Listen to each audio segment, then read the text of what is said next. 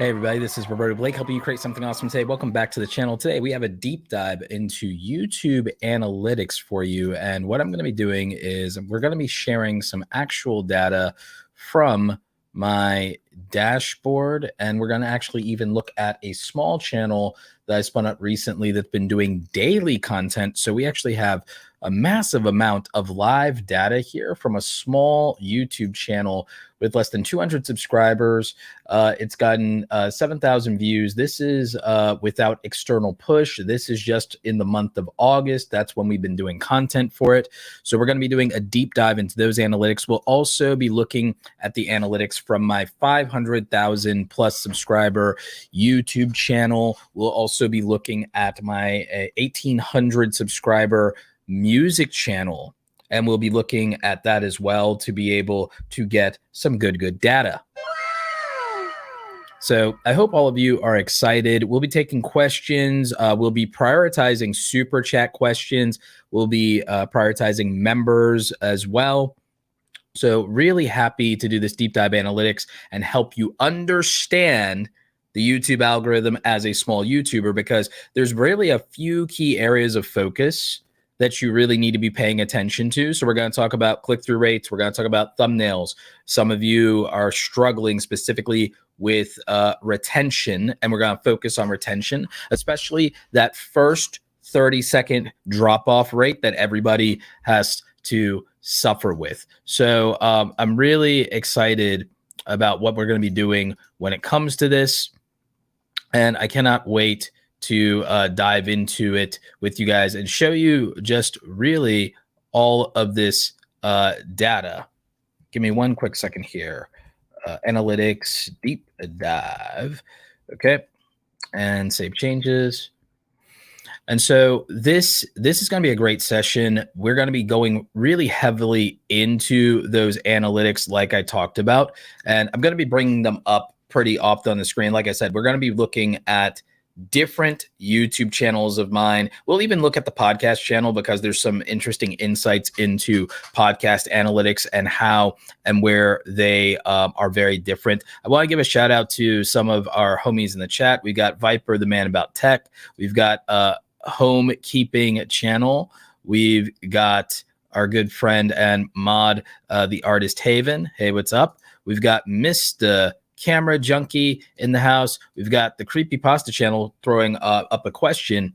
I'm starting a music channel too. Any do's and don'ts? I will absolutely get into that, but I'll give you a quick do when it comes to your music channel. I think that you should also be using DistroKid and pumping out your music and make sure you have the ability to control the copyrights and the claims on it through DistroKid, so it can be an Apple, Spotify, Amazon, Google Music, all of the places, Tidal, Pandora, just get it everywhere by using those distribution channels. I think music channels can be strong. That's a really great question. Everybody take a hint from the Creepypasta channel and put like Q before your question so that I can see them a little bit more easily. And obviously I'll be prioritizing super chats. They are not required, but they are always appreciated here on the channel. And so just give me a quick second here to set up some more analytic stuff, and do a huge favor, be a pal and share the stream, share the replay. If you're watching the replay, this will be up and available for all of the subscribers on the channel. In fact, it will also be available actually to help with making sure we don't have any spam. I'm actually going to switch the chat to subscriber only mode for the chat. So if you want to be part of the chat and the live experience here on YouTube, you're going to have to be a subscriber of the channel, because we're going to switch to subscribers only mode in the chat. And the reason we're doing that is we're going to make sure we don't have spammers and that we don't have bots. I know bots has been a massive headache on YouTube lately. I think a lot of you can sympathize with that. I think a lot of you have seen the bots, the impersonators. We all know I had a recent problem with an impersonator and scammer on Instagram. Thank you, everybody who reported the impersonators. That is always very, very helpful. But yeah, I really want to dive into this, but we do have to we absolutely have to change this over to subscribers only chat to avoid any of those problems, because it's it's something that if we don't do is probably going to make the stream not as fun for people if we don't do that. So let me go ahead and make sure that those things are in place real quick.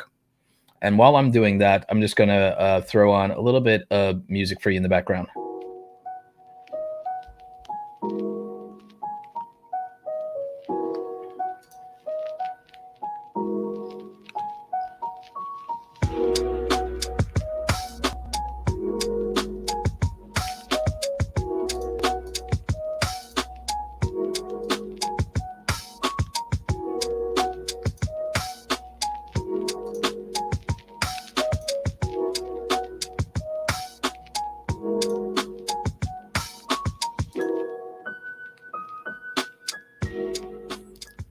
All right, we have gotten the chat to subscribers only. So if you want to be part of the live chat experience, make sure you're subscribed. Let's go ahead and let's dive into some of these analytics. We'll also be taking your questions. Let's pull these analytics up on the screen here. Worldwide Lord says, just hit 1K with 33 videos. Congratulations on that. Was the best way to get to 5K on my travel channel. Some of my videos have taken off and some don't. Any suggestions? Okay, so this is a great question here. Let's go ahead and switch modes here real quick. So with this question, what I would say is you managed with 33 videos to get to 1,000 subscribers. Congratulations. That's actually really difficult to do. It usually takes about 50 to 100 videos to get there. So in that situation, what I would do is in that situation, I would be planning the remainder of my first 100 videos, and I would look at the videos out of those 33 that got the most subscribers. So when you want to know, well, what videos got me the most subscribers, right? And you want to address an issue like this, is in your analytics, you go over to advanced mode. And so once you're in advanced mode, and give me a second here. So yeah, once you're in advanced mode, you can go to subscribers here, and then you can see which individual videos drove subscribers for your channel. Okay. So when you're in advanced mode like this, you can find this. It's basically just one click over and then just toggle down here to where it says subscribers. And that's what you do. And then you'll be able to see the individual videos that drove subscriptions to your channel. So once you know that, if you've made a certain amount of videos that got you to 1,000 subscribers, you can go ahead and you can focus on the topics and the ideas that connected most. A lot of people, they focus on their videos that got the most views. What they won't do is they will not focus on their videos that got the most subscribers. And so when we say, oh, understanding the YouTube algorithm as a small YouTuber, what we're really talking about is trying to understand how to build an audience when you don't have one. So instead of thinking, oh, how do I beat the YouTube algorithm as a small YouTuber? How do I understand an audience and gain an audience when I don't already have one? Because when you have analytics and data saying, okay, the creator that understands the audience the best will win, that's easy when you have some audience, because you can use data. And I won't say it's easy, but I would say it's simpler. It's simpler when you have data and when you have some audience to go off of. When you have zero audience to go off of, you have to accumulate data. And then you have to guess. To some extent, you have to guess. And then the way to guess is, okay, you have to make some videos. So in your case, it was 33 videos got you to 1,000 subscribers. Congratulations. It usually takes 50 to 100 videos done within a year period, concentrated to get to 1,000 subscribers, typically speaking, right? So you did it with 33. That's a big deal. So if you did with 33, there's got to be at least a handful of those videos that did 50 to 100 subscribers a piece. So then you would make more videos that connected with subscribers. What everyone wants to do is everyone says, I'll just make more of the type of video that got me the most views, or I'll make more of the type of video that I'm the most passionate about, that I like the most, that I enjoy the most. And the thing is, if your goal is subscriber growth, because what we can break this into is we can break your YouTube channel into your goals, right? Your goals for YouTube, it depends on if you're trying to get monetized, right? It depends on if you're trying to get monetized and if that's your initial goal, or whether you're trying to grow long-term, regardless of monetization, or maybe you're already monetized, because then you can change your priorities. So the thing is, at first, you could focus on initial views, initial subscribers, and stuff like that, because subscribers is a goal, okay? Watch time can be a goal if monetization matters. Obviously, revenue, if you do get monetized, then that matters. I don't like views as a goal, to be honest, because there's not enough that I can control around that. It's something I can control much later in a journey, but only up to a point. And sometimes getting views doesn't get you subscribers. Getting subscribers doesn't get you views. So you have to decide what's more useful to you sometimes. Now, if you're trying to get monetized on YouTube, subscribers and watch time are more important than overall views. Views are a means to an end of getting everything else. That's why I don't like necessarily views at the goal. I want to make the most use. I want to milk the most use out of the views that I'm getting. That's my philosophy of YouTube. Everyone else's philosophy of YouTube seems to be to chase views. Views only matter because views get me people watching my videos. People who watch my videos can subscribe to me. They can buy merchandise. They can buy coaching. They could be somebody at a brand that can then hire me and put thousands of dollars in my pocket, or tens of thousands over the course of a year. So I look at views as a tool and not a goal, the same way I look at money as a tool and not a goal. It's only valuable if I can do something with it. A view I can't do something with isn't that useful. So I'd rather have the right view for the right reason. And I know everyone doesn't think that way, because a lot of people, it's attention, it's views or validation, views or value in that way. View, I want the views that I have, I want them to turn into subscribers. That's useful to me. I want the views that I get to turn into customers. That's useful to me. I want the views to turn into a community that's on my newsletter and email list, so I have access to them, and YouTube doesn't control the access with an algorithm. So having access without an algorithm, that's useful to me. Having the views to help me build my network, because your network is the most powerful thing sometimes besides your reputation, that's useful to me. Using views on certain topics that don't get a ton of views but build my reputation within a community is useful to me. So start thinking about what makes some views more useful, because I already showed you and exposed that not all views are valued equal when we talk about monetization. But I want to show you something with retention graphs. I'm going to answer more of your questions, and I'm starring these questions so I can come back to them, by the way.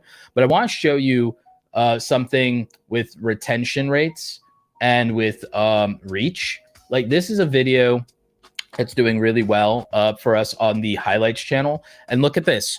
Everyone says, oh, YouTube doesn't help small YouTubers. Look at this. 92% of all of the views on this video are exclusively from YouTube recommendations, and it's exclusively from the YouTube homepage. There was no external push from me and my team for this video. This was not a video. I have not been tweeting the clips and highlights. I've been tweeting the data from them. A lot of you know that. I've been tweeting the clips, not the clips themselves or linking to them in Twitter. I've been pushing no real traffic from Twitter. I've been exclusively just tweeting screenshots of the data from this channel. And I think that's been extremely helpful for a lot of people. But look at this. So YouTube homepage is what drove the views for this exclusively. And I'm going to show you something else. Look at this retention graph. Look at this absurd retention graph. This has an average view percentage of 63%.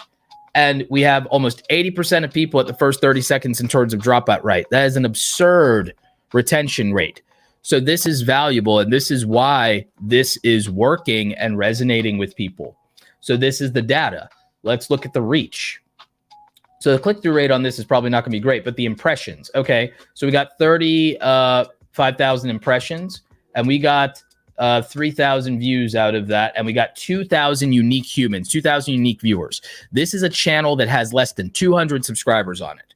This is less than 200 subscribers. So this is relevant to every small YouTuber. I know that my 500,000 subscriber channel is not relatable to anybody watching this right now. I know that. I appreciate it. I respect it. I absolutely do.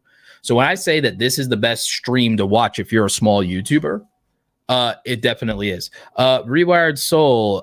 Yes, this beat in the background is one of the custom beats from my own music channel, Zen Buster Music. If you guys want to check that out, it is a faceless YouTube channel where my face is nowhere, that doesn't capitalize on my name. We got Renee Ritchie in the house, YouTube's own creator liaison and one of the best tech creators and essay channels in his own right. Thank you, Renee, for the shout out there. Everybody, push this stream out and the replay. Share this in every community. I'm serious. I want you all sharing this in Reddit. I want you all sharing this in Facebook. I want you sharing this in LinkedIn. I want you sharing this in Discord. I want you to share this stream because this is the stream for small YouTubers. This is proof that YouTube can work for a small YouTuber. This channel doesn't even have 1,000 subscribers on it. This is a channel, and we're doing and the thing is, we're clipping content that's already been shot, produced, that's been edited, and we're clipping this stuff, and we're doing auto-generated thumbnails. We're letting YouTube do all the work on this channel. That's the secret. I decided to do a challenge where every day we're uploading clips this month, and all we're doing is we're letting YouTube do all the work, and we're collecting the data, and we're learning from it. We got Amy Landino in the house, the absolute queen of getting your ish together. Amy, congratulations on everything you've been doing. Congratulations on the new book. Congratulations on a wonderful bambino, a wonderful, beautiful baby girl. I cannot wait to visit you in Florida. Let's see. Positive Academy, we just are getting started. We're less than 20 minutes in, but we are killing it already with fire. So that's what we're doing right here. Healthy Bearded, Roberto, thank you for what you do. My channel has done better since consuming your content. Thank you. I appreciate that. That warms my heart. I'm always happy to hear that sort of thing. We are going to revisit some of y'all's questions, by the way. Any suggestions for yoga exercise channel where there's not a lot of talking, but more about movement? I actually consulted several yoga channels, several ones that I helped grow to over 100,000 subscribers, including Brett Larkin and some others.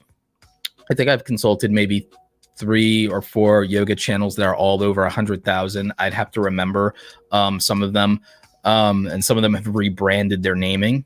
But what I would say is for a yoga and exercise channel, remember that value proposition is everything. What are you trying to do? Are you trying to get more views or more subscribers? Evergreen content for exercise and fitness channels, anyone in the fitness niche. Okay, so whether you're yoga, let me give you a breakdown for this niche. Okay, so for yoga and fitness channels, one of the best things you can do is remember that people care about time, and that most people's biggest barrier to fitness, myself included sometimes, is time intervals. So by focusing on the value proposition of the title and the thumbnail being you can do this specific exercise that produces this specific outcome, and here is the amount of time it's in. And I would start doing things where it's like you can do 10-minute, I would start to make content and playlist of 10-minute workout series, 15-minute workout series, 25-minute workout series, 30-minute workout series, 45-minute workout series, hour workout series, 90-minute workout series. And I would focus on time intervals for how, like when someone says, okay, I have this amount of time, I'm going to do this particular workout. Something I do for productivity is like, okay, I'm going to do this amount of time. I'm going to put on this playlist of music, and this is going to get me through 30 minutes of working out, that kind of thing. Same thing with a video that's on yoga or fitness. It's time that often is a big factor for people, but then also the outcome. So if I said, oh, you know what? All I care about is for this summer, I'm going to get my 6-pack abs back. So if someone made a playlist and they had a bunch of 6-pack ab workout videos with different exercises, so they had all these different exercises, but they also had these different exercises and 6-pack abs in the title, the goal that I'm trying to achieve, and then the exercise that I'm going to have to do. And then they put a time interval in the title, and that's the timestamp of the video, then I can start to say I'm aligned to this content and I can use it over and over again for every workout. So the cool thing with yoga, fitness, and exercise niche channels is that they're consumable multiple times by the same person, but you have to frame it as a consumable product that I can use over and over again for a specific amount of time that I have, a specific thing that I want to do, and a specific type of outcome that I want to achieve. So that's kind of like one of the strategies for structuring out a content strategy for any exercise and fitness channel, because you want to think of it like a consumable product, just like bottled water is a consumable product over and over and over again. So there are niches where you need to think about the replay value that's consumable and it's shareable in a specific group of people that have a very specific goal that they're trying to do, a specific limitation they're overcome, like, oh, I want to work out and be fit, but I work all day, I have kids, I have a limited amount of time. So you need to focus on value propositions. One of the value propositions we focus on my main channel, we think about, okay, you have a problem with consistency and being a faster editor. That's why I brought back video editing tutorials, workshops, camera gear. Is like, people need to make better content, they need to make faster content, and they need to make the right content. So we're focused on making better content, making content that reaches an audience, and then making content you can monetize, because you need money, you need efficiency, and you need to be working on the right thing, and you need to be creating value. So we focus on very specific value propositions. I think in the fitness and yoga niche and those, one of the cool things is I can use your content over and over the same way I consume music over and over as a playlist. Speaking of music, let's change it up. But yeah, if you can consume music over and over, you can consume a fitness workout over and over that has the right value proposition.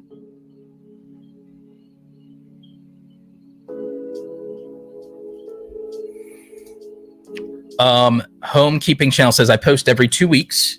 I can do more frequently as I work on average of 60 hours a week, but I've got 359 subs from 32 videos. That's not bad. That's actually really good. Here's my thing. I would want to get to once a week, and then I know you will grow twice as fast, if not 3 times as fast.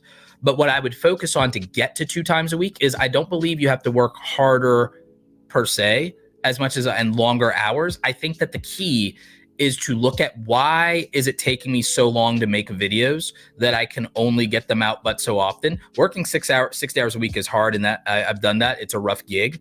But what I think is, if we become faster video editors to where we start to get our videos to be just as good but take less time to make by doing more prep work. A lot of you underestimate prep work and planning.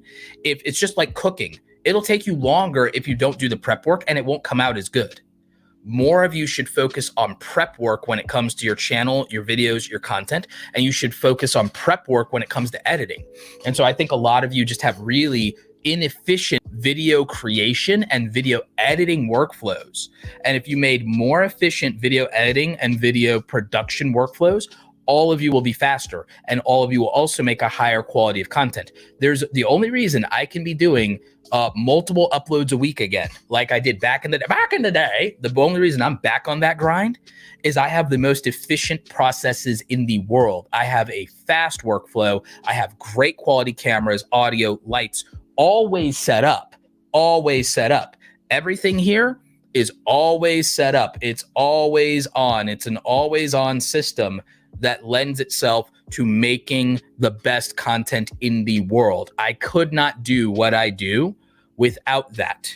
That's my secret. My personal secret is that I've set up the ability to do the what I believe, and this is me, what I believe to be like some of the most efficient content in the world, some of the like highest levels of efficiency, productivity, that sort of thing. So by focusing on that, and even things like a switcher, I'm able to just constantly churn content. I could do this every day for an hour as a podcast and be crushing it, which might happen one day, because I have the efficiency in place. Now, you don't have to always throw money at that. It helps. That helps a lot, to be very frank. It does help a lot, but you do not necessarily have to throw money at it. So just keep that in mind. Let's see. We have some more questions here. Let's get back to some data, crunching the numbers for you though, because I did want to show you this. I know a lot of us are impressed with click-through rates. And by the way, this video is not a pure anomaly. We have other content here. What I have is, this is a clips channel where we're repurposing things. We will be repurposing things from these live streams even in the future. Right now, we're doing a lot of either interviews, some in-person stuff. Some of it I've never released, and some of it is older. But what we've been doing is we've been getting, look at this one. This is another one. This has 500 views. It's still growing. It's still getting views. This one is from a couple of days ago. This has only been out 4 or 5 days. It's got 500 views, which is more than 3 times the amount of subscribers the channel has. And look at this. YouTube homepage recommendations. YouTube is pushing this, and it's pushing it to the homepage. I know a lot of you are worried about suggested videos. I think suggested videos is where niching down and also doing trends and topics comes into play. But look at this, 74% view retention. Look at that, 74% viewer retention. Look at that graph. Look at that retention graph. This is what we want in terms of retention graphs.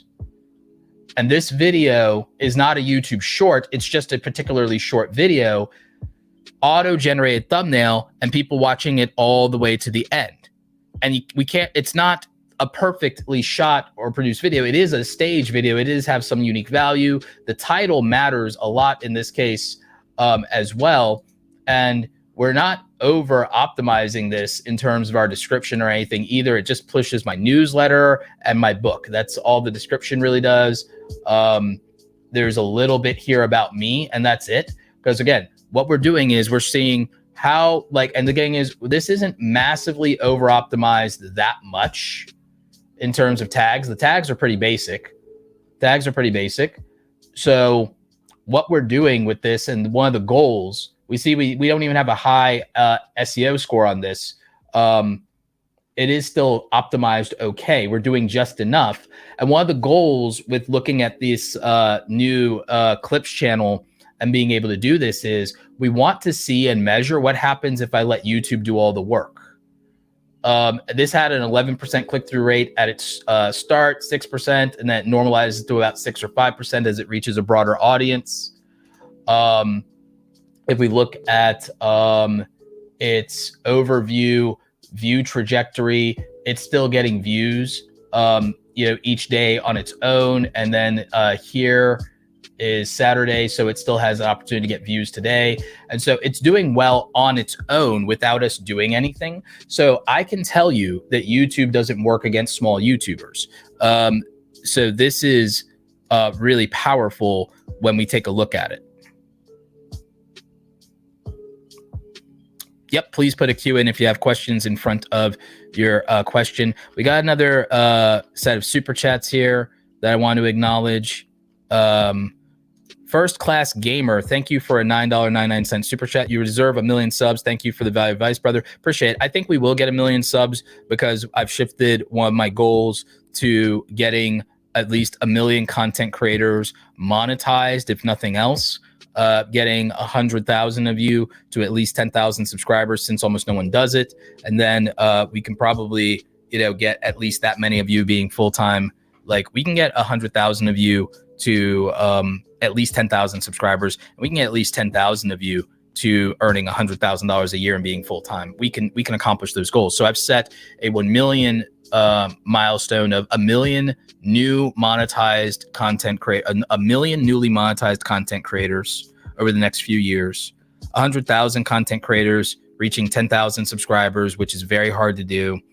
And then we'll get at least 10,000 of you to the place where you're making $100,000 a year in a full-time income. It's a long-term goal, but these are our stretch goals, and these are my new North Star. So that's, so a lot of you will be in the 1 million. There will be some of you there in that 100,000 collective, and then there will be quite a few of you that are in that 10,000. And then if I'm being really ambitious, me and 1,000 people, we're going to get to making $1 million a year. That's what we're going to do. And so there's levels to this, and you can determine your level of involvement. So let's see. Nicole, I'm interested in creating an educational channel. Can I do a mix of how-to videos, tutorials, and answering question videos? You absolutely can. This is what I've done, and this is what my success has been. I believe if you're an education channel on YouTube, let's go ahead and minimize this here. So if you're an education channel on YouTube, this is actually the media mix you should have. This is the media mix that you should have if you're an education channel on YouTube. You should do how-to videos that help somebody introduce them into how something works, what something is, and how they can do it, and how they can get started.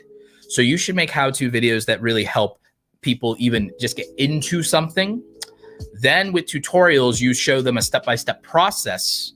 And then you can also do videos that answer the most frequently asked questions. And you can find those most frequently asked questions through doing things like TubeBuddy, today's sponsor. You can use TubeBuddy for research, optimization, SEO, and more.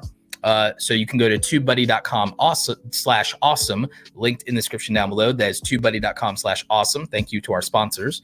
But yeah, I believe that is the thesis and the media mix for an education-based YouTube channel, regardless of what you teach. Do how-to videos that explain how something works and introduce people to concepts and to systems and to tools. Then do tutorial videos that are step-by-step processes that reveal how to get something done from start to finish.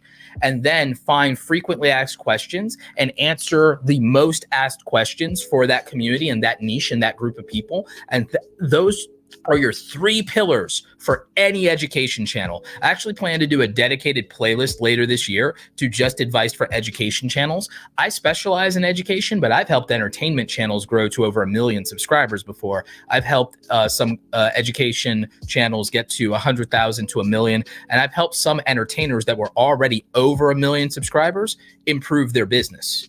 And it's because there are principles behind everything you want to do. And there are some things you absolutely already naturally crush it at, but you can't be good at everything and you can't know everything. But once you have a system or the right tool or knowing how to hire other people are keys that are gaps that are missing for YouTube content creators. Most YouTube content creators may understand their audience, but then they struggle to hire help and they struggle to ask for help. Because doing everything on your own, you feel like, but a lot of things also is it looks like some YouTubers are solo, but some of them are not behind the scenes. So just keep that in mind, that people make things look easier than they are sometimes. I want to pull back the curtain on some of what you see and some of the smoke and mirror stuff. And just remember, we're taking super chats, but I'm going to answer questions even if they aren't super chats. And I'm starring and highlighting your questions if you have a Q in them so that I can get to them. The Lisa D Lights Show, $5 super chat. Thank you. Where can I find cooking related merch to sell? Any tips on a cooking channel overall? Actually, I think you should start researching your own cooking accessories and cookware line. And I think that you should also start thinking and investigating how to make sauces, for your cooking channel, how do you make a barbecue sauce? How do you make a hot sauce? How do you make a cocktail sauce? How do you make a spicy mustard? And then how do you package your 6 sauce bundle? You can sell the individual ones because then you have a consumable item. You have a consumable item then that exists beyond your audience, but that's a future creator business endeavor. If you want to start with merch, I would start thinking about the culture of your audience. I actually have a video that I'm planning to release later today, if not tomorrow, around merchandise. We also did a workshop with our good friends over at Spreadshop, linked in the description, around creator merchandise and how to sell those products. So I think creating like consumable items like sauces or a beverage line is really good. But I also think solving an actual problem in your niche of a tool that you would like that makes things easier, like a multi-tool or a bottle opener that's more simple or portable, things like that, solving a problem. I think that in cooking, as far as merchandise goes, Somebody I think who's done a great job is Smoking and Grilling with AB. If you're familiar with him, he's huge. Smoking and Grilling with AB has done a great job with merch. I think that culture is what merchandise needs to be about. So I think that culture matters a lot, and that you have to speak to the culture of your audience and make things they would want to wear that then also help them get attention. You know, like I see, so I think that you underestimate that when someone wears a t-shirt, when someone wears a hat, when someone wears a hoodie, to some extent they want attention. So what about your culture and your community would allow someone to get attention and be proud of what they're wearing and proud of the conversation that starts and be excited? I would start thinking a lot more about that, and I would think in terms of culture. Question: one of my gaming videos has over 5K views and continued the series every day, but the views drastically decreased. What happened? Interest. Gaming is a very fickle niche, my friend. So Rain Games, gaming is a very fickle niche.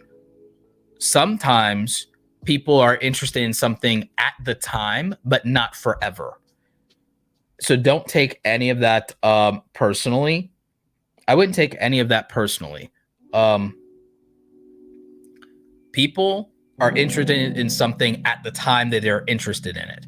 What I would do is I would continue to experiment, and not necessarily, sometimes you can milk something that did really well in views, but only if you understand why it got those views. And some things are a matter of timing. We talk about topic, title, thumbnail, and timing. I'm making a graphic about this that people can use. I'm going to make a graphic for it because I think that timing matters, and sometimes the timing of something being relevant expires, and you have to account for that.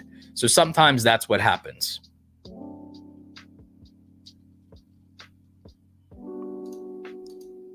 Thank you so much, Mr. Camera Junkie, for holding it down in the chat.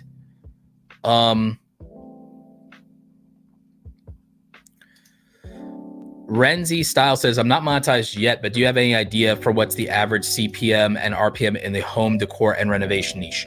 There are a lot of variables that determine that, but I will tell you it's above average. The average for all content on YouTube comes out to about $2 to $5 CPMs. However, home decor and renovations tend to be higher because when you reach an older and much more affluent audience, similar to real estate, for example, your renovations and decor will be higher than that. So they will definitely be above 10. They could go up to 20 or 30. They should be above 10. I'd be shocked if they weren't when you do get monetized. But remember that 2 to 5 is the average. 10 might seem low, but 10 is actually very high. So I would keep that in mind.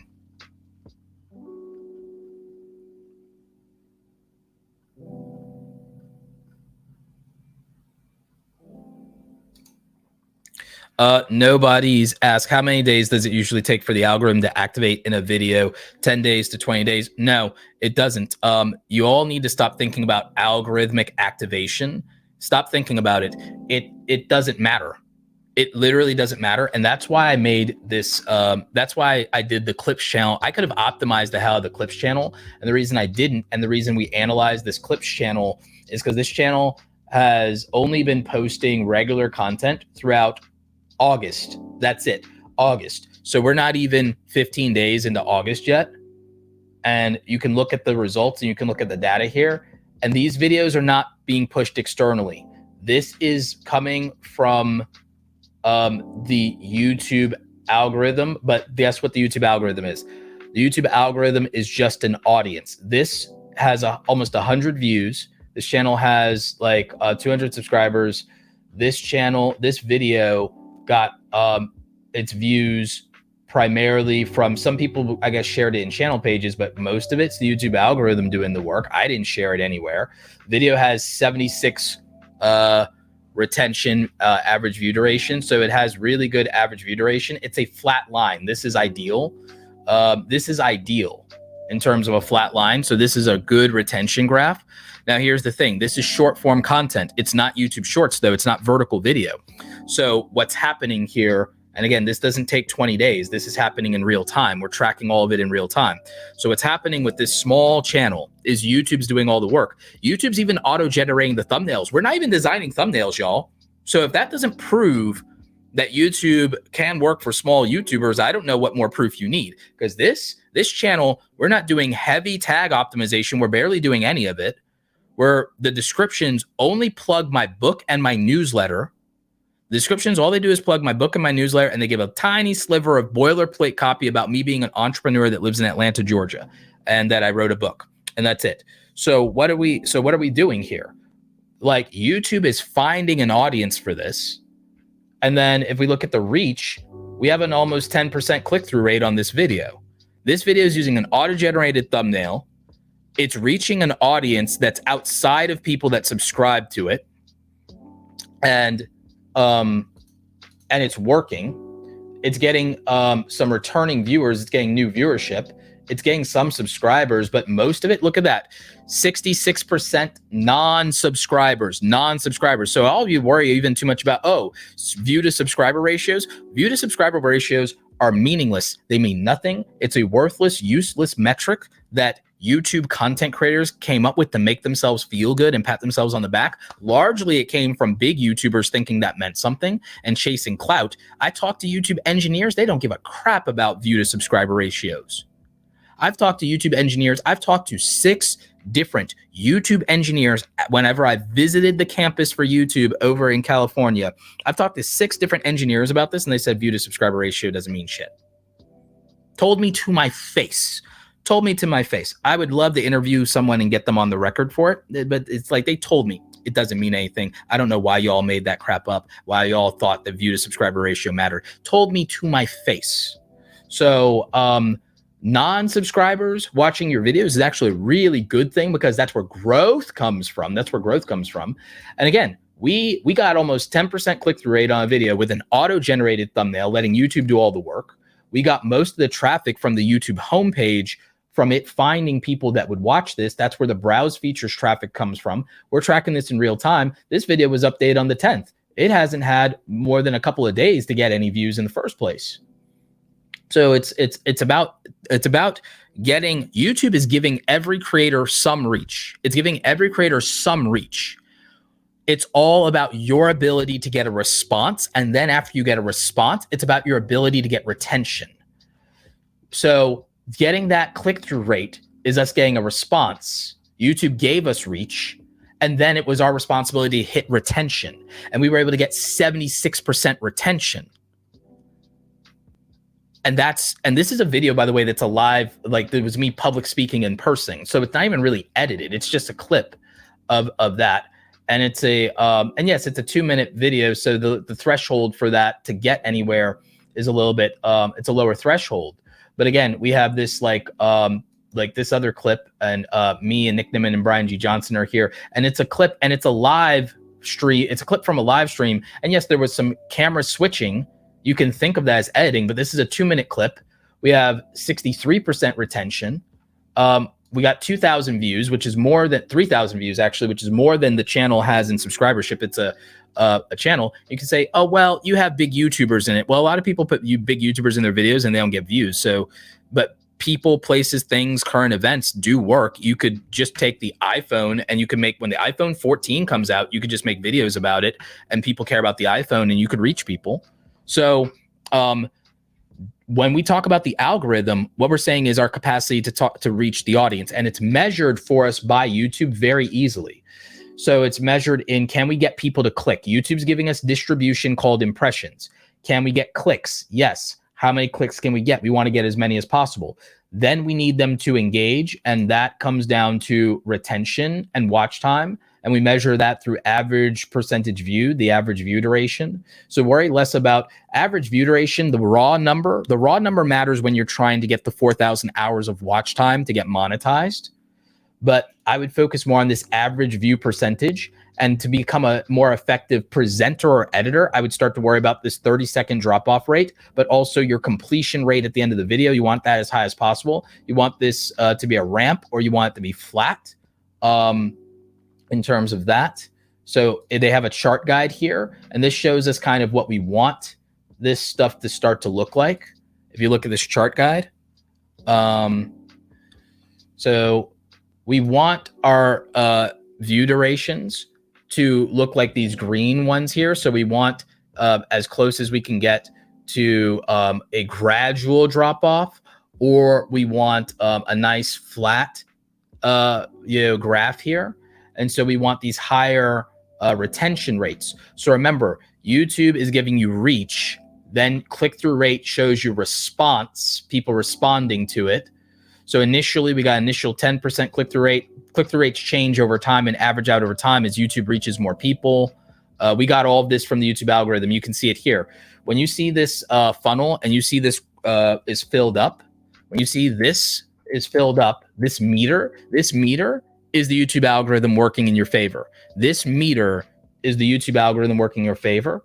We got 93% of our traffic from YouTube recommending it. And in this case, that was mostly the homepage. And so our click-through rate changed over time here. And this is a small channel. This is not my big channel. And so we're doing this. Then those numbers are good. 6%, that's actually pretty good. 10% is great. And so it changes over time as YouTube exposes it to more people over a period of time. So if you're getting impressions at all, then even if you're a small YouTuber, you can't say YouTube isn't pushing you and that YouTube is undermining you. So what you want to do is you want to maintain, you want to maintain the ability to get a response out of that reach in terms of the click-through rate. Then you want the engagement metrics to be that you're getting good retention. You want high retentions. A goal, look, if you're getting 35% retention, you're not doing bad. A goal should be 50, and you'd be crushing it if it's like 65, 75% retention. That's crushing it. So over 50 is great. You're killing it. You're absolutely crushing it if it's well over 50 and it's like 65 to 75%. But if you can get 35%, you're doing okay, but you have room to improve. If you're doing less than 30%, I would start to work on your production, your presentation, and your editing a lot more, if that's the case. Because something's happening where people are not being retained, so the value proposition or the performance isn't working for them. So these are the metrics we have to care about. This is what we have to care about, and that's how we do it. And if we can reach, if we're getting views and we're getting people who aren't subscribed, it's in our favor. You actually want more people who are not subscribed to your channel to be watching your videos than the other way around, because that's where your growth will come from, because you have to turn people who don't know you yet into new subscribers. That's where growth will come from. How do I figure out the best colors for thumbnails according to demographics? What colors work best for 18 to 25? 8 to 25-year-olds still don't have a fully developed cerebral cortex. So bright colors it is. Bright colors it is. But to be very real with you, all facetiousness aside, all joking aside, all sarcasm aside, I steal color combinations from sports teams because millions of dollars of marketing research already went into it, and I don't have to think. So I just steal color combinations for thumbnails. I steal them from sports teams. It's the easiest thing you could possibly do. The research has already been done. Great artists steal, but they steal from the right places. Find 10 to 12 sources of things to steal from, and then combine them, and then you will be a great artist. And again, that's not about copycatting. That's just about being smart and efficient in research. Why am I going to research and rethink color theory and color wheels and color science when the greatest marketers in the world have already figured out the most practical color science for the majority of people? And that is in the sports team, the American color swatches for sports teams. The American color swatches for sports teams is the simplest answer to color theory for YouTube thumbnails. Is the simplest answer that there is. Sports teams' colors already have figured it out. And no one's thought of that. I know it's thought of that. It was a thesis I came up with as a graphic designer. It was like, where can I go to where a proven answer already exists? And so I started really thinking about where proven answers and conclusions already exist. This also works for finding views, by the way. Finding views, if you're not trying to build up a different niche, a different community, if you're not trying to work on a specifically underserved audience. I'm working with, my battle is uphill. I'm working on an underserved audience. Content creators are an underserved audience, and the creator economy is an underserved niche because it's a new market vertical. 10 years ago, the market vertical and niche that I could have thought of that would have made me millions of dollars is an underserved niche 15 years ago that I could have milked for the last 15 years that would have made me a multimillionaire. I would have about a $10 million network If 15 years ago, I exclusively, but I would have had the expertise. If I had focused on coders, web developers, and mobile app developers 15 years ago through today and focused on that and that market exclusively, I would have a net worth of $10 to $20 million if I exclusively served those people through content creation, education, and career development.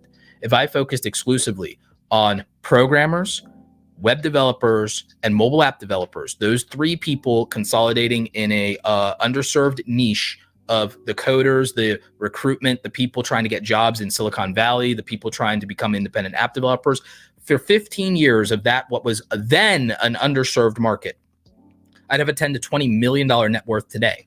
Now, it's hard, by the way, to serve an underserved niche of the right people and then tie that to a profitability business model and metric, even with the content creation. The creator economy niche is worth that over the next 10 years to 15 years, absolutely, for anybody who focuses on serving that. But you'd have to actually be good at it, and having those credentials, those bona fides, that kind of thing is different. But that's a whole different conversation on business development. But niches, in terms of their practicality and growth, I think somebody who was smart enough 10 years ago, anyone who was smart enough to get really deep into the online anime community in a smart way, most of those creators are almost at 1 million subscribers now. Over the last few years, I bet you, even if they aren't millionaires, I bet you they've made $2 to $5 million over the last 10 years.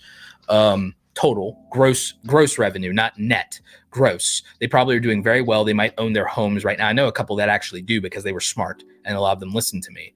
But that was an underserved market because of the geek culture market had to emerge and be normalized. So anybody who was a big fan of like Marvel, DC, and anime 10, 15 years ago that was really smart ended up building a great community. People like Emergency Awesome, Charlie Snyder from Emergency Awesome. He has millions of subscribers right now, doing probably very well.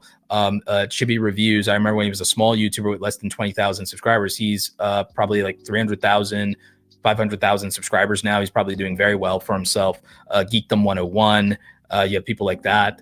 People like Swag Kage, Seth the Programmer. These are very smart people, and they are almost at 1 million subscribers. Some of them are over 1 million subscribers. Some of them are making hundreds of thousands of dollars a year because they were smart enough to get into the underserved market of geek culture, of anime, gaming, and manga and comic books and comic book movies before it peaked. So that was very clever. Same thing for a lot of the Star Wars YouTubers. Very smart. So a lot of people, they underestimate the value of niching down. They underestimate the value of picking the right niche, and timing does matter as well. Roberto, should a self-help book author run a YouTube channel and read from the books? Thank you. I would look at what a lot of smart people are doing. You have Mark, who wrote The Subtle Art of Not Giving an F. You guys probably know what that means. Subtle Art of Not Giving an F. He started a YouTube channel. It's doing very well for him. It's really smart stuff, really good. And things are working out very well for him. One of my favorite fantasy authors, Brian Sanderson, who you may know from his Mistborn series. I think he also wrote Way of Kings. He's doing very well. He's crushing it on YouTube, but instead of really reading from his sci-fi books, he's teaching new writers because he's an emerging talent who I think was very early. By that I mean very young. He was very young to his success back then. So he's teaching other writers. So you have to decide whether you're going to do a YouTube channel. I would say if you are a self-help book author, it's less about reading from your books. I would help solve the problems that your book solves. I would solve the problems that your book solves. I mean, I have a book, by the way, Create Something Awesome, How Creators Are Profiting from Their Passion in the Creator Economy. I'm not going to necessarily be reading from my book as a way to promote it and that channel. I might do a little bit in some live streams, but the thesis of this channel is the same thesis as the book, and the same thing for the podcast, which also has the same name, Create Something Awesome Today podcast. So I would say you tie the value proposition of your book to your YouTube channel and you serve the same people. I wouldn't necessarily read from the book. I wouldn't read from the book per se. I would solve the same problems in a different way and speak to the same people.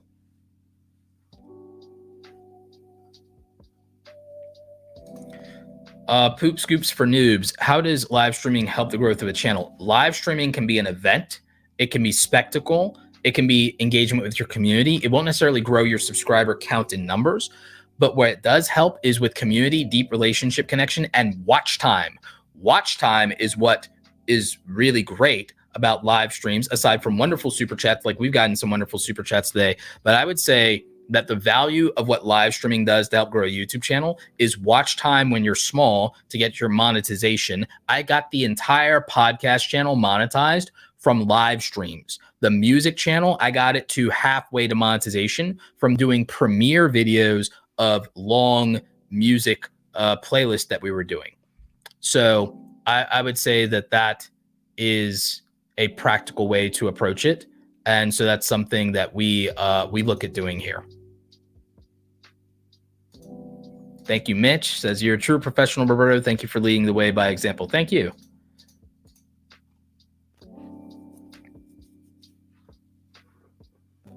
But yeah, live streams, I think, really help specifically with watch time and community building and relationship building.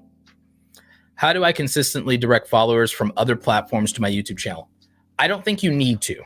And that's also why I decided to share this data, is I do not believe you need to consistently direct followers from other platforms. You can, it can help a little bit when you're small, if you feel that way. But just remember, we're getting almost all of our traffic with these clips videos from YouTube recommendations. And that's with only 180 subscribers. More than 60% of all of our views on every video are from non-subscribers. So we're letting the algorithm do the work. We're letting the audience respond to things.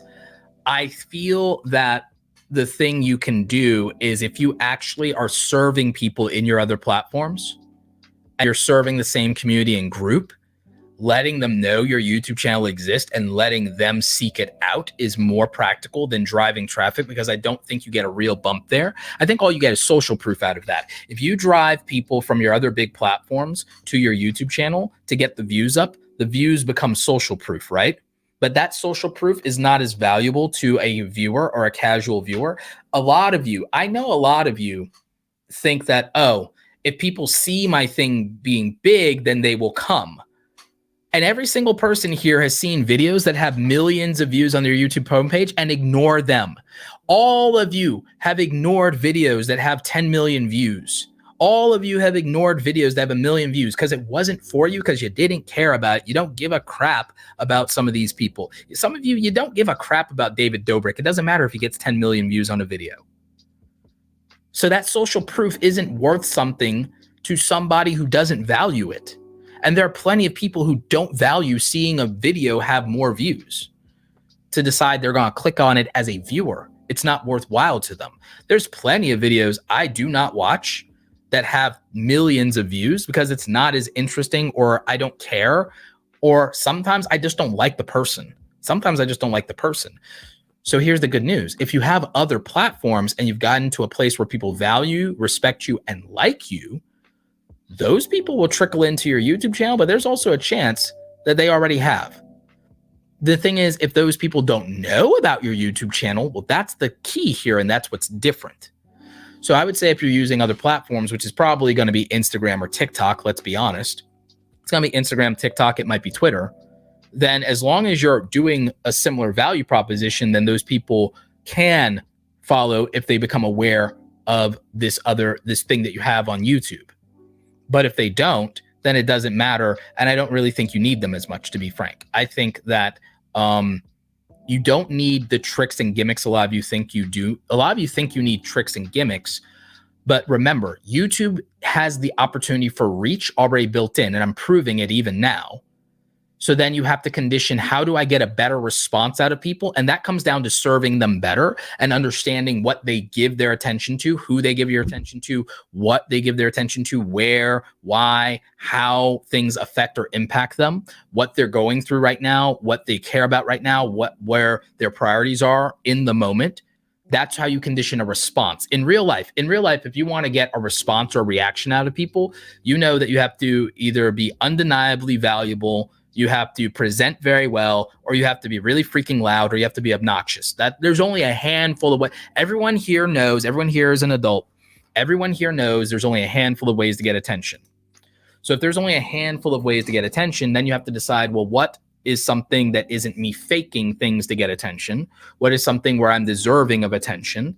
Then you have to do it. Now, we all know attention is like simpler to get than it is to keep. It's simpler to get than it is to keep. So then once we've harnessed attention, then we have to worry about retention. We got attention, now it's retention, and that's where a lot of people lose. That's why this kind of video, and not only this video, I can pull a bunch of these I can pull these videos at random, and the thing is they all have like over 50% retention on them at this point. Let's see. Like, yep, I pulled this one, pretty much I guessed, and 62% retention. Retention. So we're getting reach, click-through rates, response. We're getting a response. That's the click-through rate. And then engagement. Who do we get in engage and why? You know, okay. So boom, we got the retention. We got the attention, then we retained it. We retained the attention. And then most of it was non-subscribers. So it's new people. It has appeal to new people, not just the same old people. So that's our goal. That is really the thesis and secret to our success on YouTube. And then getting those people. And then remember what we saw with the audience. We want to start turning people into returning viewers. And we can only do this through consistency and understanding and posting based on what we learn from this data. That's why these analytics matter in terms of understanding our audience. The algorithm is just you using data to understand your audience, because that's all YouTube is doing. All YouTube's algorithm is YouTube using the same data around reach, response, and retention. YouTube is looking at reach, response, and retention and reactions, and it's measuring that from an actual audience of humans. Then it's making decisions on that, and that's all the algorithm is, which means that the person who understands their audience emotionally and then understands their audience intellectually with the data can make decisions that will then allow them an advantage in the algorithm. That's all it is. Audience plus analytics equals algorithm. Say it again with me, y'all. Say it again for the people in the back. In fact, tweet it and quote tweet me. Audience, quote tweet me. Audience plus audience plus analytics. Audience plus analytics equals algorithm. Audience plus algorithm. Audience, I'm messing up myself. Audience plus analytics equals algorithm. Audience plus algorithm. Analytics equals audience plus analytics equals algorithm. You can't say it 10 times fast. It doesn't work. You can't even say it 1 time fast. It doesn't work. But with the audience and understanding them and being part of the community and the culture, you can then quantify that with data within analytics, and then you can be advantaged in the algorithm. That's it. That's it. So if you understand your audience, and then you can measure how they react and respond and retain with data in the analytics, then you have mastery over how to best utilize the algorithm. That's all it is. That's all these systems are. All these systems do is essentially measure response, reaction, and retention. So audience plus analytics equals algorithm. And that's a Roberto Blake quote. Trademark, copyright. So that's very useful. And I can, and again, I'm showing you that. I'm not just telling you, I'm showing you. Because again, this is a channel that's been uploading all this month daily. So we have the best data, and it's a channel with less than 1,000 subs. It has like 150 subs or whatever. And we're letting YouTube do all the work. We're using auto-generated thumbnails. You don't have a better experiment than that. Auto-generated thumbnails on 2 to 3 minute clips that are not YouTube shorts, uploaded daily all month, is the best experiment I could come up with. Because there's no way to cheat. Do you recommend scripts for a new creator? Do I recommend scripts for a new creator? A new creator, I think, can benefit from scripting their content as long as they work on their performance on camera. I am not always good with scripts. I do better with outlines personally, but that's me. I also cannot read from a teleprompter because I can't see well. I can't see well without my glasses, to be honest with you. I can't. I have to work. If I wanted to read your super chat on my screen right now, I do have to work on it. If I take my glasses off, I do need time for them to adjust, but I have to work, but it's a little blurry. I can't read the chat on the side without my glasses, to be honest with you. That's like what my vision is like. I cannot read. I'd have to lean in and then I could read, but it's still a little not great. I might need a new prescription. I think my vision may have gotten worse, but yeah, I think if you can do scripts, and it might help you to formulate your content better, and it might make you more thoughtful, and it might increase the retention for you to script. But I do believe every content creator should be scripting their hooks for the first 15 to 30 seconds of what a video is. That hook, every content creator, you heard it here first, every single content creator should be scripting the first 30 seconds of a video. I also believe that if you do YouTube Shorts should be completely scripted. My YouTube Shorts are completely scripted, and I just I read it from my phone and I basically memorize it, or I do it in paragraph takes where I can memorize it a paragraph at a time and deliver it immediately. And I might do multiple takes for YouTube Shorts, but I script YouTube Shorts 100% of the time. And that's how I do it.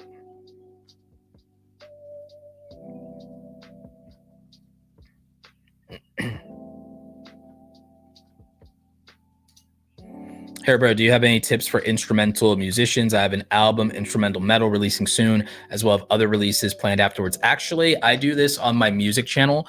You can go to youtube.com/ZenBusterMusic, ZenBusterMusic. If you type that in, you can actually see the strategy I use on that channel, and it works, by the way. If I was doing this metal music, I would be doing a couple of things. One, I would release the individual tracks on the channel because that can be evergreen and some of them might blow up. I'd also be releasing an hour-long loop of every track. Then I would be releasing 1 hour mixtapes to 3 hour mixtapes of multiple songs that loop back to back as tracks. I'd make mixtapes, and then I'd be making 3, 4, 5, 10, and 12 hour mixtapes. And that's how I do it. Those 3, 4, 5, and 10 hour mixtapes, I would do them as premieres on YouTube so that they can be live. I'd also set up a 24-hour music streaming setup on my channel and label it like metal radio 24/7, and that could get attention and that could get buzz in the community. And you won't get watch time off the 24-hour live stream, but you might get subscribers off of it. But you will get watch time off of doing the 5 hour and 12 hour and 4 hour and 3 hour and 1 hour loops. Those you will definitely rack up watch time, and you can get the channel monetized in a year with doing enough of that. I'm a madman, so my strategy for those kind of things is, okay, if I want a channel monetized, okay, we'll just go daily for 100 days. Like, that's how I do it. And what I could do is also with that metal stuff, I could do a weekly second stream that's not 24 hours, but stream for like 5 hours on a weekend or something like that of metal radio, and have it a looped mixtape type scenario.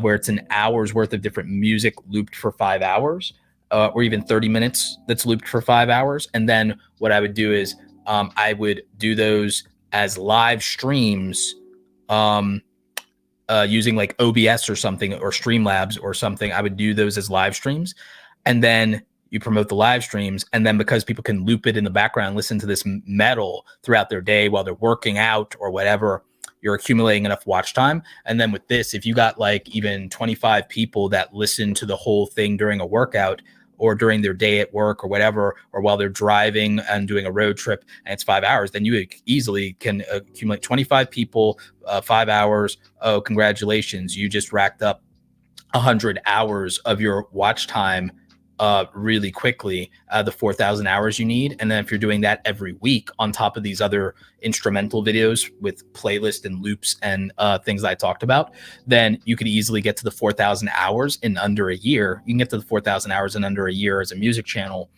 and then get monetized. I almost did it with Zenbuster Music last year. I was 200 hours short. I didn't hustle hard enough to meet the threshold. I was 200 hours short, y'all, of another monetized channel in a year. But yes, I do know how to get a channel monetized in a year. There's different strategies for different niches. I just told you one for music channels. See, a lot of you, when you're first starting out, when you're a beginner, I wouldn't worry about your portfolio and how the feed looks when you're a beginner. When you're a beginner, I would be very smart and efficient about certain things. And if your goal is I want to make money on YouTube, I start with getting monetized, but I do it fair and square. No buying watch time, no buying subscribers, none of that. Just aggressive grinding for a year to get monetized is a reasonable thing to do to have the opportunity to make money. Consider it your YouTube internship. Right? Consider a year of grinding 100 videos or more, 150 videos. It's your YouTube internship for a year to learn the ropes and maybe have the opportunity to earn money later. Question, do you have suggestions for meditation channels? I feel like I'm struggling to get into the algorithm. It's not the algorithm. Remember, it's response, it's audience. If it's a meditation channel, you take the same advice that I gave fitness and yoga channels. Same advice for fitness and yoga channels is the same advice, but combined it with the advice I gave to music channels. Here's what I would do. If I was a meditation channel, I have the ultimate strategy. If I was, maybe I'll literally work with, maybe I will literally work with someone to help do a meditation channel and I'll be behind the scenes and I'd take like 30 or 50% of the channel. Maybe I'd do that. Because here's what I would do. Here's what my strategy for a meditation channel would do. If I was a meditation channel, one thing I'd be doing is I'd become a meditation channel, but I'd also have a music label. I'd have a music label so I can double dip, right? So then I would have all these music tracks and albums that are specifically for meditation and high frequency free thinking. I would have meditation, manifestation, music playlist, and we'd be making exclusive music around the meditation space. And then I would decide whether or not to make it copyright free or not to get my name out. I would decide on that. But what I would do is I'd own all my own music. I'd also use some royalty free music and stuff like that. I'd have some rain sounds and all those things. And what I'd be doing is this. I would have meditation sessions like I told you about with the fitness and yoga sessions, and I would have them based on time. What is everyone's problem? Oh, I don't have enough time. So I would have things like 15 minutes of meditation for anxiety, 15 minutes of meditation for relaxation, 15 minutes of meditation for focus, 15 minutes of meditation for ADHD. Then guess what else I'd do? 20 minutes of meditation for ADHD, 20 minutes of meditation for anxiety, 20 minutes of meditation for manifestation, 20 minutes of meditation to help you feel better. And so basically I'd have these title formulas and now I'd be changing. I'd have 15-minute sessions. I'd have 20-minute sessions. I'd have 5-minute session, 5 minutes of meditation to clear your mind, 5 minutes of meditation to relieve stress. So I would do these different things, 5 minutes, 15 minutes, 20 minutes, 30 minutes, 1 hour. And I'd have these different things. And I'd have all these different playlists. Some of them are based on the feeling you want to have. Some of them are based on the amount of time disposable that you have and the outcome that you want. Then on top of all of that, I'd be in those. I'd have every link is recommending my music for meditation. And I'd also even have a second meditation music channel.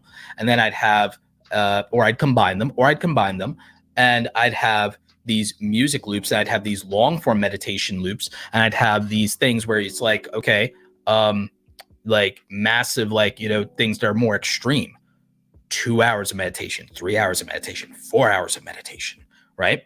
And then I'd also be taking this music and I'd be doing these, again, the thing I talked about with the music channel. And then I'd be promoting like my Apple or my Spotify to get streams for people of my meditation music. And then I'd be crushing it in the Spotify and Amazon and Apple algorithm for my music, getting streaming royalties. Then all of a sudden I'm getting money from YouTube and I'm getting money from all the music streaming royalties on this music that's relaxing or helping people meditate or whatever. If I make even one of my albums or two of my albums copyright free, then all these other channels start plugging me because they have to attribute and link back to me. So now I have another traffic source. Now I have other people bigging up my Spotify and my Apple as well. And so now I'm getting more streaming royalties. Now I have a way of beating other people, and I'm in a niche that's underserved, and I have this different market. So I'd be doing things like that. And then I'd also start to go, okay, I've done that. Now I'm going to combine meditation with ASMR. And then I would be combining meditation and ASMR. And I'm literally giving you a multi-million-dollar channel strategy. And so then I'd be sitting here and I'd be crushing it, because we'd be doing it, and we'd be doing it time-based of like these different sessions of how much disposable time do people have. And we're telling them how much of their time we're going to monopolize and cannibalize. And then we also have a direct measurable formula for getting monetized on a new YouTube channel and getting 4,000 hours of watch time. So like strategy is not, well, I've been doing this long enough to where for me, strategy is not the hard part, not for everything. There are niches where strategy is harder, but for something like this, very straightforward in my opinion. I don't think it's a matter of the algorithm. I think it's a matter of the value proposition for the audience. I think it's about tactical strategy and psychology. And I think it's about what problem am I solving? So by having a curated playlist of meditation videos that pair to a feeling that I have, oh, I'm feeling anxiety. Oh, I have ADHD. Oh, I need to focus. Oh, I need to relieve stress. Oh, I'm trying to manifest, whatever the value. Okay. And then, oh, I only have this much time available. What problem are you solving is the real thing that stops YouTubers is they do not think of what problem they're solving, because when you think about what problem you're solving, who that matters to, what their lifestyle is, what their circumstances in life, what a day in their life is. When you think about what a day in these people's lives are and why they need this, why it's useful to them, how is it more useful to them, then all of a sudden, all of your strategies become very easy to develop. It becomes very easy to develop strategy when you think about how am I best serving the audience by solving a very specific problem for them and building out a library of content that addresses their needs. And that is what I would be doing in that situation. That's how I think of it. But again, that's also a very much a, theoretically, you could say that's very much a Roberto thing. So in terms of how I think about it, this is what my approach would look like. I'm not saying this is the only approach and the only way to do it, but that's how I would be thinking about it, because I would be thinking about this lets me know who the audience is, serve a specific group of people, serve their needs. It still gives me some variety, but I've also now introduced novelty and built a brand that has something that other people don't necessarily have.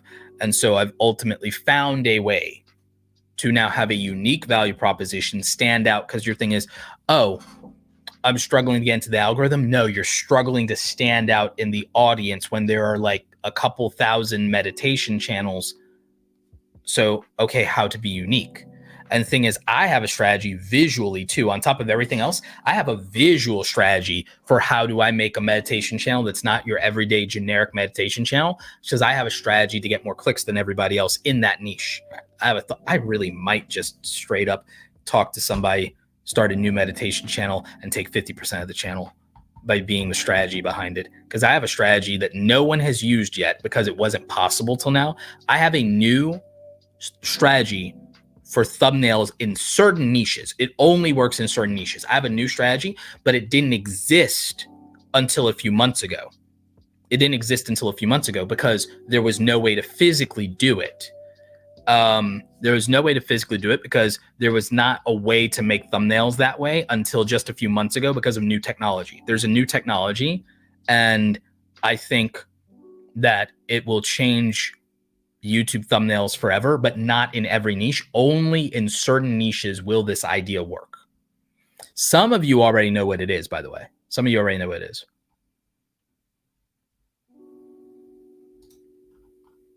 So we got some great super chats, and I don't want to miss them.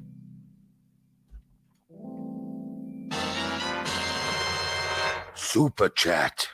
So Hannah Day, thank you so much. Roberto, thank you for always dropping gems and real words. 100%. Started watching your content when we started my daughter's 2.5 years ago, and now we have 168,000 subscribers.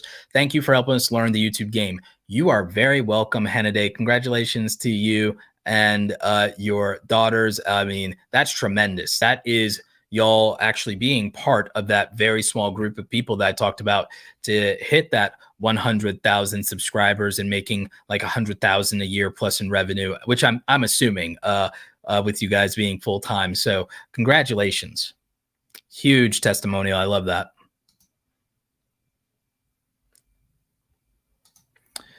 Does it make sense to start a new channel when changing direction of a channel or just changing the direction of the current channel? It depends on where you are in your creator journey, because here's the problem. And let's, what music do I want for this? Go with Sunrunner. So the thing is, we talk about putting the audience first, right? So if we're putting the audience first and you code switch on people, if it's not the same audience, that's when you start a new channel. If it's not the same audience, or if the value proposition is so radically different, you start a new channel. I need to make a video about when to start a new YouTube channel, or start a second YouTube channel. Or if the style is too different to where it's going to be jarring for the audience, to where I didn't sign up for this. So like, if the audience can really say, I didn't sign up for this, or this doesn't apply to me, or I'm not about that life, then it probably is better on a different channel or a different platform, to be very honest with you. Some people pull it off, but it's very rare. Some people pull it off, but it is very rare. I'm not saying it's impossible to just pivot directions. Now, here's the thing. If you have an audience of less than 1,000 people, if you have an audience of less than 1,000 people and you're like, I'm bored, I don't want to do this content anymore, then change. If you have an audience of more than 10,000 people or a couple thousand people, I wouldn't switch up things on them. I could maybe add something, but you can't take things away from people. So, but then you're crossing streams and mixing audiences, and that doesn't always work out if they're a different culture. If they're a different culture from each other in terms of what they like, no, you can't really cross the streams there. If you do anime, you can do gaming. If you do gaming, you can do anime. There's enough crossover. But you're not going to do an anime / personal finance channel. It's just like, that's ridiculous. I mean, it really is. Like, I mean, there might be a way to do it, but I don't really think so. So that's something you have to really think about, is what best serves the audience. Because what happens is creators make mistakes and they screw up their channel by thinking about what best serves them. Oh, I'm bored, so I'm going to switch niches. Oh, I'm broke, so I'm going to switch to a higher paying niche on the same channel because I'm already monetized. That's creators putting themselves first, and the creators who win will be the creators who put the audience first. Yeah, I do believe that an anime personal finance channel would be hilarious. There's one way to, I can think of a way to pull it off. I could think of a way to pull it off. I don't think most people can do it, because thinking of a way to pulling it off and then executing it are two different things. The way someone would pull off an anime finance channel would be like, they do a MatPat game theory style channel. And what they would be doing is they wouldn't even tell people it's an anime personal finance channel. They would just sneak it in by making it somewhat of a science-y type thing of where they break down some of those popular figures in anime. And it just so happens that every one of them is rich. And then a lot of the videos end up being, how much is this person worth? Or how much did this cost? Or how much did this? So it would basically be like focusing on, okay, if anime was real life, how much money would these things cost? Or how much, like, again, it's almost like how much to build the Death, how much money does it cost to build the Death Star? So that type of thing is like, okay, how rich is this character in real life is a thing you would do. So yes, but my point is, I use that as an example of, yeah, you have to know your audience. You have to know the culture of your audience. And I just don't believe in giving them content that doesn't cross over. My channel, you could argue that I've done that, but you could also look at things like, okay, well, I don't always get views on certain videos when I do that. So I think you have to take it seriously, and you have to really just consider what's in the best interest of the audience. Question, I took a 9-month break from YouTube. I have 3.4K subs, 100 videos, and since I started uploading again, stats have been up, but I've been losing subscribers. Is this because of the break? Similar content to my highest sub games. I wouldn't worry about losing subs if the views are up again and you took a 9-month break and it looks like your channel is probably monetized or it's monetized again. If you took a long break like that from YouTube and your numbers are back up, I ain't worrying about losing subs. You'll get more subs. You can always get more subs. If you're losing subs, Maybe it's inactive people who are not active on YouTube anymore or became inactive during your break. Their lives could have changed during your break. You don't know. They may not be into the same things. They may not be on YouTube anymore. They may be taking a break from social media. I wouldn't take it personally. I wouldn't take it personally. You had those people as subscribers. You had them when you had less subscribers. You can always get more subscribers. I wouldn't worry about it. I wouldn't take it personally. And I wouldn't look at it as a place to course correct either.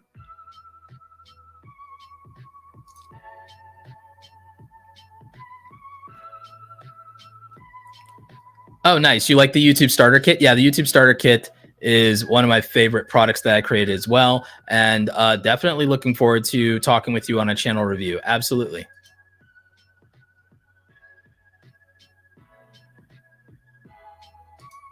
We have another question here. How do you handle a situation where majority of your subscribers have come from a topic you are not really interested in creating content on? Again, seems Algo doesn't want to respond to anything else. See, that's like what I was talking about, is it becomes a you versus them problem. It becomes the problem of you want to do something different. The audience is like, but I signed up for this and this is what I respond to. So the problem is it's not about the algorithm not responding to anything else. It's that your audience isn't responding to anything else. Think about it like this. You conditioned people to want something.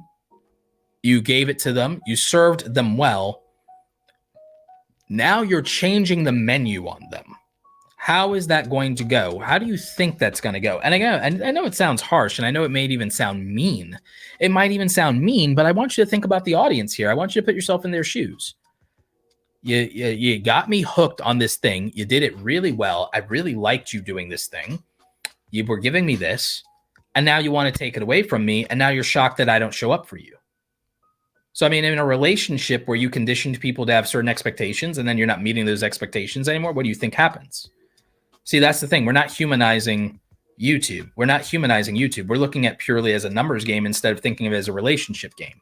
And that's where a lot of, and by the way, I don't blame people for being in that mode when you have these big creators with these millions of subs and all these numbers, and they also feed into a lot of it sometimes. And I'm not shading them either. I'm saying this is a culture problem. The culture of YouTube has people dehumanize their audience and reduce them down to numbers. And the culture of YouTube creates this very selfish scenario a lot of times when creators are like, I want. And they're not thinking about the fact that what you want can only be achieved by serving an audience. So how we serve the audience matters the most, because anything you want to achieve can only be obtained by serving the audience. So if you stop serving the audience the way that you've been serving them, the way that you create expectations, the thing that you accustom them to, the thing that you train them to expect.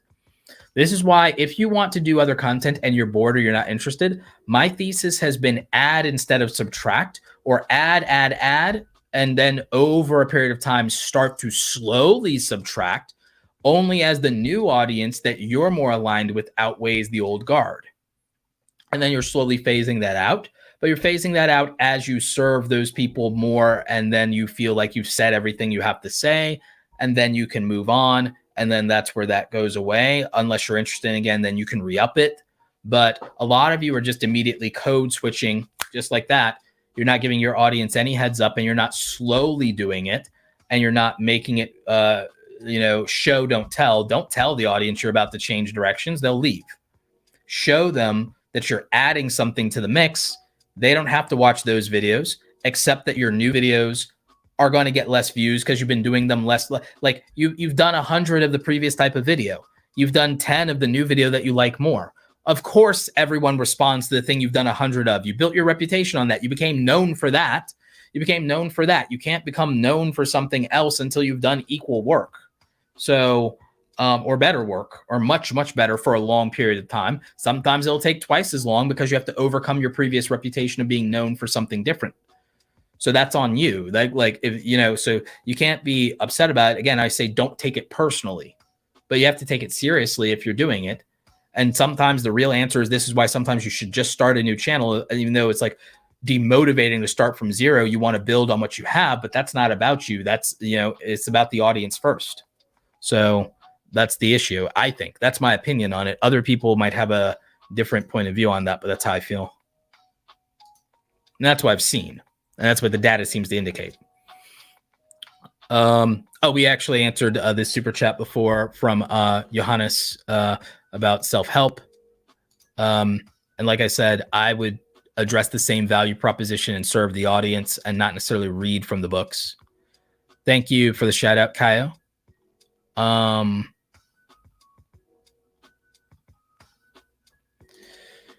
Tarot channels, I mean, Tarot's interesting. It has a niche community. It can reach a broader community if you focus on celebrities and current events. I'm not going to go super in depth in that one. Hey, Roberto, I have a channel on YouTube. It's martial arts. We're talking about techniques and do interviews. How can I get more interest in our videos? I would lean into pop culture and I would analyze the fighting styles from movies. And then I would show the real martial arts behind the movies. The real martial arts behind the movies. Yeah, I would show the real martial arts behind movies because movies and television shows are most people's gateway into martial arts. There's even some YouTubers who are showing martial arts by comparing it to anime and then being able to say what that would be like in real life. Klebo asks, do you have advice for people with an audience, an older audience? 80% of my audience is over 25, which is kind of weird because I'm 19. Okay, so this is actually great. My audience is mostly over 25. Shout out to all the old heads. Most of my audience is over 25. The advice for that, in my opinion, even if you're younger than your audience, a lot of my audience is older than me. I'm 38. There's a lot of my audience that are in their 40s and 50s and 60s. I have more people in my 60s than I do that are under 25, believe it or not. So what I would say is consider that the biggest barrier to people who are older is people who are older. They do have longer attention spans and they hate this whole new TikTok BS of like this hyper editing BS. A lot of them hate it, but they do still need value up front, which means get to the point as quickly as possible for them because older people still are impatient. So it's not that you need hyper editing. It is that you need to demonstrate value very clearly in the beginning of your videos. That will improve retention for that audience. Then in terms of reaching that audience, you have to speak to what they value. People who are older very much are more intentional about life. They value time, health, happiness, and money. Those four things: time, health, happiness, and money. Those four quadrants almost exclusively. So anything that appeals to them based on that or specifics around that will be very valuable to them.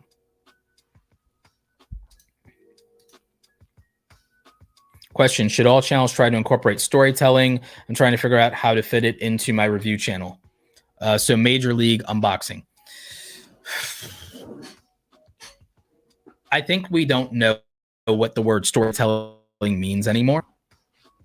So it's very hard to say, should all channels try to incorporate storytelling?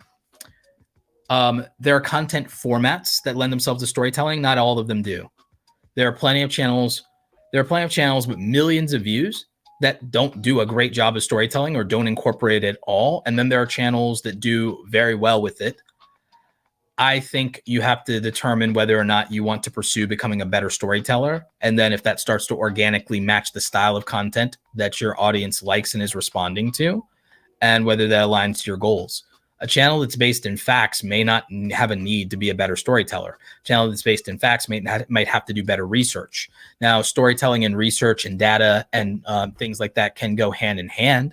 A true crime channel should absolutely embrace storytelling.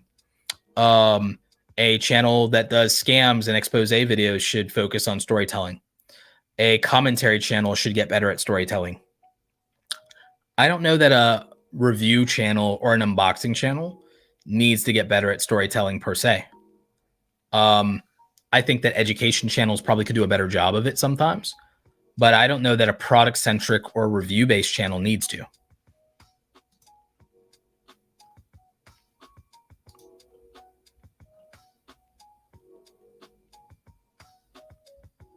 Hang in Core says, as in, I think Hang in Korea, excuse me.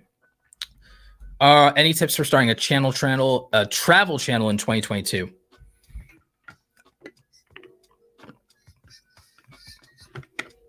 Why is my straw not working? All right, starting a travel channel in 2022. So a lot of the world has reopened. So I would start with, and your concern is, I've heard people aren't interested in vlog type channels anymore. I think people are taking that out of context. People are not interested in clicking on a video that someone calls a vlog. So if you call a channel a travel vlog, I don't think that there's as much of an audience for that as there was in 2016. I think that vlogging was at its height in like 2016 in the peak Casey Neistat era. And I think that people still like cinematic content. I think people still like travel videos. I think people still like stuff that's well shot, well produced. I still think people like reality TV. So I think that I think vlogging should no longer be a genre of YouTube and a niche of YouTube that people pursue. I think that people should consider vlogging a style of cinematography and storytelling. So it's a style of video you make, not a niche that you are in. Vlogging as a niche is dead. Vlogging as a style is not. And that's what I think people misunderstand. I think vlogging as a niche is dead, and vlogging as a style is what people could embrace. So like you can incorporate vlogging as a visual style into almost any type of content. Like almost any type of content. And that, I think, is what people are losing sight of. I could make an educational video about camera settings and production, and it could be done in a vlog style, and no one would complain. No one would complain about a video where I'm walking around my studio explaining camera gear and camera settings and camera lenses and what they do. No one would complain about that at all. So I don't think that you have to look at it from the standpoint of no one wants to or is interested in vlogging. It's like, can you make a very good, because as long as you don't put vlog in the title, they don't know that they're watching that. They know they're watching a travel video. The travel channel itself is done in a cinematic vlog style. So it's reality TV. Vlogging is reality TV for internet personalities. So stylistically, it's fine. You just don't have to lead with it in the title. So if I were starting a travel channel, the thing is, I would probably focus it around what is very interesting. And what's very interesting is, what's the challenge of what I'm doing? So what's the interest and what's the challenge? And so giving myself a challenge while traveling and saying, I'm going to take you to the best places to eat in this location. I'm going to go to the tallest building in this location. I'm going to do something there while I'm at the tallest building.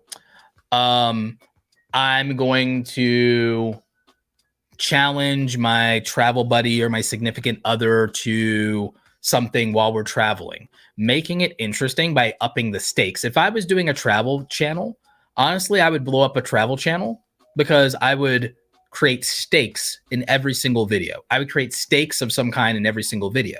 So every single video would be, I would be combining the idea of a travel video with a challenge video.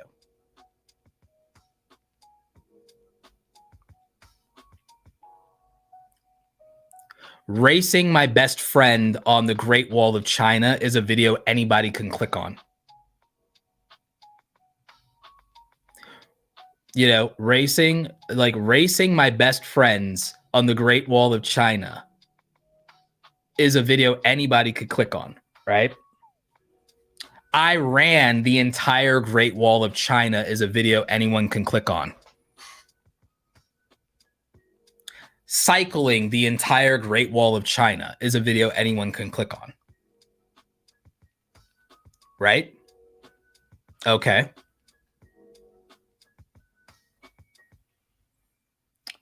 I don't think it's legal to climb the climb the pyramids with suction cups, but if it's not illegal, I would do it. That's a video that anyone can click on. And even if it's not the actual video, it should be what the thumbnail is. The thumbnail should be literally like, oh, like, like, you know, like I would create some weird, interesting idea and challenge around the things that I'm doing. And some of the ideas for that, you could literally look to old TV shows and old sitcoms that had where the way they used to have us watch old sitcoms back in the day, the way 30 years ago sitcoms kept people interested before the days of reality TV was there'd be some kind of stakes or some kind of caper or some kind of need for a conflict resolution by the end of the video. There'd be some shenanigans you had to get out of. So there's a way to do that. So I would combine travel with spectacle and challenges and probably incorporate friends or family into it. And then you have a cast of characters for people to latch onto as well. So like that's my thought around that kind of thing.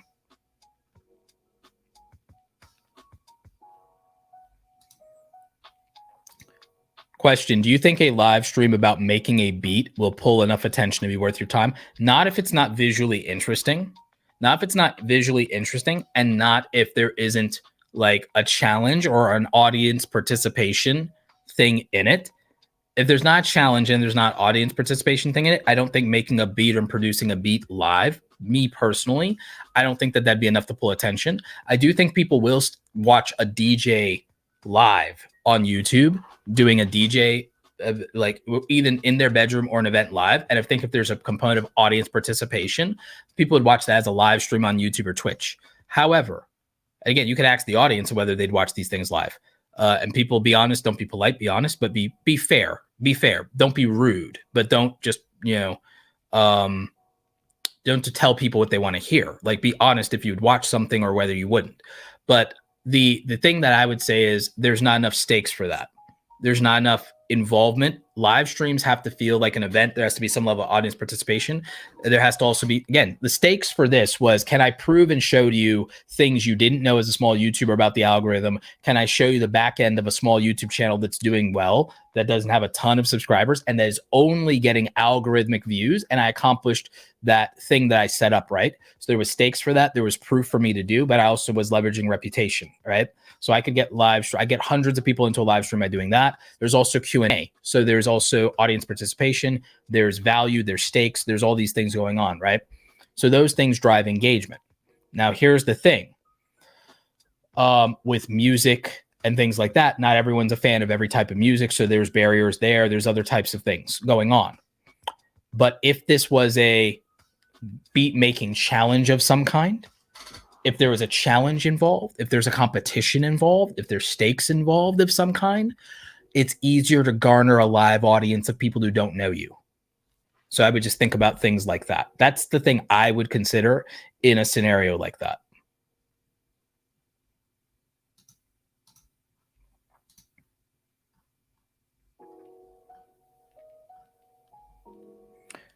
We have a new channel member to celebrate. Drathan the Blind Wolf, welcome to the awesome squad. We do appreciate you and all of our channel members. Zach has a question. Hey, Roberto, any tips for instrumental musicians? I'm putting out instrumental metal. Actually, we did answer that. And I gave you a strategy for that. Elliot reached 10K subs. Thank you for awesome one-on-one training and for Awesome Creator Academy. Thank you. Elliot is an Academy member. Elliot joined toward, I think, the end of the pandemic here. I think you've been in the Academy for like 6 or 7 months now. I remember, I think you came to us and we did coaching. I think you had maybe 2,000 subscribers at the time. You're at 10,000 now. So congratulations, Elliot.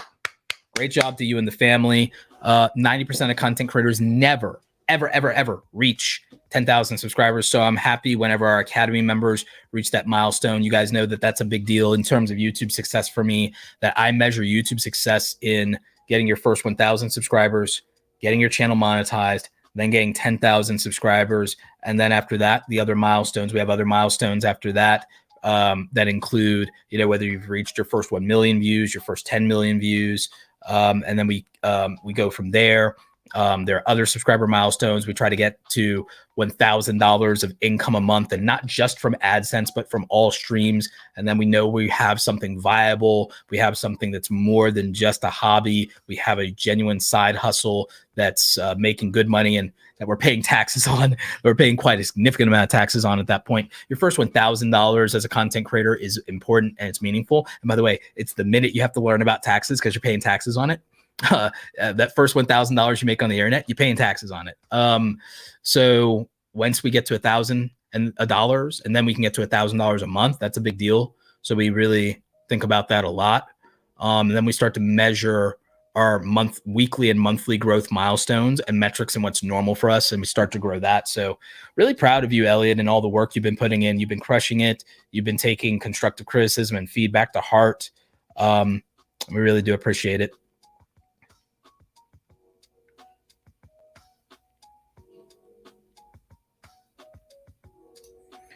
Rhythm and Views show, hey, Roberto, I have an indie music channel and a reaction channel struggling for subscribers and viewer retention. Where can I get help with my channel? Been at this for over a year and I have 1,500 subs. Well, here's the thing. You probably think that's not a lot. Getting 1,000 subscribers in a year is a big deal, and it's very hard to do. Even if you know what you're doing, it's not that easy to do. And you probably are working a 9-to-5 job. So how much time freedom do you really have? And see, this is the issue. A lot of people, what happens is a lot of content creators, almost everybody here is a working class creator, right? They're watching this. You're working a 9-to-5 job. So you don't have unlimited time freedom. You don't have unlimited energy. You have responsibilities. You don't have unlimited resources. A lot of the people that you see blow up on YouTube, they're kids for a reason. The reason that people who are super, super young blow up on YouTube is because they have a safety net called mommy and daddy most of the time. Most of them are very young. They have mommy and daddy to help them out in terms of if they fail at something, they're not going to, be homeless. Okay. So they're safe to take risk and high risk, high reward. So a lot of these outlandish young creators under 25, you have to realize that a lot of them are not in the same position as everyone else, that a lot of them, they're safe and they're secure in terms of if they fail, they're going back home to the suburbs in a very nice house in a very nice community. They can always go back to college. They have mommy and daddy that will help them, or mommy or daddy or something like that. So they don't have to go and work 40 hours a week at a regular job. They can work part-time and do shifts whenever. They can freelance, they can hustle. They have unlimited time freedom to take a risk. And that's why they blow up in a year or two, is because they have a year or two to just go for broke. Some of them, they take a gap year from college or they take a leave of absence and they know they can always go back to safety and security. It was not, life or death for a lot of these people. And because of that, they could take these extraordinary risks, knowing the downside is they go back to the life they had that wasn't so bad. By comparison, there are many of you that are trying to get out of a situation you don't currently like. You don't like your 9-to-5 job. You don't like your living situation. You don't like your current income level. You don't like your lifestyle.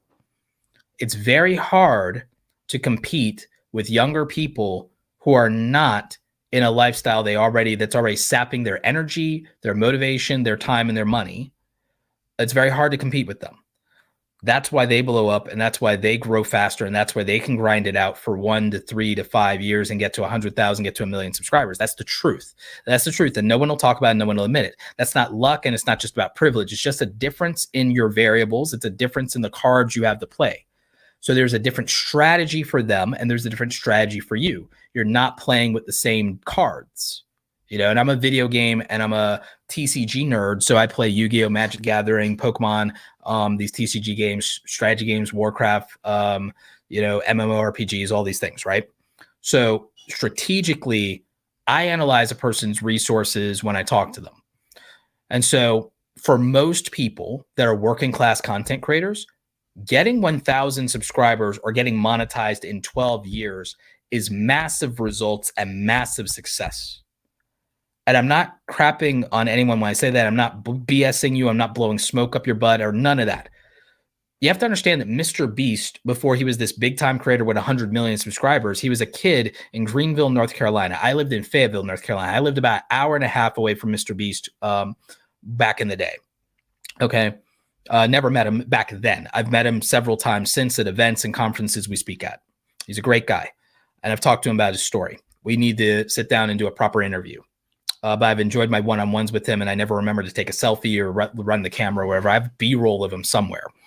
But the thing about Jimmy, Mr. Beast, Jimmy Donaldson, is he made 100 videos, and he only got 780 subscribers. He got 780 subscribers out of making 100 videos. By today's standards, he couldn't get monetized in a year either the way he started on YouTube. He had to make 460 videos to get to 10,000 subscribers, and that took him years. It took him, I think, 3 years or more to get to 10,000 subscribers. And this was like on his 4th time trying to do YouTube since he was 12 years old. So like he was making like $1 a day. He was not successful in his first year of trying to do YouTube. Neither was Marquez. Neither was PewDiePie. They didn't get that many subs back then. And a lot of people think it was easier because there was no competition. So if you're someone and you're not struggling if you got to 1,500 subscribers, in a year.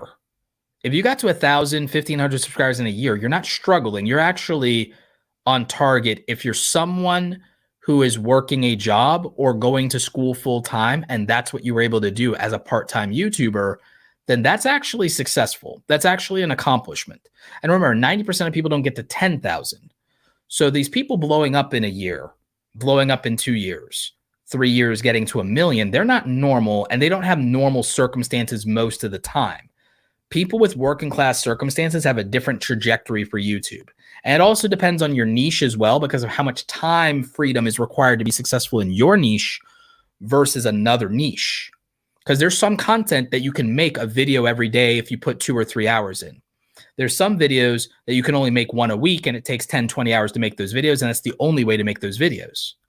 There's some videos that take 10 hours of research to make if you don't have 10 years of experience and expertise to lean on. My videos take less time because I don't have to do as hard research. One, I'm always researching. No one realizes it. All day, all I do is listen to information. I listen to audiobooks and podcasts all day, every day. So every single day, I'm consuming 3 hours of learning passively while I'm doing other things, editing B-roll, shooting and filming B-roll, doing my workout program, anything. I'm consuming ebooks and audiobooks and podcast audio through my headphones all the time. So I'm always learning. So I'm hacking research all the time by doing that and just feeding it passively to my brain. I have somewhat instant recall, perfect recall. I don't have a photographic memory, but I have excellent recall. So I can pull stats and figures and data all the time. That's why I'm really good at this, is data. I can just pull data. That's my brain, but I have weird brain chemistry. I also have ADHD. So I'm very weird. I'm a freak of nature. So I lean heavily on being a freak of nature. But the thing that I'm getting at is, for your channel, don't tell yourself you're struggling, because you're not. You don't have a good baseline of expectations versus reality of success, because the YouTube culture has not delivered on that. The YouTube culture has made everyone believe that you viral or nothing. If all these people got 1 million subs in a year, I should be able to get 10,000 subs in a year. No, you're not. You have there are unfair expectations put on small YouTubers by watching big YouTubers and watching how they talk about YouTube. Realistic YouTube advice is that getting 1,000 subscribers and getting monetized in a year is an outlier result, and it is an outlier success by itself. There are 100 million channels on YouTube. There are 3 million in the partner program. Just getting monetized is already outlier success. Doing it in a year when you have no experience doing it is outlier success. It is very hard. It is very hard, and the problem is too many people make it look easy. Too many people make it look easy. So do not tell yourself you are struggling if you got to 1,000 subscribers in a year. It is very hard to do. It is very hard to do. And if you're doing it while working or being in school or while you have a family, you are already punching above your weight class, because the time it takes in terms of time freedom to make good videos, no matter what, is very hard. There is a financial investment that you're making, taking away from other resources. It's not an easy thing to do. it is easier when there's no risk and no responsibility because you are a kid. Now, I don't know your situation. I'm assuming you're, not under 18, or not under 20. But I think, and no disrespect to young people, by the way, because there's other challenges for young people. And that's my point, is that there are all these different challenges depending on where you are in your creator journey and your lifestyle and your situation. And I think that you have to gauge that. I think you have to understand it. So what I would tell you in terms of if I'm going to give you advice is I gave advice earlier in the stream for music channels. I have a music channel. It's got a few more subscribers than you, and I've been doing it for over a year, but I didn't upload as much. As for a music channel, a lot of it is for a music channel, a lot of it I think can be benefited from by creating like music loops and different time frames for them, but also the thumbnails being on point, the animations being on point. For a reaction channel has to react to whatever the biggest things in pop culture actually are. And so you have to siphon from where attention already exists. But reaction channels are all about the facial expression and thumbnail. For the thumbnail and facial expression and the title, topic, and thumbnail for reaction channels is it. It is the entire game. Also, for reaction channels, in terms of retention rates, you said you're struggling on retention, quote unquote. For retention rates of reaction channels, I say you have to tease the most interesting part of the video at the first couple of seconds of the video. And I think that first 30 seconds has to be where all your strongest editing is, in the first 15 to 30 seconds of the video. I think if you spend a lot more time editing the first 15 to 30 seconds of the video, take no time to get into the video, you're just in the video like that, then I believe your reaction channel will get higher retention rates. I believe that any video can get higher retention rates if everybody here focuses on editing aggressively for the first 15 to 30 seconds of the video. All of you will see improvements to the retention rates of your videos because you will see less drop off in that first harsh 30 seconds. So edit the hell out of the first 30 seconds. Edit the first 30 seconds to a T. Every second, something happens. For 30 seconds. It's hard, it's rough, it's aggressive editing. Don't hold for more than 2 seconds on anything. Just like bam, bam, bam, hit it. Hit that attention span, hit that dopamine. Hit that dopamine in the first 15 to 30 seconds. The rest of the video can be a little bit more stable, can be a little bit more paced out, but not, but don't drag things out. Get into the video. 30 seconds, they should look at 30 seconds and be like, I'm already deeply invested in the content. And that will make a difference. The other thing I would say with reaction channels is I think stylistically, in terms of the filming style for reaction channels, I think more reaction channels and more vlogs should consider 60 frames per second. I think for reaction channels and vlogs, more of them should be shot at 60 frames per second. I think psychologically, there's something to that makes people... it paces the energy different. It helps move things along. It helps keep the energy high. I think that for reaction channels and vlogs, 60 frames per second is the, I would use the 60 frames per second style and format of production. I would use that.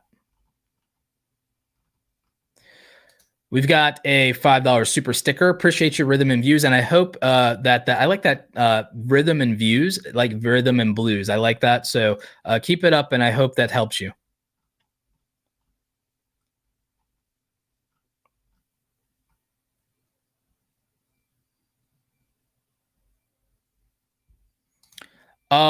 Crystal loves to eat.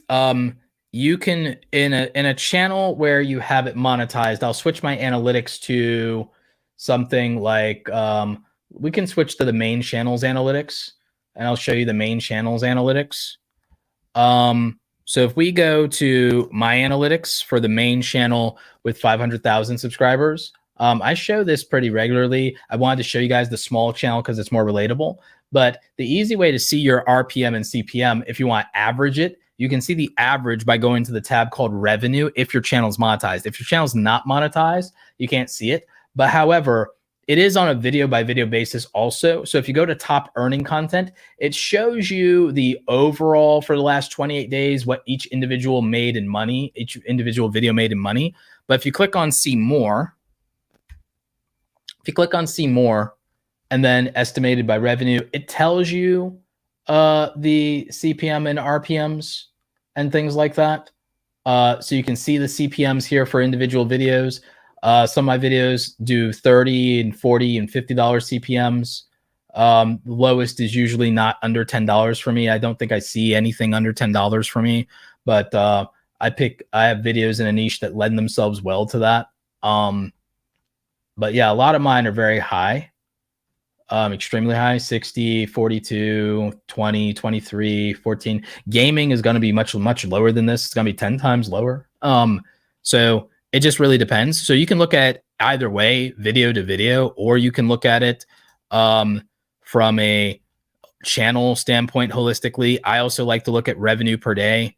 So I look at revenue per day. I'm goals wise, I want to get this to 200 to 300 a day. When I take breaks in between uploads, I had some family stuff going on in here. There was a funeral I had to go to recently. There was so even though I want to do daily in August, I did daily through the end of July and then back on the ground in August. As of today / tomorrow, will be daily again for another week. I'm just doing daily as long as I can maintain it. For as long as possible. I have the book launch coming up. So I'm just putting out as much high quality content as I can. And the goal for me is as close to daily as possible for at least till the end of the year. I want to fill back up my catalog of content. I want to kind of come back from the pandemic. I've had a long struggle with the pandemic. I've been depressed for the last 2.5 years. And you can see I took massive gaps of months at a time in my content. It's actually pretty bad. So like for me, I had these content wise, I had all these massive gaps of not uploading videos, and it affects the channel, but it was also a mental health thing to where I just don't like what that was like. It definitely affects growth. But since I've been mad consistent, if you look at just even uploading 10 videos in July, what uploading 10 videos in July did for me. In July, I uploaded like 10 videos. And look at what that did for me in July. So like it's powerful.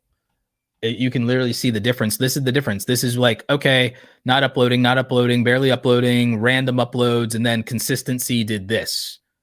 Consistency matters in July, and then August is going pretty well already. We're only this only has 10 days of data for August, but this only has about 10 days of data for August, but look at that. So these numbers can all be tripled. All of these numbers can be tripled if I'm consistent in August. If I upload 15, 20 videos in August, these numbers can be 3x to 4x these numbers. I can 3x to 4x these numbers, and that can be what August is. So consistency matters. And I know your big thing was looking at CPMs and RPMs.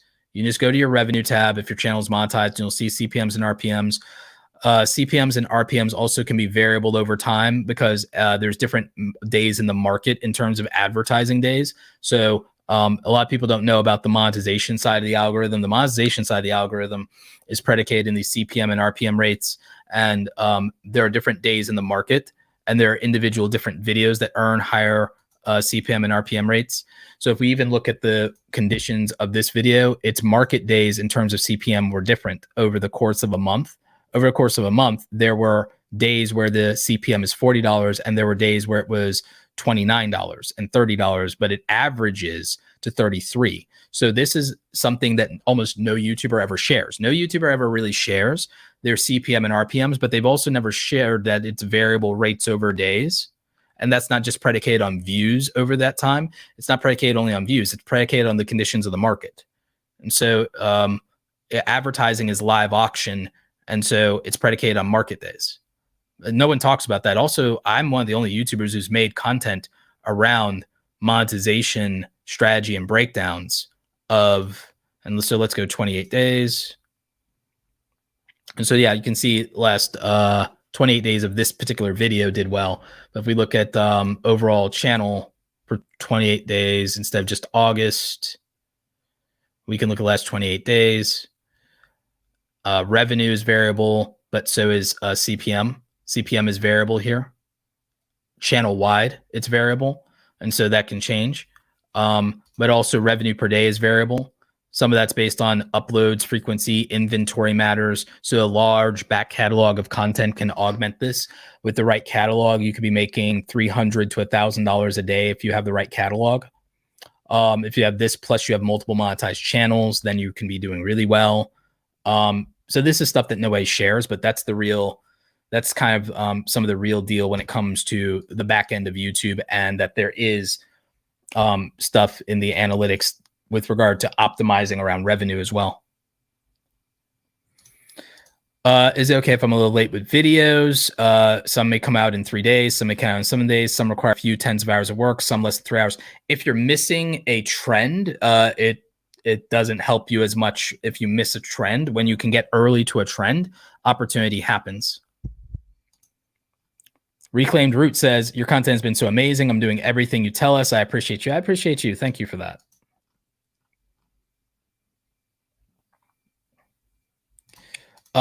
Royal says, how do you get people to subscribe if you get a lot of views but not as much people subscribing? Consistency in the content in many ways, not only consistency in uploads, but consistency in topic and theme. That helps. Also, if you're struggling with it right now, Royal, I would tell you in the video, not necessarily at the beginning, but maybe halfway, start asking people to subscribe and telling them why they should subscribe and what they're going to get out of it. And maybe you'll see an increase there. So that's one tactic. The other is subliminal messaging by putting animations in that tell people to subscribe. And then another one is literally making the content, if they're viewing it, check your retention. Higher retention videos are easier to get subscribers on. So focus on retention as well, because retention will be the indicator of quality. People think a quality video is views. Quality videos are not measured in views. Attention grabbing videos are measured in views, not quality. And some people say, well, that's content quality. And like, no, that's value proposition. See, these words matter. Value is what drives views. How many people value this is what views are. How many people value this? AKA, how many people will give attention to this? Views are only a measurement of attention acquisition, okay? Acquiring attention. And you can't get attention being obnoxious. It doesn't mean that there was quality. Obnoxious is not a quality experience. There are obnoxious videos with 10 million views. It doesn't make them quality videos. It makes them attention getting. It wasn't a quality experience. These are not beloved videos. Sometimes people hate watch these videos. You can get a lot of views on low quality or not valuable content that was able to harness attention. In terms of what we value is you emotionally triggered us and now we're hate watching you. And what we value is that we get to come here and dunk on you. Like we get to come here and criticize you. So there's like, that's a value proposition. It's not a great one. So being obnoxious is a value proposition. Being triggering is a value proposition. That doesn't make it quality content. So something can get views without being quality content. It's called being obnoxious or triggering or provocative. That's attention.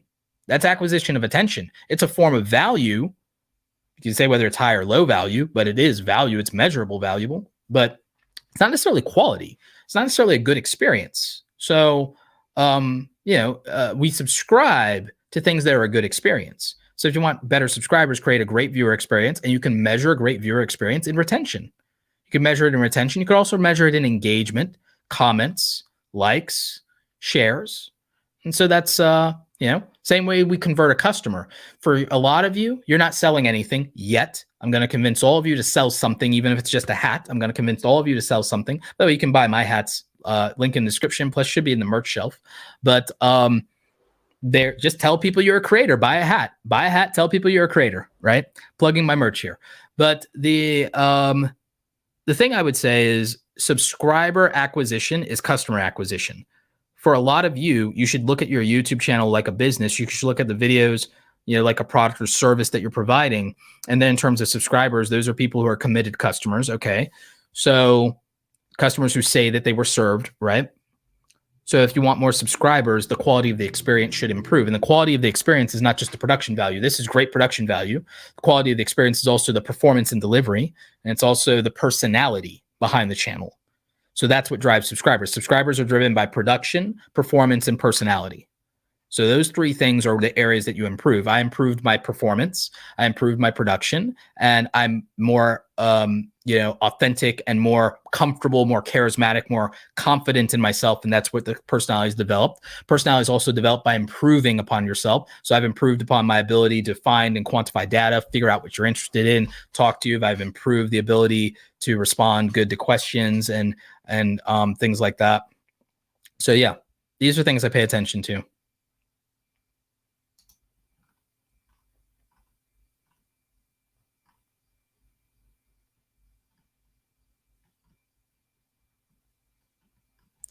So let's see. There was a couple of super chats I have to get to, so we'll definitely get to that.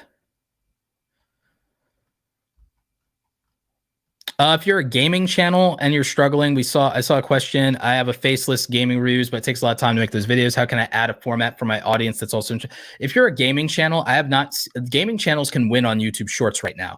Faceless gaming channels can win on YouTube Shorts right now. You have to figure out a strategy for that.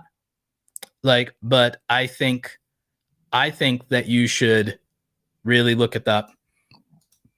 Nate says, I've gotten people who said I should quit if I've been at it for 2 years and not even monetized. My channel is still growing, albeit very slowly. Should I just throw in the channel? Nate, you haven't done everything you can do. 2 years is not a long time to learn anything. Okay, you're not crushing at the piano in 2 years. Quit after 2 years. That's not great advice sometimes. And the thing is, so what if you've been doing it for 2 years? How many videos is that in 2 years? Because it may not be enough videos, to be honest. So it's not enough experience. 2 years doesn't matter unless you spent 2 years making a video every day for 2 years. That's different.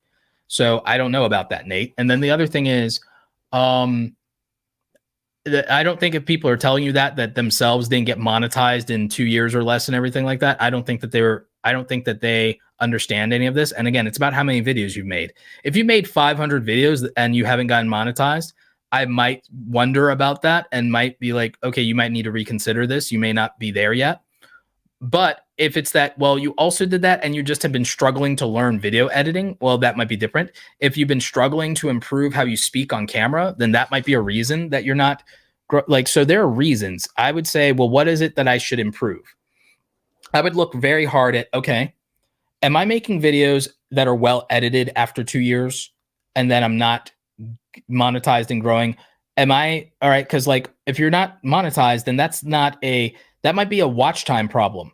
So are you making videos that are watch time traps? Are you making videos that are high retention? And are you making videos that are 10, 12, 20 minutes? Or are you making short videos? Because if you're making videos that are under 6 minutes, yeah, I'm not shocked after 2 years of making videos under 6 minutes, you're not monetized. But if you're making videos exclusively over 16 minutes and you can get decent retention of 30 to 50% on those videos, and if you're making 100 videos a year if you're making 100 videos a year and they are let's say 12 or 16 minutes long, they have an average view duration of about 4 minutes, and you can get 500 to 1,000 views on those videos, then you can get monetized in a year if you have 1,000 subscribers. And if you get 100,000 views in a year, you get 100,000 views in a year, and you can average 3 minutes of average view duration on them. And out of those 100,000 views you got in a year, whether it's 100 videos or 200 videos, whatever you had to do, then that's how you get monetized. I'll tell you, everyone here's the secret. I made a video that explains this. I made a video on exactly how to get monetized. I made a video and told you exactly how to get monetized on YouTube. Make videos that can get an average view duration of 3 minutes. Now, for most of you, you know that your retention rate, you're going to lose people in the beginning. So you know that your retention rate is going to be 30, 35%. So that means that 6-minute videos, because you think people have short attention spans, will not cut it. So that means that all of you who are not monetized, I want all of you to follow my advice. Here's how all of you who are watching who are not monetized get monetized in the next 12 months. I am not joking. I am not playing around. I'm telling you exactly what to do. Every single one of you that is not monetized yet, you need to make and find a format for the style of content you make. You have to get over yourself and you have to find a style of format that makes you do this. And you have to make about 100 videos in the next 12 months, and they need to be 12 to 16 minutes long. And the reason they need to be 12 to 16 minutes long is because all of you can probably get 3 minutes of average view duration, 3 to 5 minutes, if you make videos that are 12 to 16 minutes long. So you have to do it. And why do you need 100 of these videos? Because with 100 videos, you have enough opportunities to get 1,000 to 10,000 views on those videos, because there will be some outliers that get 10,000. There'll be some that get 500. There'll be some that get 200, but you can average 1,000 views across those 100 videos. You can average 1,000 views. And what all of you need to do is you need to edit most aggressively the first 30 seconds of your videos so that you keep the most retention and lose the least retention on the videos, because that 30 seconds is the key. This will also help with your reach in YouTube's algorithm on retention, because they'll measure the performance of a video on the retention rates. So you need to do that. You need to not make lazy thumbnails, and you need to make the best thumbnail that you could possibly think of making. You need to spend more time on it than a lot of things, because it's your barrier.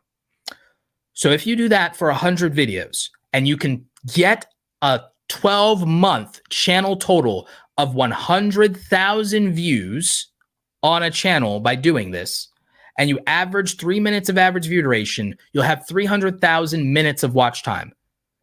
Now, what you may not know is 4,000 hours of watch time is 240,000 minutes. You will be 60,000 minutes over. And it's important to have the 60,000 minutes over, because that gives you a margin of error, and it gives you more time in case it takes slightly more than 12 months for you to get momentum because you're struggling with your edits or finding your thumbnail style or the formats. And the reason I said 12 to 16 minute videos is because I know most of you struggle to get 30% or better retention rates. Even with improving your first 30 seconds, some of you will still struggle with that. So I'm giving you the ultimate margin of error. I'm giving you the ultimate margin of error, because with 12 to 16 minute videos, even if you have only a 20% retention rate, you're still getting pretty much close to 3 minutes here. And with 3 minutes and 100,000 views, the averages give you more than enough margin of error for your 4,000 hours. So why 100,000 views? Because 1% of those views turning into subscribers is all you need for 1,000 subscribers. And now you've met the monetization requirements. And this is exactly what you have to do. This is a no BS. If you literally do exactly what I'm telling you here, and you make 100 videos, and if you really think your videos suck and you're really bad at this, maybe it's 150 in a year, then this is the answer. As long as you are doing this exactly what I'm saying, your channel gets monetized. This is literally the way. This is the way. This is the way. Like that's what you would have to do. That's what you would have to do. You have to find a way to make the formats work. You have to find a way to make the formats work. I know everyone says, oh, I can't make everything into a 60. If you're an animator, I understand that excuse. If you're an animator, I understand why you can't make a 16-minute video. That's a different strategy. Everyone else, you have to figure it out. A 12 to 16-minute video. And if you can't do that, then you have to suck it up. And then if you say, I cannot do that, it will not work, then you have to get absolutely high as hell retention. You have to get high as hell retention. Then you have to make an 8-minute video, and then you have to get like 40% retention. Then you have to make an 8-minute video with 40% retention. My way is much more effective and efficient. It will require you to be more creative. My way is more effective and efficient. It will require you to be creative. If you want to do it, if you want to make a shorter video than that, then you're now stuck with, if you make a 6-minute video, you have to get 50% retention. That's hard as hell as a small YouTuber. It's hard as hell for a big YouTuber to get 50% retention. So it's really hard if you say, but my format will only fit a 6-minute video. Then you will have to make the best video of all time, and you have to lose nobody in the first 30 seconds. And then you have to get 50% retention and get them to watch the end. And that's the harsh truth of it. And that's nearly impossible when you're small and starting out, because you don't know anything yet. It's very hard to do on a 6-minute video. And so it's rough. It's really rough. No one said this would be easy, but I can simplify it with the math. So then the problem then becomes, you will have to be creative and then figure out how to make a longer form, medium form format of that 12 minutes. Because you can do 12, but if you do 12, remember, okay, with 12, We have to hit 25% to 30% retention or it doesn't work. We have a higher margin of error at 16 minutes. So again, this is about margins. I'm reducing it to how to build a game. Like I'm reducing it to the math and logic of MMORPG, of being like an MMORPG. Okay, I'm reducing it down to this is your build out. This is your build out. This is the numbers. This is how you metagame this. This is how you metagame this. And it will work for almost every niche. There are niches it will not. Animation is one where I can give a pass and you got to be very clever in a different way. I would say for animation, it's replay value. I would say for animation, replay value would be what gets it done. But then you have to get higher average views on this in that time period. And so in a year, instead of getting 100,000 views, an animator might have to get more views. You can circumvent what I'm saying if you increase in a different volume area. So if you can't handle what I'm saying on the watch time, then you have to be better than being able to get 100,000 views in a year. I think 100,000 views in a year with 100 videos is a reasonable outcome to do. The problem is if you're doing something else and you're going to do short form content, then you have to do either double the views or double the volume. So if you're going to make videos that are half the time I'm suggesting, 6 minutes, 8 minutes, then you're going to have to get double the views I'm telling you you're going to have to get, or you're going to have to get double retention. You're going to have to get double the views or double the retention, or you're going to have to put out double the volume. Like the math is the math. So that's my problem is the math is the math. If you're the rare exception, you can get 70. If you can get 70, keep doing it. We can do this on my clips channel, but my clips channel can get monetized, but only if we're daily. My clips channel can get monetized if we're daily, because then we have 365 videos in a year. With 365 videos in a year, and what we're accumulating in the watch time on those videos are 2 to 3 minutes, but the average view duration on them is getting us 2 minutes average view duration, but we have more videos. We have 3 times the amount of videos. We have 365 videos, and we're getting the views on them, and some of them are outliers and outperforming. So the thing is, we are tripling the volume while cutting the amount of time down by a third. We're tripling the volume. So that's what we can do. That's what we're doing on my clips channel. That will work, but that's us just still adhering to the math. We're adhering to the math, but we're tripling the output. We're tripling the volume, which is not going to work for everybody. We can do that because we can clip from my podcast. We can clip from all of my interviews on my channel and other channels. We can clip from my live streams, and we can clip from some of my other YouTube channels, and we can clip from all of my speaking engagements. So we can crank out 365 videos from that. And then on top of that, we're not going to get watch time from YouTube Shorts, but we're going to get subscribers from it, because then we'll eventually go to daily and we'll get growth. So we're eventually going to put out a clip every day and a short every day. So we're actually going to put out double the amount of content on top of the amount we're putting out. So we'll be 2 a day.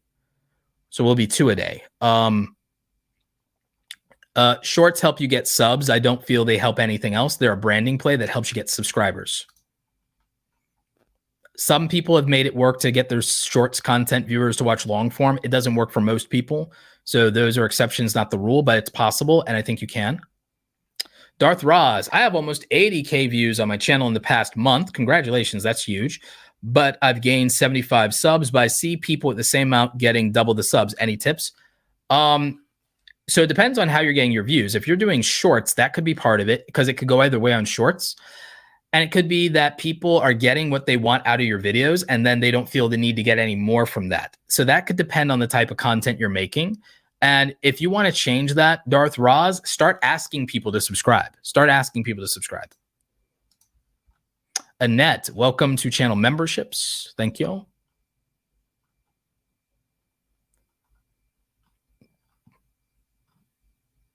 Like I said, how long should a video be? I don't think there's a set length. I'm about filling up inventory. There's no how long should a video be. How long should a video be applies, in my opinion, strictly to monetization. How long a video should be, I think, comes down to whether or not your goal is monetization, because video formats are monetized based on length, and also it does watch time. I do not believe that there is a video length that you have to make.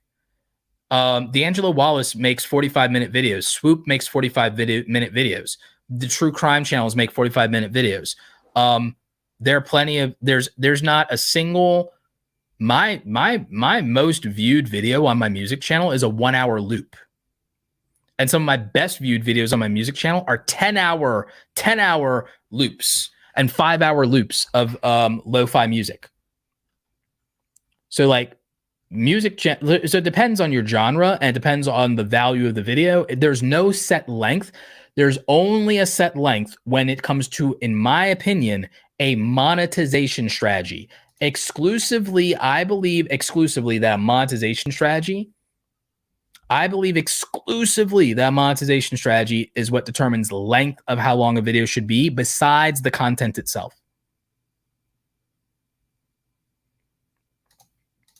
Mohammed says, how to start a YouTube channel from zero, how to make videos about how to grow on YouTube with 0 subs. Mohammed, no one should be.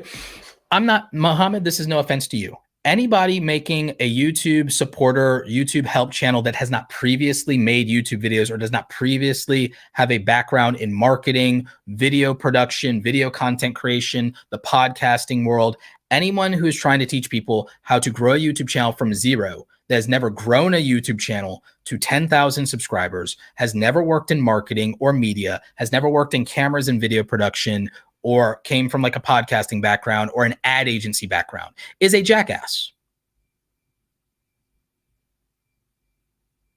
I said what I said. No one should be making a YouTube help channel that has never successfully grown a YouTube channel and gotten it monetized. No one should be making a YouTube help channel that hasn't grown a YouTube channel before to 5,000, 10,000 subscribers unless they have a marketing background. So they have a marketing background. They've grown other platforms to 10,000 that are similar to YouTube. Like you could make a YouTube Shorts help channel if you've done TikTok or Instagram. That would work, and I'd respect it, and that's fine. Someone can make a channel helping YouTubers from zero if they are talking about YouTube live streaming and podcast, if they are a podcaster that was successful, or if they were a Twitch streamer that was successful. Anybody starting a YouTube help channel that's never grown a YouTube channel is a jackass. I said it, and it's no offense to you or anybody else, but think about it. That'd be like trying to teach people how to be a mechanic and you've never owned a car, let alone built one or worked on one or repaired one. It's stupid. It's like, from what? How are you going to support and help people with no experience, no background, no research, no proof of concept, nothing? It's ridiculous. It's absurd. It's unconscionable. It's probably borderline makes you a charlatan if you do it. Like, it's no point. There's no point, because who would watch that, and why would they watch that, and what are they going to get out of it? It's ridiculous. So nobody should be doing it. I mean, I suppose people could just steal my content and then just say everything I say and then make a YouTube help channel and be successful. Probably make $100,000 or $1 million taking all of my free content, regurgitating it, and making a course out of it. I know people who've probably made $1 million doing that. Congratulations. But, you know, like, no. Is there room for more YouTube help channels? Yes, I believe there should be more content creator help channels in general. YouTube, TikTok, Instagram, even though I hate TikTok, and podcasters, Twitch streamers. I believe there should be more creator help channels, and the creator economy niche has room to grow and can welcome more people, but people who've proven themselves and have experience, and people who have done it. I think that more channels should exist to help specific genres. There should be a YouTube help channel that exclusively works with education-based YouTube content creators. There should be a YouTube help channel that exclusively helps gaming channels. There should be a YouTube help channel, especially gaming channels that struggle. There should be a YouTube help channel that exclusively focuses on vloggers. You know, there should be a YouTube help channel specifically for anyone who wants to enter into the fitness niche and also start a fitness business. So, I think that matters. El Perata. Hey, Roberto, I'm at 32K subs, been stuck lately, not growing any. Am I making any honest mistakes? Without looking at your channel, it's very hard to know. Here are obvious mistakes, since you're asking about obvious mistakes, though. Obvious mistakes that people make that stops their growth is, one, they don't continue to make content that has been proven to grow their channel. The other thing people don't do is they don't add to their back catalog of evergreen content and don't make evergreen content that can keep growing them and sustain them. So that's something obvious. Another thing is if you're stagnating, start to go back to asking for the subscribe at some point in the video, either with verbal call outs or with animation, but tell people why to subscribe. I would not do it in the beginning of the video, maybe in the first third, maybe in the first half, definitely at the end. But I maybe do that as a call to action. I would also say another obvious thing that people might be making a mistake doing is making content for the existing audience and subscribers because they're thinking in that way instead of making content that new people that don't know them or are new even to the niche could jump into. So a lot of people will not make stuff for newbies anymore, and they keep thinking, oh, I'm going back and talking to my people, when you should be talking to the people if you want to grow. So I would think about that. But yeah, no.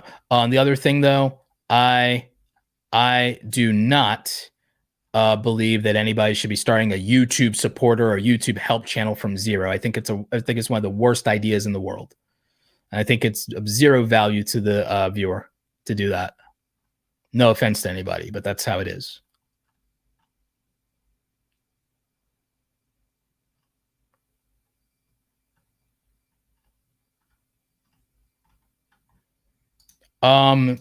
So this question, I can't pronounce this person's name, but I posted content before, but obviously I have no clue what I'm doing. I'm going to give it another try with 6-minute business discussions. What are your suggestions? Okay, make 100 videos. Write down, before you make 100 videos, write down 100 topics. Write down over 100 topics. Break them down into like 10 categories, 10 questions, 10 problems that need to be solved for a specific group of people. So how I would do is like, okay, what am I qualified to do and who am I qualified to help? Okay, great. Here are the people I'm qualified to help. Here are the things I'm qualified to do. Here are 10 of the most frequently asked questions, 10 biggest problems that people have. Okay, now I'm going to answer and serve that question in 10 different ways. And now I have 100 pieces of content I can make. And then I would make those 100 pieces of content, and you're not allowed to quit until you do make those 100 pieces of content. And then what you're going to do is, it doesn't matter if there's 6 minutes. It shouldn't be 6-minute business discussions. That's just like you're trying to do a certain amount of time or limit as possible. No, you should make 10 different videos for every problem you're trying to solve. So you should make something that might be, here's what the problem is and explaining what the terminology is. Here is the process. Here's a 7 or 6 or 10 step or 15 step or 12 step way to solve it. Here are the best tools for solving that problem. Here's a way to take action on this problem. You should think of different ways to attack a problem, and you should make those videos, and you shouldn't make them a minute longer or shorter than they need to be to deliver on the promise made in the title. And that's where your 100 titles come in. And you do that. You do this, and then you see what the results are. And then after you've made 100 pieces of content to serve these people in business, and you've answered the top 10 pressing questions, and you've made 100 videos, and you have all this data and all this feedback, if you don't know how to be successful after having those 100 pieces of data, the experience of making those 100 videos, the experience of answering those 10 problems to the best of your ability, those 10 questions to the best of your ability, at that point, then you can quit. If you don't have a plan after that, and you don't have actionable data after that, and you don't have what you think is a good community after that, you have permission to quit. But if you're like, all right, I'm going to give this another shot, this is what giving it an honest chance would look like, in my opinion. In my opinion. We have more members and super chats to get to. I'm going to try to make sure I get all of them.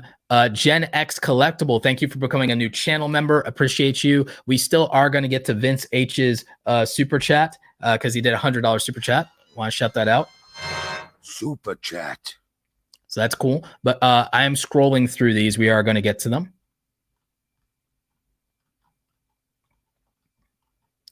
How do you let YouTube generate thumbnails automatically? Once you upload the video, just leave it for a couple of minutes and just let it. It'll have 3 auto-generated thumbnails after like 20 or 30 minutes. And then you just let it do its thing and you let YouTube decide. And then that's the thumbnail.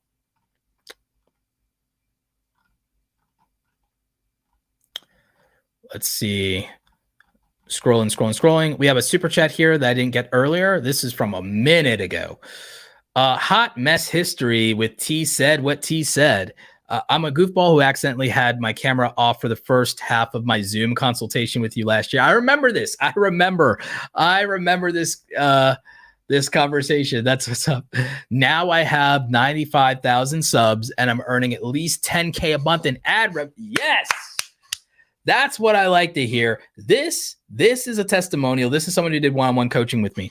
So I remember T said what T said. I remember hot mess history. That's great. No, we were talking about that. We were talking about how you cover like these old celebrity scandals and what happened. And yeah, I remember this.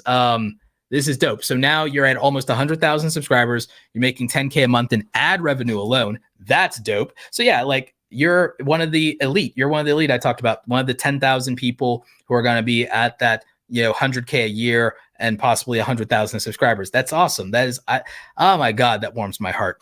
Made my whole day.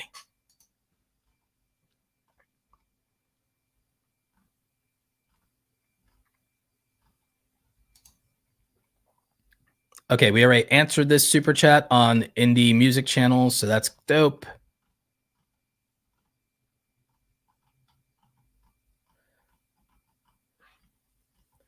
Still scrolling. What time is it? Oh, wow. I'm like really behind on some of these super chats. I'm so sorry, everybody. I'm so far behind on some of these super chats because I've been trying to also answer questions that weren't super chats. I've been trying to give some of those folks a little bit of value, show them a little bit of love because it's not only about the people who throw the money, but we really appreciate the people who throw the money. Will Smith, perfect name. Any specific strategy you use for reaction channels? Pretty sure one of the struggles is for me is viewer retention. Yes, with reaction channels, show one of the most interesting things it teased in the beginning of the video, but also you have to ruthlessly edit the first 30 seconds of the video. This is where you will lose most people in retention, especially since you said retention is your problem. The first 30 seconds is everything. Edit the hell out of them. And when I say edit the hell, I mean every second has to have something moving, something going, like all of your editing effort, throw it at the first 30 seconds of the video, throw all the editing effort. Also consider filming in 60 frames per second. Reaction channels that film, I've noticed that reaction channels that film in 60 frames per second do better because they're just more expressive. If nothing else, film in at least 30 frames, but 60 frames per second is much more expressive, much more reactive, more fast paced. And the thumbnail is everything. The facial expression in the thumbnail, and you can make a bunch of different faces. It doesn't have to be, I would say the other thing you should do is you should do the photography to where you film you take photos of your facial expressions. You do the reaction faces like do like 30 or 50 photographs of reaction faces, I swear to God, and then use those in the thumbnail and edit those into the thumbnail. You do not need the real reaction in the thumbnail that you had when you watched the thing. So make the facial expression that, and then put that in the thumbnail. And I feel like that will be more important than you could possibly imagine for clicks. Then on the retention strategy, because like what we have to do is first we have to do topic, title, idea, thumbnail, all that stuff at the top. Okay, so now we have the click. Great. Then we have to build a retention strategy that focuses on our first battle, which is that first 30 seconds, the valley of death. You can call the first 30 seconds of a video the valley of death because that's what kills a video, is the drop-off rate. So it's like, is my video going into the valley of the shadow of death? Like, so it's like, as my video walks through the valley of the shadow of death, I look at that retention and realize there's none of it left. Like, so it's, I have to come up with a better version of Gangster's Paradise for that. But that's the gist of it. That's the gist of it, is like that retention rate is the valley of the shadow of death. So we have to fix that. We have to do better in that first 30 seconds to retain. And then after that is the pacing of the rest of the video. And it may not have to be as aggressive, but reaction videos have to be high energy, high stakes. The other cool thing I would look at doing with reaction videos is start a reaction format that's not always about a single thing, but also is about a roundup of things, because people like that listicle format of, so I would react to things and I would make list. I would, most savage moments from blank is a really good, most savage moments is really good. WTF moments is really good. Those are good reactions because they're like, oh, I'll click on that. Instead of it's just one thing, there's a group of things. So a grouping of things is better sometimes. So strategically that can work. Sometimes having 3 to 5 things that you can react to. So yeah.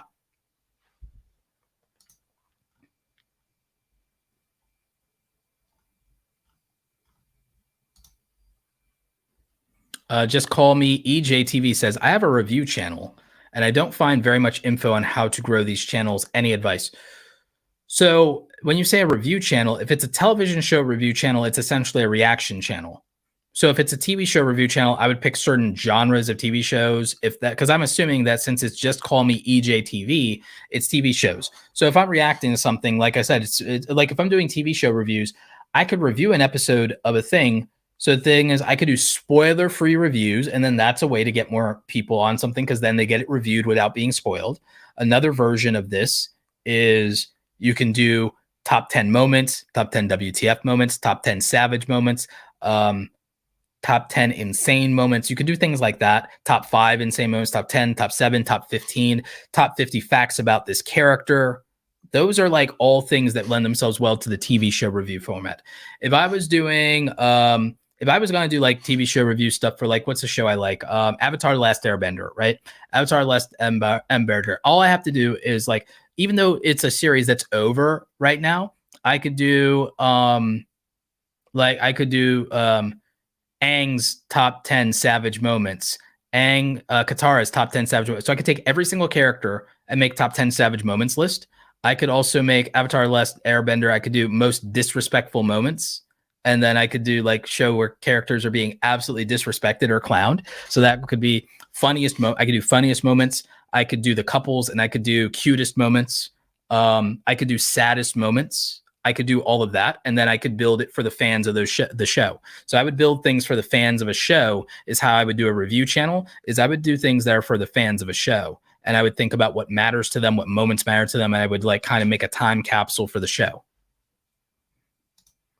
That's what you, if you're a fan, if you're part of a fandom community, if you're part of like anime community, a Dragon Ball community, TV show community, Star Wars community, Harry Potter community, like any of these fandoms and franchises, I would think of how to build a time capsule for the fans. How to build a time capsule for the fans that is about their favorite moments, their favorite characters, their favorite episodes, countdowns, top 10s, things like that. And then for live experiences, things like reactions and watch parties and trivia nights. And I would build community more than anything.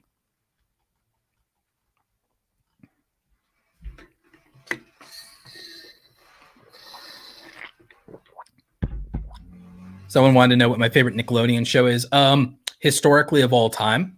When I was a kid, my favorite Nickelodeon shows were the live action shows. So when I was a kid, my favorite Nickelodeon shows were Hey Dude, Are You Afraid of the Dark, Salute Your Shorts. Also some of the contest shows like Nickelodeon Guts. I wanted to compete on Nickelodeon Guts as a kid and climb the aggro crag. Remember that? And I wanted to compete. I wanted to be a gladiator. I wanted to compete. And I became an athlete. I became a track and cross country runner. A lot of y'all didn't realize that. Like Roberto's not out of shape, like not that bad. Like, I mean, I still could get my washboard abs back, but it's like Roberto isn't a slouch. It's like I still got some of a post-athletic body, even at 38. I've retained my youth for a reason at 38, and I drink the water. I'm a fan of the hydration. So when I was a kid, in terms of my favorite shows, my shows were a lot of things like Wild and Crazy Kids and Nickelodeon Guts and a lot of these physical challenge shows, Double Dare, Family Double Dare. I dreamed and fantasized about being on those game shows when I was a kid. That's why people love Mr. Beast, by the way. He is their version of Double Dare and Salute Your Shorts and these obstacle courses. That's what Mr. Beast is. So he's that for this generation. And then I also used to like the dramas. I used to like the kid and teen dramas like Salute Your Shorts and Hey Dude, and stuff like that. I also liked things like the original first vlogger was Melissa Joan Hart in the TV show Clarissa Explains It All. Clarissa Explains It All was the first vlogger of all time. It's not Joey from Friends. It's Clarissa Explains It All. She was the first vlogger. Melissa Joan Hart still was my childhood crush. I think we're the same age too. Like shout out to her and her husband and their beautiful baby. But like Melissa Joan Hart was my number one growing up as a kid. And Clarissa Explains It All was the GOAT, OG, the GOAT, right? So there was that. Narrative storytelling, Are You Afraid of the Dark, was clutch. Someone could revive and do that format today in a creepypasta thing. Someone could do a creepypasta channel and revive Are You Afraid of the Dark's format for today, and they would get 10 million subscribers. They would get 10 million subscribers. I'm not even joking about this. So now in terms of Nickelodeon cartoons, I was a big fan of Doug. Doug was me as a kid. I was Doug. So shout out to the original Nickelodeon Doug before Disney took it over. Disney's Doug wasn't that bad, but the original was better. So there's that. Obviously, Rugrats as a kid. Rocko's Modern Life. Loved that. So yeah, that was a lot of my Nickelodeon shows as a kid. That was what I liked. And I think that that's also representative of today in YouTube is a supplement, I think, for kids who didn't have that. There also used to be some really good shows. Kenan and Kel, all that. Roundhouse, people don't remember that as a variety show on YouTube. Wienerville was fun. And what else did we have back then? We had this other show called You Can't Do That on Television. That was a fun variety comedy show. I used to like that. They had a lot of comedic bits in that. So I like that.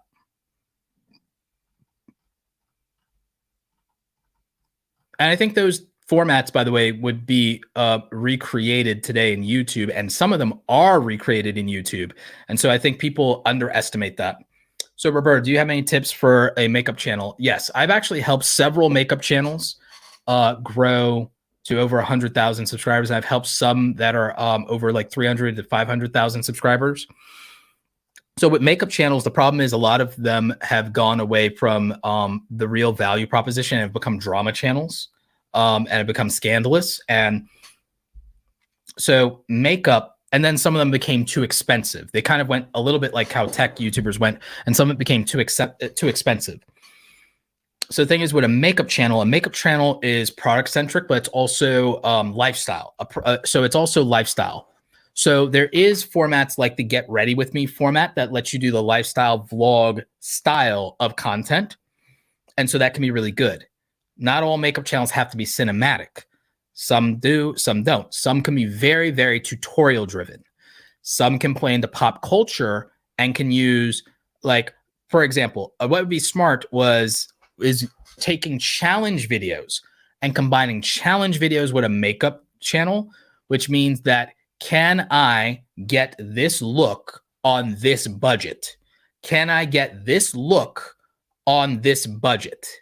So that's a good video to get people excited, and that's a way to create spectacle. Okay. Now, if you have children, the challenge of letting your child try to create a certain look for you to make you look like a celebrity, and letting your child do your makeup, but they have to try to get it to look like the celebrity. That's a challenge because there's stakes and it's interesting. So that's good for a makeup channel. So that can make it fun and creative, and we haven't seen as much of that, and it would work. The other thing is, obviously, there are things like doing things like budget and haul videos by going to places that people would know. So you're trading on name brands. So there's that part of it. So budget conscious. There's also speed. There's also how to create this type of look in under a certain amount of minutes, because then it's time. Women go through a lot of time to do their makeup. They go through a lot of time to put themselves together. It's a lot harder for them in that regard than their male counterparts. And so there's so time is always valuable to people, money is always valuable to people, and curiosity is always valuable to people. So I would prioritize those things strategically, and then I would try to then make my own formats on top of that and layer that. I would try to incorporate my own version of storytelling on top of that. And so those kind of things I feel lend themselves to working extremely well in the beauty niche, the fashion niche, and the women's lifestyle niche. And that's proven to work for my clients, is thinking in that way.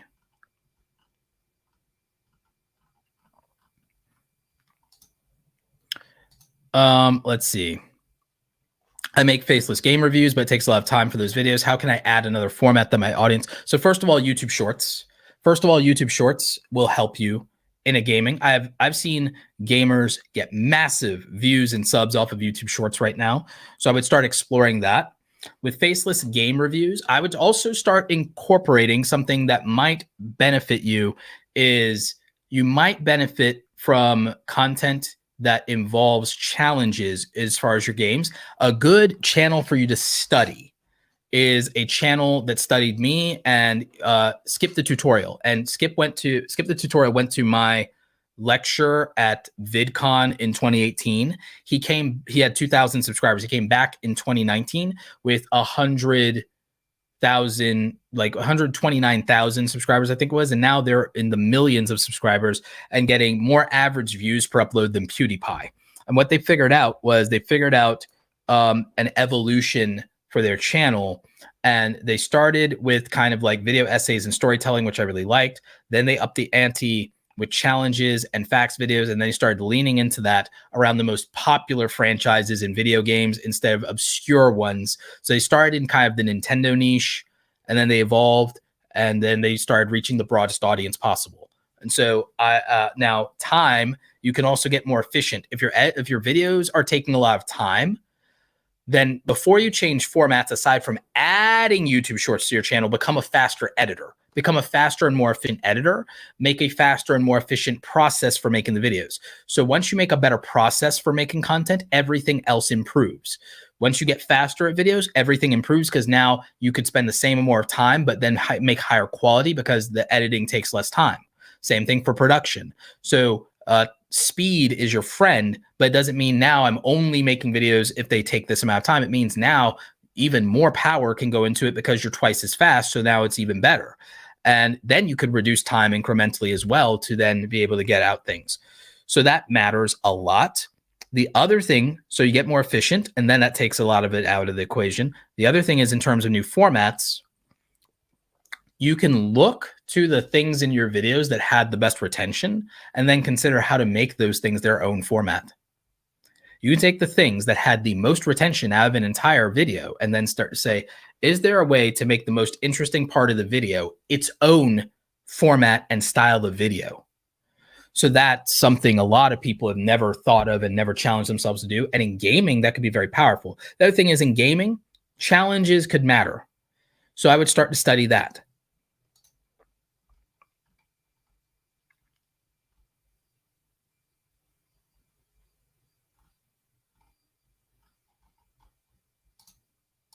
No reservations. Thank you for the $5 super chat. Is doing walking tours in Brazil to cross niche with doing podcast in Brazil with locals? I would say that the answer to that is not walking tours, but man on the street style interviews, meaning those man on the street style interviews. And I would kind of go to being almost like a, what do they call them? Almost think of yourself like a field reporter. Start thinking like a field reporter, but also someone who's doing human interest stories, and start to talk to the locals, but also talk about current events and things that are in the news, and then get the real scoop from the real people. So if it's on the news, if it's on the national or international news, ask real people about the same thing, and then you become the source because you're bringing it from the streets. You're the man on the street. Become the man on the street. Become the man who goes where the real people are. And so you take the same headline, and then you take that headline to the streets, and then you bring what you got from the streets to the world. And then that's a real good thesis for anybody. Can do that in any location. And I think it would be wildly popular and successful over a long enough period of time.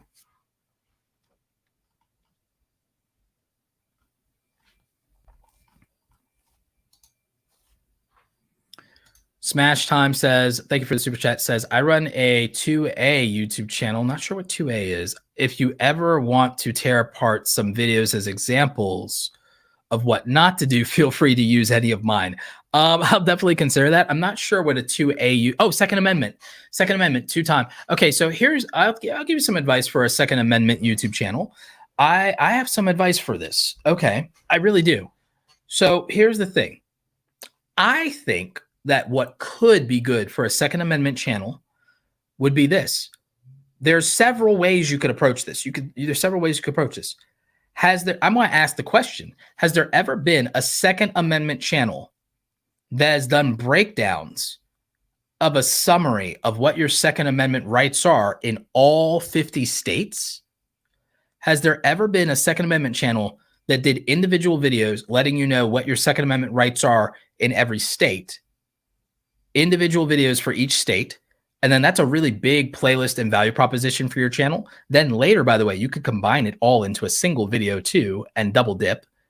And that would be dope. Okay. And then your education reference channel in that way. Here's another thing you can do as a Second Amendment channel. As a Second Amendment channel, another thing you can do is you can actually grab data from the Census Bureau around Second Amendment issues, and then you can present the data and make your own graphics, but you can prove who your sources are, and you can talk about Second Amendment issues and tell them what the data says about these issues, and then you're reporting on the facts. And then what you do is you pair those facts and you fact check every piece of rhetoric that comes out of a politician. So you put a politician in a thumbnail, and then you show what the government's own data says, and you fact check that politician, and you say whether they're true or false.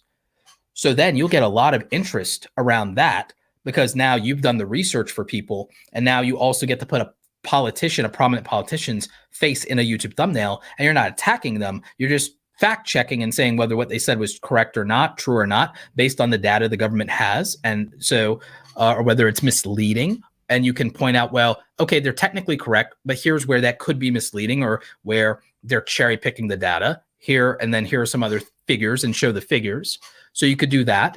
And because then you're also presenting people in the Second Amendment community with what they're like, with arguments they themselves weren't in a position to make, but now they have a way to make the argument.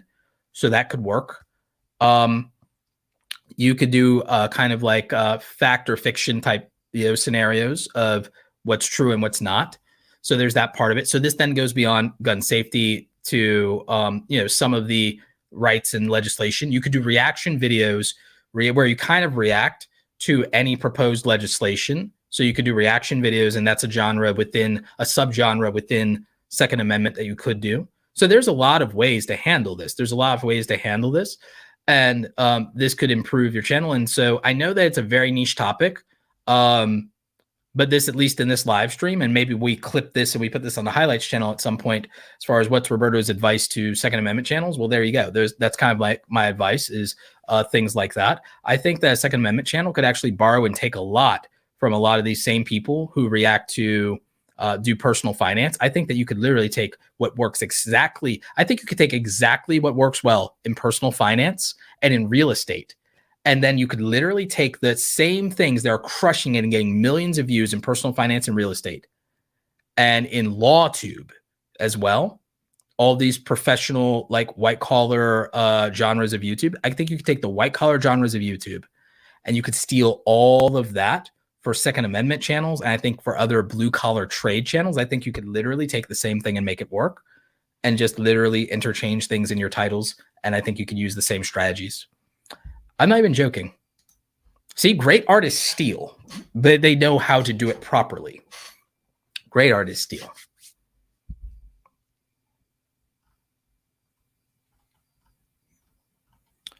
Covered that. A lot of you asking repetitive questions. I think it's just that people are like, think I didn't get to them or whatever.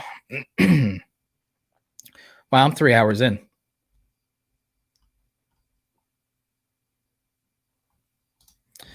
Do you have to pretend to be an actor on screen to get used to be on camera? No. And I'm not really good at any of that.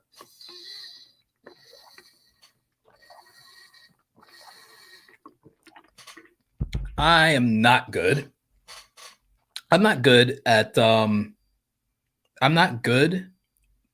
effectively pretending to do anything, to be honest, because like maybe some of it's my ADHD. I don't know, but it's like I'm not really good at any of that. I think I'm good at like make believe, but it's over the top, which is why I'm really only good at being like, I'm only good at playing villains, right? I'm only good at playing villains. And that's because you can be over the top, dramatic, charismatic, and and you just you're doing evil, and you're enjoying it, and you're delicious, right? And it's great. So you can be over the top and dramatic, and all those things. So I don't think that translates to what connects with an audience, though, right? That works as a caricature. I think the age of people playing a character on camera is winding down, because I think people are over it and they'll go to a movie if they want that. I think that the easiest way to be good on camera is to practice being good on camera and to get comfortable in your own skin. I think it's being comfortable in your own skin. I think it's just like dating in the sense that you have to be authentic, Yes, you want to present the best version of yourself, but not something fake and unsustainable. You don't want to have to wear a mask. You're not being 100% vulnerable all at once. It's layers. It's a process of letting people get to know you slowly and you getting comfortable with what you want to present and expose about yourself and getting comfortable with boundaries and vulnerability.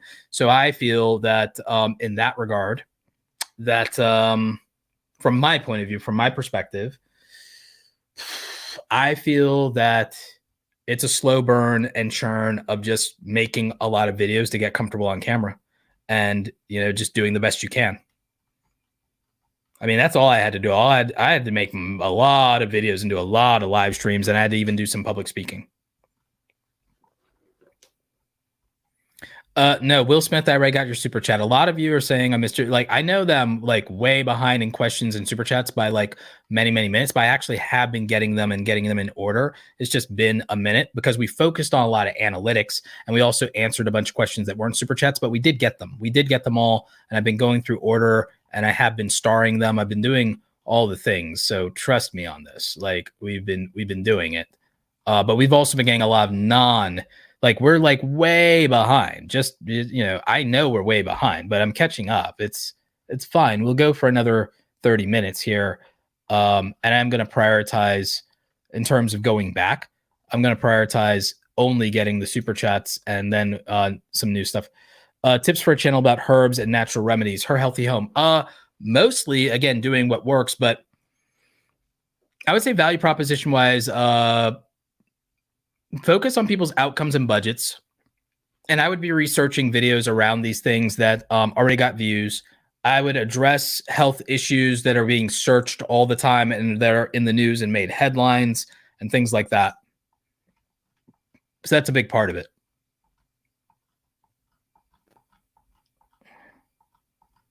Let's see.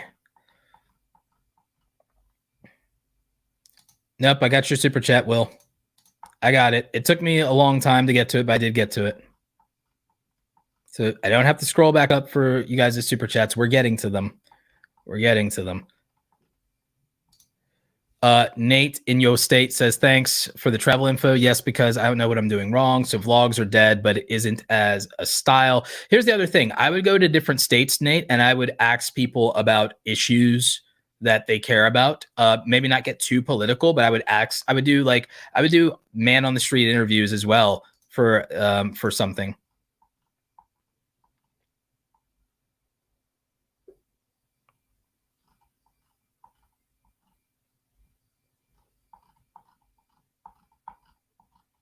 Someone asked if you should hide your subscriber count. You can't anymore. YouTube's disabling that, so you won't be able to do that.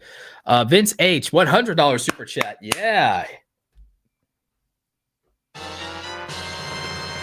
Super chat. Vince says, thanks for all the free info over the years. You're the GOAT. Heard a mention of crossover niches, geek and nerd culture channels like Comic Storian and RCD World made separate gaming channels for their mains. Do you think that that does more to help them or harm long term? It helps them. And the other thing is those channels are also monetized channels. It helps them long term and it expands their, I'll tell you guys a secret about another good reason to start second or third channels. Starting second and third channels not only helps you with monetization and gives you a different RPM and CPM, it also allows you to double or triple the amount of brand deals you can do. Because when you do a channel, there's a certain amount of brand deals you can do because there's only so much sponsored content the audience will put up with. They'll put up with a certain amount of sponsored content. Some people can get away with doing every video has a sponsor, and that's great if you can and not lose audience. So that's great.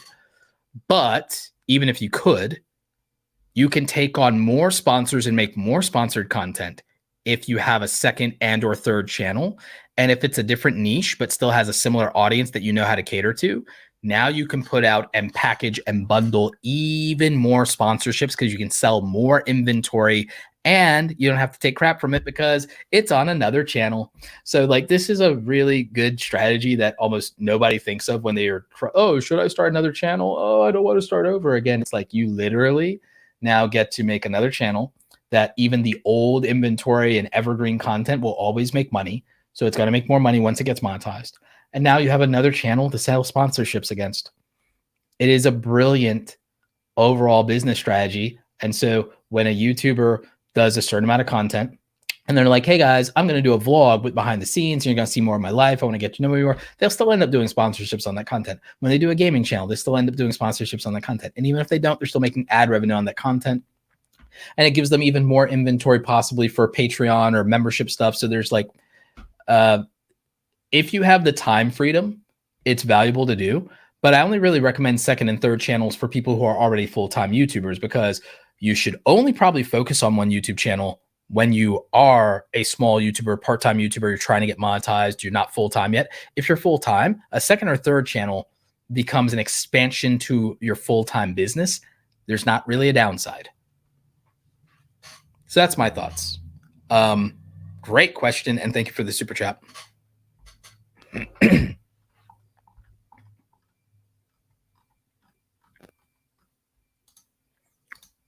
Miss Style says, can you use an old channel? If you don't make it in a year, do you have to start all over again? No, you don't have to start all over again. My music channel didn't make it in a year. The time is a 365-day rolling target for YouTube monetization. You don't have to start all over again. In fact, if we pull up the data on my music channel, because yes, we still are doing analytics data. If we pull up my faceless music channel, Zenbuster Music, make sure you visit, watch videos. In fact, all of y'all, I've got like 300 of y'all watching the channel right now. Do me a favor. Like after this stream or in the future this week, I want y'all to do me a favor. Go to my music channel, Zenbuster Music. You don't have to subscribe. What I want you to do though, is I want y'all picking some loop or song or track from here and play it in the background in the house or on the TV or wherever. Play it in the background this weekend or all week. Please do that for me, or throughout the month of August. Because what we could do is we can just go ahead and get this channel monetized, and I can get some analytics and ad revenue data off this, because this channel is over over 2,000 watch hours. It's halfway, but that's because I missed it last year, and it's a rolling target, because the lifetime watch time of this channel, the lifetime watch hours of this channel is over 7,000 hours. And by the way, I think I had this URL a long time ago. It was not this URL. I had this channel, and I turned this channel into the music channel. So it doesn't matter if you have an old channel. I had an old spare channel from back in, I've had this channel. I had an old spare channel from 2007. I had an old spare channel from 2007 that I wasn't using, that had no content, and I turned it into a new channel. And so but if I use the last, like if I look at 2021, right? In 2021, I made over 4,000 hours, but I didn't make it in a 12-month, 365-day cycle. So I aged out because I lost this big old chunk of watch time here at the beginning. So it's a rolling target. So I've had the reset. So it's not a reset as far as 2022. It's a reset in terms of 365 days. But it's also qualified watch time, because here's the other thing. There's some watch time I have that doesn't count. And it's watch time from live streams from my 24-hour streams, because my 24-hour streams don't archive. So 24/7 live streams don't archive. So the watch time for 24/7 live streams don't count. So the only watch time I have that counts is not this almost 3,000 hours. The only watch time I have that counts is the 2,300 hours, so the more than half.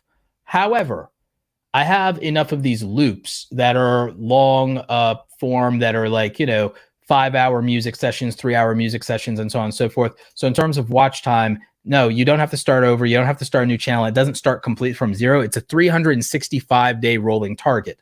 So even on this music channel, I have crazy data. And again, we're not doing a lot.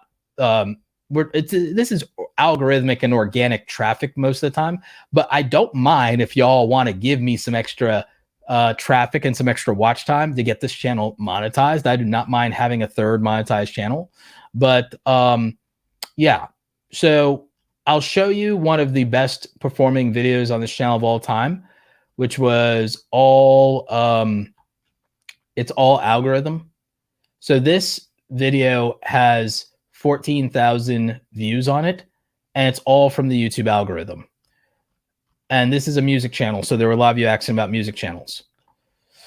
So this is an hour-long loop. The reach is not fantastic in terms of click-through rate, the response on click-through rate. The reach is good, the response is not. All algorithm, baby. YouTube recommending your content. In this case, remember how my clips channel gets it all from the homepage? The music channel's asset is suggested videos. Homepage is great for the music channel, but the music channel's bread and butter for videos to break through on the music channel, it's all suggested videos. And guess what? It's music and there's no lyrics either. It's music and there's no lyrics. So how is it getting suggested videos? You might ask. Like, how is it accomplishing that?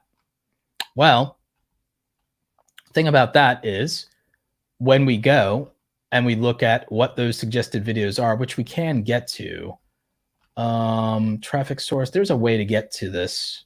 Hang on.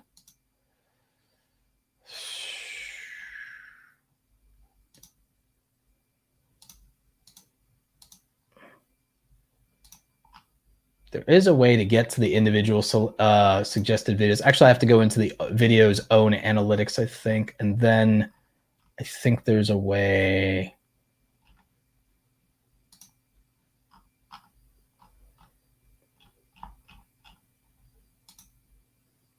But yeah, the point is this video. Why is analytics screwing up? Yeah. Anyway, this video, it got it from non-subscribed people. It got 14,000, and it's all generated entirely from suggested videos.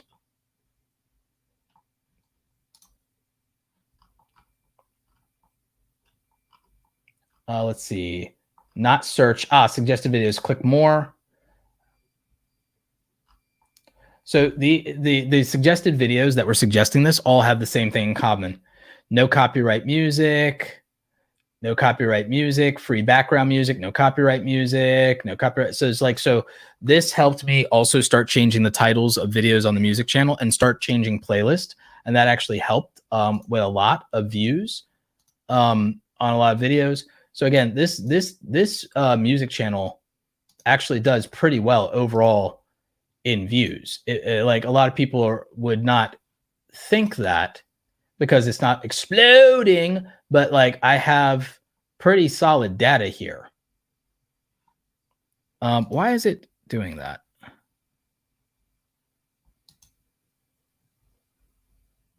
YouTube's being weird. Click on studio. So yeah. So like there's a lot of interesting stuff. And like, again, this one has 10 watch hours on it for a single video. So the more videos you make, if you can accumulate a certain amount of watch hours on them, it all adds up. And then you have, your 4,000 hours, depending on just how you figure all the math out. You can figure out the math on it. So there's strategies around this. So like, yeah, you don't have to start over per se. You just have to remember that it's a 365-day moving target, and you have to act accordingly.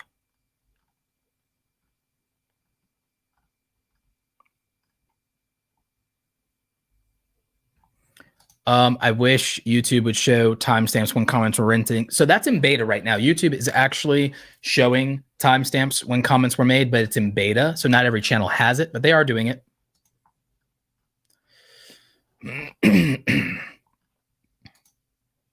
How do you ask subscribers to become channel members and not sound desperate? You tell them what they get. So primary example, if you become a channel member for this YouTube channel, what we're going to be doing for our channel members is a couple of things. One, I'm making exclusive content weekly. We have over 100 members only videos in our archive. So we have an archive of 100 members only videos that you can only watch if you're a channel member. So if you want that exclusive content, you should definitely become a channel member. We're going to be putting out well over 5 videos a month, which means you're only paying for $1 per video. So if I've ever given you $1 in value from a video that I've made, you'll want to watch these members only videos. And we have 100 videos in the archive. So you don't have anything to lose by becoming a channel member. The other thing we're going to do is I'm going to eventually be doing some channel member only streams. Once we are up to 150 channel members, we will start doing members only streams, and I'll announce them in advance. And you'll have all kinds of interesting opportunities for members only. I'm also going to be doing once a month. Once a month, I'm going to be picking a member at random using a generator of the channel members, and we'll be doing a short one-on-one call / if they want to talk to me, ask me questions, review one-on-one. It'll be short. I'll definitely record them for content, and they may or may not make it into a video, but that's a once a month random drawing that I'm going to be doing with channel members who make content. So that's another reason to be. So we'll be listing all the perks out, but if you want to be a channel member, there's reasons to do it. Access to the 100 video archive, access to the new members only content we're going to be doing each month. And also we're going to be doing some of those opportunities to have either some one-on-one with me, and there will be potentially some giveaways of my existing products and or even some merchandise. So plenty of reasons to be a channel member. You just have to tell people the features and benefits. Just tell them what they get. Tell them what they get. Speaking of, still looking good, 58 new channel member. Thank you. You are awesome. Welcome to the squad. Lady Chan Dun Dem season. I seem to be stuck at 3.6K after 20 minutes, trying to grow. May I have your advice, please? So I'm not as familiar with your content, but in general, there's a couple of things. One, look at what got you subscribers in your YouTube analytics. We went into the YouTube analytics, and we can always go into our analytics and find what content grew us by the most subscribers. We can always do that. So when we want to do that, we go into our analytics. This is video analytics. Let me go to channel analytics. Channel analytics.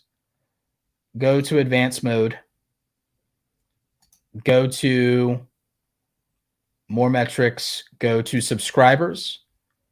And then it'll tell us every video that got us subscribers.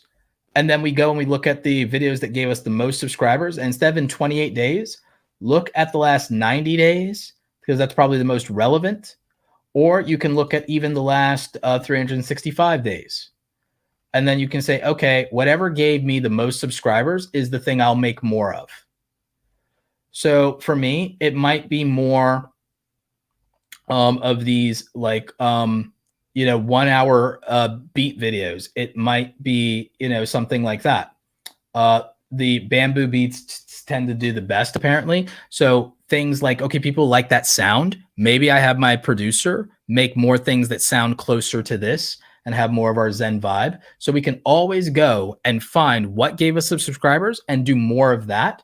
You can also start incorporating, if you haven't been asking for subscribers, incorporate asking for subscribers into your videos more. And then, don't ask, don't get. So you can ask for more. Closed mouths don't get fed.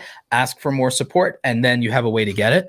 So that helps. And then in terms of, it always increases more subscribers most of the time, getting more views. So uploading more often, more consistently. That's what's worked on the main channel. You guys saw the evidence of that I've been able to go back to getting like 1,000 subscribers a week again. Which may not sound like a lot, but some of your biggest, favoriteest YouTubers with 1 million or subscribers or more, they're stuck at 1 million. They're not growing anymore. They're losing people, gaining people. They're not getting net positive growth again. So I would definitely think of that.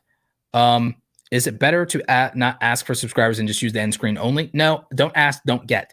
I've been getting 1,000 subscribers a week and I'm not even asking for them. So if I started asking for subscribers in every video and I'm posting daily videos, I could probably double because I'm not even asking for subscribers. If I asked for subscribers, I would get subscribers. So if I asked and I was making this content, I would grow more. So consider, I know people have made it a trend to not even ask for subscribers anymore, but if that's not working for you and you're not growing and you want to grow faster, if you want to grow faster, then ask.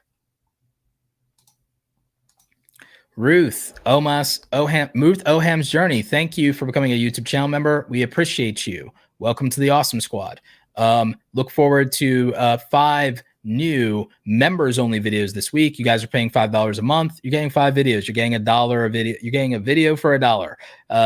You're You're getting my high quality performing long form content for $1. Like, come on. So yeah, let's see. Can you imagine if I got $1 per view? Could you imagine if I got $1 for every view on a video that I get? I need to figure that out. What if I got $1 for every view that I got? What if I got $1 for every view that I got? Because I get a penny for every view that I get. What if I got $1 for every view that I got? I need to think about how to do that. So new goal. Get $1 for every view that I get at some point.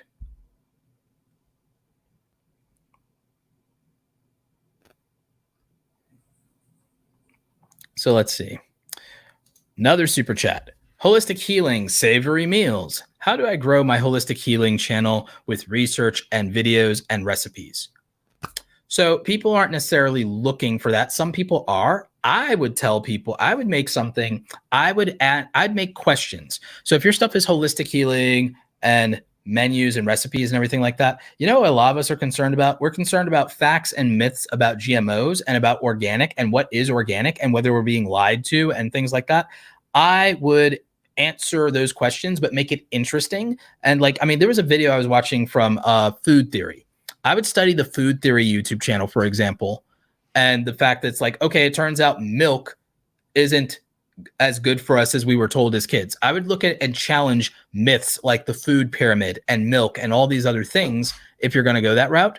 And I would make these videos a way that could challenge those paradigms and those established norms. And that's where the research would come in.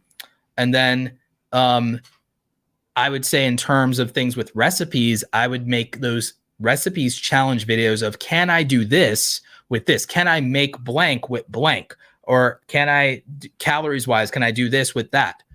I would, how many calories can I put into a food bar? Like, you know, how many, like, can I make a, 2,000 calorie food bar? Like, so like I do weird things. I'd make things interesting, curious, weird, but with research and facts. And then I'd make them interesting and entertaining in that way. So that's how I would probably accomplish what you're setting out to do.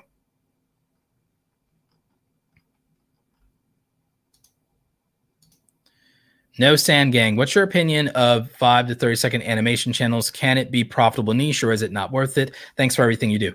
If you're doing 5 to 30-second animation, I would take advantage of YouTube Shorts right now. I would take advantage of YouTube Shorts if you're doing short form animation already. I would take advantage of YouTube Shorts right now. I would take advantage of Instagram Reels. I'd be taking advantage of TikTok. I'd be taking advantage of all of those short form platforms right now. And then I would use that as my catalog. I would exclusively be focusing on that. And then I would use that to build an audience. And then I would probably, what I would do is I would use 5 and 30-second videos to build an audience around that for short form. And I would make short form channels.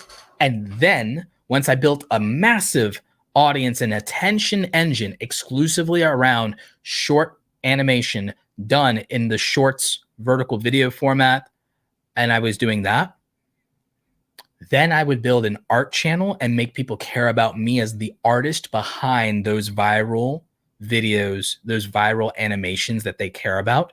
So I would have a whole strategy. My whole strategy would be I would make viral 5 to 30-second videos and put them in YouTube Shorts on a channel, put them on TikTok as a channel, put them on Instagram Reels as a channel, have a Twitter account, and I'd be posting that everywhere. And I'd be trying to make those shorts, so that I could exclusively be making those and go viral and get big very fast. And then I would have a channel that is a dedicated art channel as far as me, the artist. So these videos would be my portfolio, and I would have a separate, here's the portfolio and here's the studio. So no, I would not combine them as a channel. I would have a YouTube channel as here's me as an artist and here's my studio. And I'd be doing long form, and I'd be doing art lessons and animation lessons. I'd teach the next generation of YouTube animators how to do animation. Or if I didn't want to be a teacher, I'd be vlogging as an artist, and I would also do tours of my studio, and I would do animation streams and Q&As where I'm working and talking, and I would have the studio, and then I'd have the portfolio, and they'd be two separate brands and two separate things that are part of a bigger entity, my media company, my animation company. And so my animation company, my wonderful world of Disney or whatever, my wonderful world of sand, my sand kingdom would be, here are these short form vertical viral videos that everyone loves and knows me for. Now here's the person, the man, the woman behind the scenes, the person behind the throne, so to speak, running the kingdom, building the kingdom. And I would then show the life and times of what that's like, and me as an artist, and be all about my art. It wouldn't necessarily be about anything, no day in my life. It'd be, unless it's a day in my life of making an animation. And so I would do all of that. And then the other thing that I'd probably be doing is from there, I would figure out how to make a feature length animated short or video that's more like a 30-minute to 1 hour feature length type film type deal. Use my massive audience around the short form content, and then the real deep dive of the 1,000, 10,000 people who then are super invested in me as the artist. And then I could either crowdfund it or have them do a merch drop of dope t-shirts and hoodies, and use the merch drop to crowdfund it so they get a product. And then I would launch an independent animated film. And then I'd have the news press of having one of the fastest Kickstarters of all time and use that. Or I'd have the story of the fact that my audience crowdfunded an animated film, and that the YouTube community, the TikTok community, whatever, like crowdfunded an animated film by their favorite creator. And then that gives me press and PR and everything like that. And then you have a feature length film, and then you've literally accomplished what every artist, every animator dreams of. And I can tell you all this because my dream as a child was to be an animator, and I had to be more practical than that because I'm 38. 25 years ago, being poor and technology of my time, that wasn't going to happen. So, so I can literally tell you how to achieve my childhood dream, because now technology, and it's cheap. It's cheaper to do, and the technology is there, and the audience and platforms are there. If this had all been here 25 years ago, I wouldn't be Roberto Blake, the social media expert or whatever. I would be Roberto Blake, one of the great animators of all time, if this technology existed 25 years ago, and I could make money doing it and not be poor. So there you go. That's how to accomplish my childhood dream. You're welcome.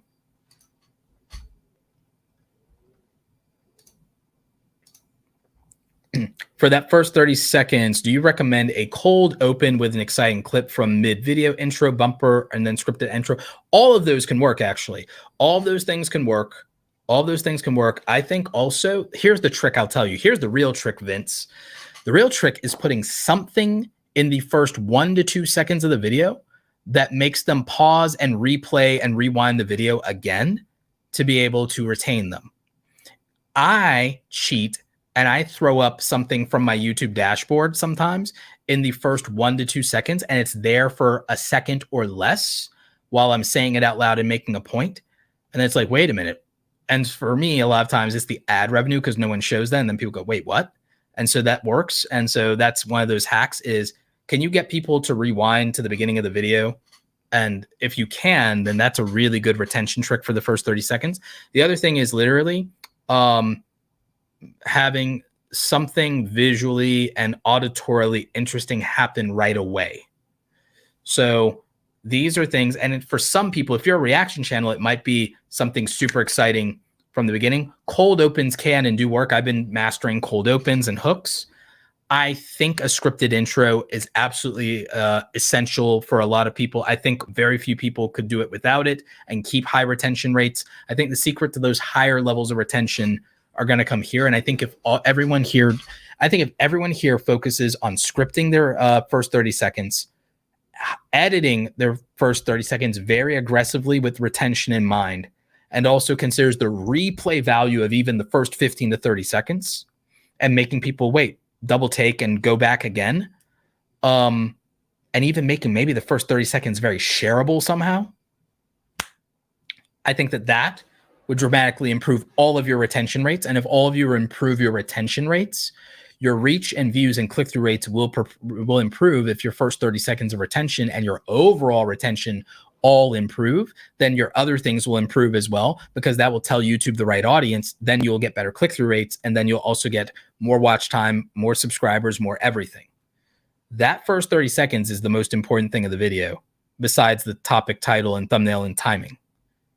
It's that important. It's literally that important. And I do not think enough people advocate for how important it is and what a difference it makes. And it's the metric that matters, and it's the thing we can measure. Now, the exception to that becomes super hyper long videos like these music loops and things that I do. So like this 1 hour to help you relax, which has been doing very well for me. This has got a massive boost in performance lately. I don't know what the hell revived it. Like it happens though. Because by the way, that's the other weird thing. This video is getting views again and is spiking somehow and getting recommended again months after I uploaded it. And it got subscribers. This is insane that like, oh, all of a sudden this is doing something. So, but again, for this type of video, the retention kind of doesn't necessarily, it's like it matters, but it doesn't. The average view duration matters, but it doesn't, because again, it's an hour-long beat. It's a different vibe. It's a different thing than a regular video. So that's why we used my clips channel, and we used my regular YouTube channel. So like if I were to show you guys one of my more recent videos on the main channel when it comes to retention, which I can switch over to, you'll understand exactly where I'm coming from about the first 30 seconds. So when it comes to the first 30 seconds, let's use this video. This is a recent video. You may not think it's doing well on views because, oh, it's like you have all these subscribers. It will get more views over time. My videos are slow burn, slow churn. I don't have to worry about the first 30 days of my videos. I can worry about the first 90 days, maybe. I can worry about the first year, because videos that get like 3,000 views on their first day that people dunk on me on and tell me I'm a shill or a fake guru for, I give them 3 years and then they have over 250,000 views and they've made me thousands of dollars. I'm playing the long game. It's like I'm buying blue chip stocks when I make YouTube videos while everyone else is trying to buy Dogecoin and shit like that. So when I make videos, I'm in it for the long haul. I'm like, what does this video do for me over the course of the next 2 to 3 years, right? What does it do for the audience over the next 2 to 3 years? Who does it help? Whereas everyone else is just chasing what they can get in 30 days or less so they can have clout. I'm like, you know, like that's one way to play the game. I don't really care if that's what you want to do. But for me, I know that I'm winning when YouTube recommends my videos, and I get like 50% of my traffic from recommendations. Look at how it's YouTube home. My subscribers are watching if they're getting notified, but notifications don't do as much, whatever. But it's not reaching the subscribers because that's how YouTube is. But I have like 50% retention. Look at how flat the graph is. That's what I'm about. I'm about keeping this graph as flat as possible. I'm about that retention. So like, that's what it's about as far as I'm concerned, is it's about that retention. And so when we go to this retention graph and we like look at the first couple of seconds, you know, of the video, and we look at the retention graph, that's what I'm about. And then the fact that I'm then retaining the audience for so long throughout the video. So that's really what we're going for here, and it's working. We have a decent enough click-through rate. Click-through rates are variable, like I say. For this, with the broad reaching audience, I don't care that this is a smaller click-through rate. I expect it. Again, I'm looking at things like this average view duration. I'm looking at, you know, things like right now it's hitting some people who are already subscribed to me, but it's hitting enough people that aren't subscribed to me to where it could grow the channel. It's got some subscribers already. The revenue on it is $20 CPM. So we're doing healthy on that. So there's not really a downside to me. Oh, this video, to worry about whether this video is quote unquote doing well by other people's standards. This video on monetization tricks, this video about increasing CPM. It's a niche audience to say, oh, I'm going to increase your CPM. It's a niche audience, $24 CPM. So it's, you know, it's whatever. there's content here over the last couple of days that is hitting better with views. This Premiere tutorial is actually doing better than I thought because it only has 3,000 something views, but its predecessor that I did years and years ago, I have a video that's 4 years old on the same topic that has over 250,000 views now. So this will be the successor. It did it all slow. So if a video like this just gets 100 views a day forever, I'm fine with it because that's what this video is more meant to do. This type of video is not meant to do what other YouTubers get excited about. This video is meant to get 100 views a day forever. See, that's my sneaky strategy, is this video is meant to do 100 views a day forever. And this is why I can teach you some of these weird things about analytics that nobody else can. This is why this is the place for even small users to be, because I'll show you how this works. Because if I compare this to its predecessor, watch this, export. This is another thing. People don't realize you can compare videos. So I can compare a video. Oh, this video is 7 years old. That's even better. Like, it's still like, okay. So I'm comparing these two videos, and the difference between these two videos is like the starting point. This video performs so much better than its predecessor, but I want to show you the predecessor. The predecessor was eventually able to go from being down here and getting 20 or 30 views a day to starting to average 100 to 200 views a day, to getting like 300 views a day for years and years and years. And then it slowly trickled down to 100 views a day until it trickled down to 20 views a day again, and then to nothing. And see, I just made a sequel video that outperformed the initial performance of this, of its predecessor from 7 years ago. So you can see my plan. You can see my evil plan. My mastermind strategy here is this video's only purpose is to get 100 to 300 views a day forever. So I'm not worried about it. It's doing just fine. It's doing exactly what it's meant to do. It's doing exactly what it's on track to do. Is it's meant to farm 100 to 300 views forever. And people do not think like that about their back catalog. They do not think about their catalog that way. What people get excited about is they want to do videos like this one or better. Like in education, you take what you can get, but they want to do videos like this that have like 50,000 views in less than 30 days. In 90 days, this video will be at like 100,000 views. Everyone wants to, because then I can look at my quote unquote view to subscriber ratio, and then I can look at that, and I can get all excited about, oh, see, I have 500,000 subscribers and I'm getting 10% of them to watch a video. No, bullshit. People who watch this video are people who are not subscribed, which is why like 30% are subscribed, 69 are not subscribed. That's why this is one video that can get me 1,000 new subscribers. And by the end of this year, this video will have gotten me 3,000 to 5,000 new subscribers. I am not going to only make videos like this though, because if I did, I could get to 1 million subscribers faster. But there are other videos that serve other purposes for the channel, because not everything is about subscribers. And some videos make more revenue than others. Some have more CPMs than others. This accomplishes both. This video does everything I need it to do, but not every video can do everything I need it to do. This video prints money. This video gets new subscribership, and this video gets views. It does everything. So why not only make videos like this?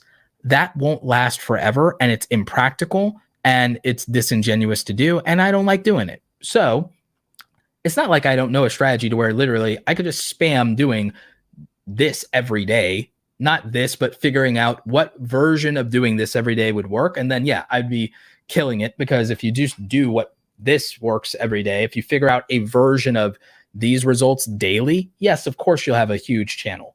But it's also not satisfying, and it can only last so long if you do that. And you could end up abusing the audience too. It's not fair to the audience to do it that way. It's not fair to always only do things that get you the most out of it. Sometimes you need to do things for the audience. Now, in terms of how this video works, and something I'm trying to teach you is this video is doing over 1,000 views a day. And so this video can probably keep that up for a while longer, a good while longer, I'd imagine. It could probably keep that up for another 2 to 3 months. And that's why I believe this video will have like 100,000 views in 90 days or less. And so, that's wildly practical.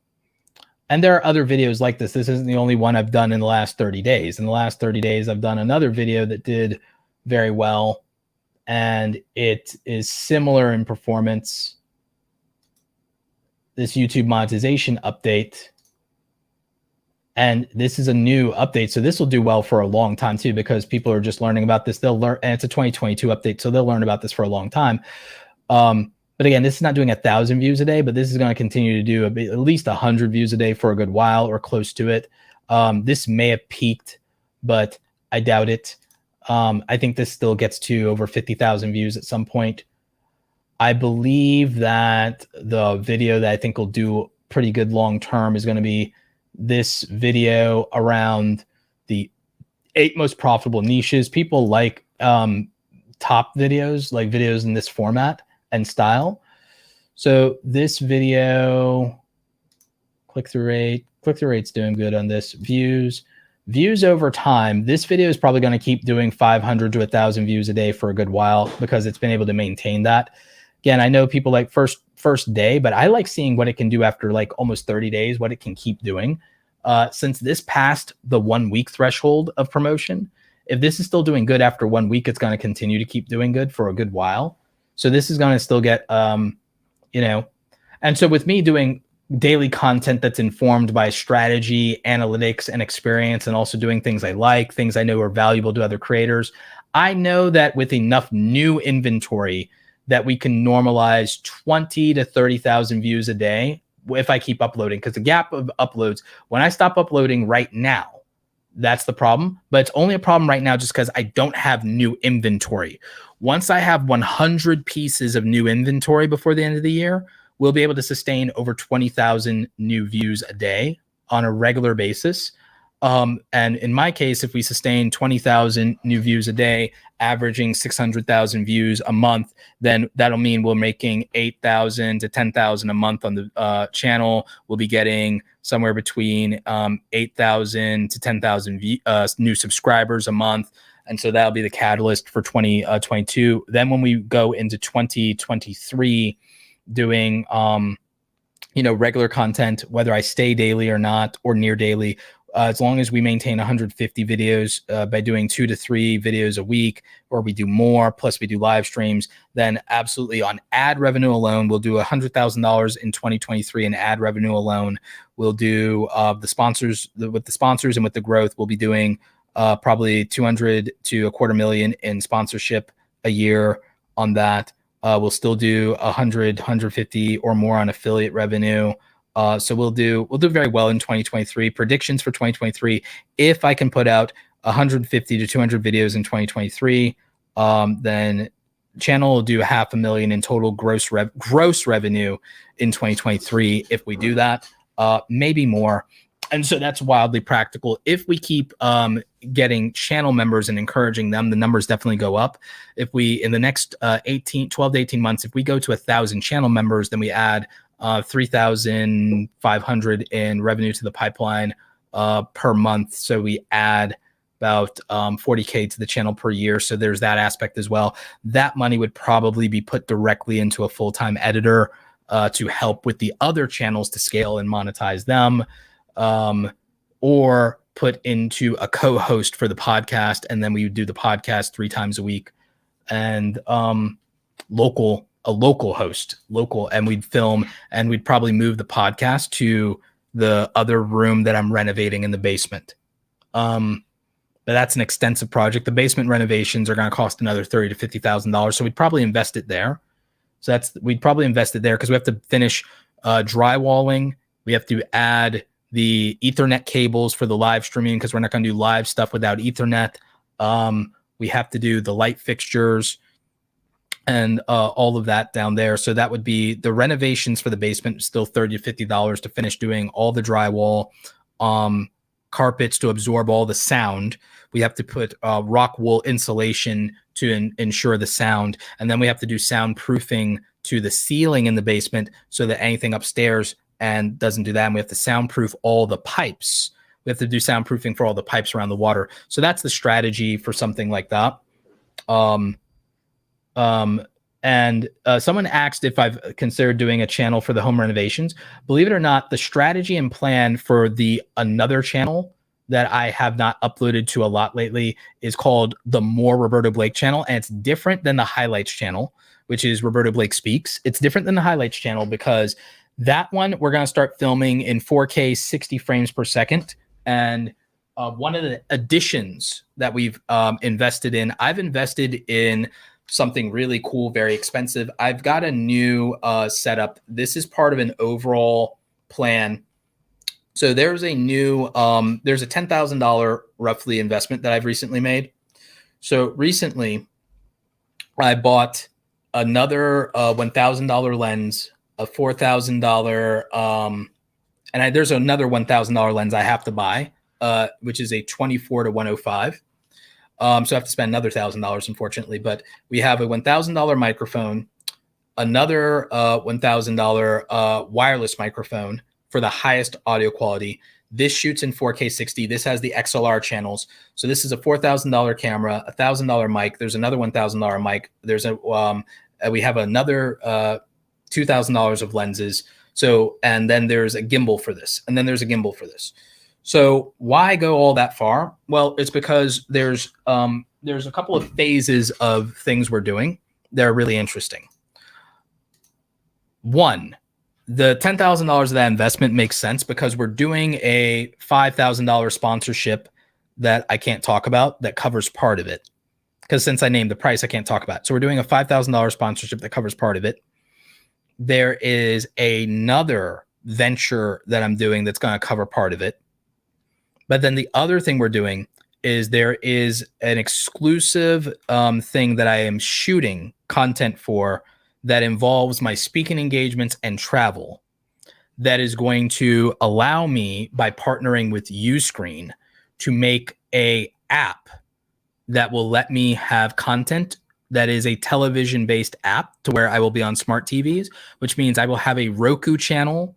We will try to figure out an Apple TV channel, but I will have a Roku TV channel, an Apple TV channel. We're going to figure out basically me having a TV channel apps type play. So we have a play for that.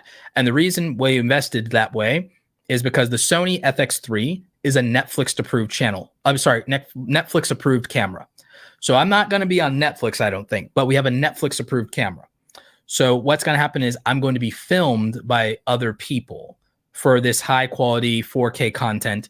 Plus the More Roberto Blake channel will be behind the scenes of the renovations of the YouTube studio. We will also, the studio in the basement, that's Studio B. And there's also a Studio C that's being built that is a interviews and podcasting set. So there's an art studio, plus there's a podcasting studio being built in the basement. Those are long-term projects over the next 18 months. So it's all long-term because I bought this house. I bought this house so I can renovate it, right? So this is my house plus its content. So we're going to be doing studio videos on the More Roberto Blake channel. We're going to be shooting in 4K 60 for that. And it's going to be really dope. So they'll be behind the scenes. So we're going to do all that. We're going to be the studio, the renovations, but we're also going to shoot things that are vlog-like when I travel to conferences and speaking engagements and my interactions with these big YouTubers and some of these not quite collabs, but cameos. So it's going to be really interesting. And then we're going to have the exclusive series that we're shooting for Uscreen that is going to then also have the access to be on television and do a Roku TV thing and stuff like that. So it's going to be really cool. And the stuff that we're putting on Uscreen, the channel members will most likely get that as well, because I'm just going to make sure and give it to the channel members as well, so that they don't have to pay for something twice. But we're doing 2023. We're going to do a lot of the plans that I have that the pandemic crushed. In 2023, 2024, and 2025, you're going to get to see the things that I wanted to do the last 3 years that the pandemic stopped me from doing. And so we're building all these things around it. So it's been massive investments in the future because, I could just do regular, just do YouTube content, just do YouTube. But we're doing these things and we're building out a different business model and business plan. And we're building a physical in-person event and workshop. And then we're going to be filming the things from the in-person event and workshop, because I'm going to be doing workshops in the Georgia area. And so by doing workshops in the Georgia area and filming them and then having that, we're going to cut those up. Those things will cut-ups will be for the clips channel. Slight clips and promos end up in the regular channel to promo some of these things. And so then there's marketing involved. Then we have the exclusive, stuff that's super exclusive. That's either members only or it's on the TV app with Uscreen. And then we're going to be doing these workshops and we're going to be teaching the creators how we do all of this. And I'm going to be building a conference between now and 2025, Awesome Creator Summit. And Awesome Creator Summit will be a conference that 50% of the conference will focus on creator monetization and creator business and building, like 50%. You'll finally have a content creator conference that 50% of it is business and focusing on making you money. 50% of it will be on making money. 25% of it will be on networking. And 25% will be on making higher quality content. Like, we're not really going to focus, oh, how do I grow a YouTube channel? It's like, there are other events and other conferences for that, and they can have at it, and I love them, and I love going to those events. And people will talk about how to grow a channel, but I'm only inviting speakers that can help you hands-on make and film and produce and edit better videos and teach you lighting, production, editing, audio, and we're going to get brands to bring gear, bring audio and video gear for people to play with, to be able to understand how to make better content, because better content, better storytelling is everything. So we're going to focus on helping people make better content and storytelling. That's 25% of the conference. The other 25% of the conference, networking. Networking is key to success in any industry, in any endeavor. So we're taking this super seriously. So you're going to make a better product for your audience. You're going to network and have better connections, and then you're going to have a better business. And that's all we're going to focus on at Awesome Creator Summit. Everyone else can tell you how to grow YouTube, TikTok, Instagram, whatever. We're going to focus on how you grow your money. We're going to help you grow your network in person and give you tips for networking, especially if you're an introvert. And we're going to help you make a better product. We're going to help you make the thing that you deliver and be better. So like, I have all these, so again, grand plans. Hopefully another pandemic doesn't slow any of them down. But those are the grand plans. That's how we're going to do it. And, that's the extra value that we want to create. And that's why I'm investing in it. People keep wondering why I invest all of my money. I drive a safe car. I drive a 2021 Nissan Sentra. And I sold my previous car that I paid off to do that. So it's not like I'm taking the money out here and going out and buying Lambos and everything like that, like some fake guru. And by the way, if you like Lambos, there's nothing wrong with treating yourself to that if that's what your money earned and everything like that. What I did was I bought a house and I bought a safe car, and most of my money is invested into making the best product that I'm capable of making. Better video, better lighting, better audio, and more of it, not tearing down sets, building set designs. We have this set here has 3 or 4 looks to it. This set has 3 or 4 looks to it. Most of you have seen it. There's 3 or 4 looks to it. We have my art studio that has 5 looks, 4 desks and 5 looks, and a workbench and a top-down setup for flat lays. And then we're building out a modular set that we can redesign to do anything and to do interviews in person and things like that in the basement. So we're building another set down there. So it has 2 rooms down there. And they're both bigger than this room, by the way. They're both bigger than this room. So that's where the money goes. Like, it's extremely expensive to invest in building the best thing you possibly can, but in the long run, I think it's a good idea. But I also, again, don't think I haven't saved money for a rainy day. I have. I'm smart, I'm frugal enough, but I have no problem throwing my money back into the best cameras, best lights, because it gives you the best content. So, any advice for a game development channel? The thing is, I would have to figure out with a game development channel, are you helping people with a career, or are you highlighting and showing off your skills? So that's something I'd think about. Or is it both of those things? And then after that, I'd try to make spectacle content around that. I might do Unreal Engine stuff. That's me. So I would try to think about what the most interesting things about that is, and whether I'm trying to teach people how to become a video game developer, or whether I'm showcasing my skills as a developer. I'd have to decide. Or am I doing both?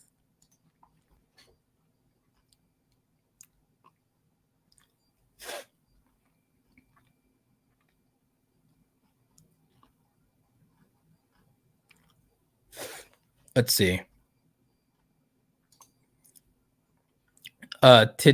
Tritega says, to be honest, I'd say retention is the most important thing on YouTube. I've focused on retention a lot, and lately I've seen my subscribers increase a lot.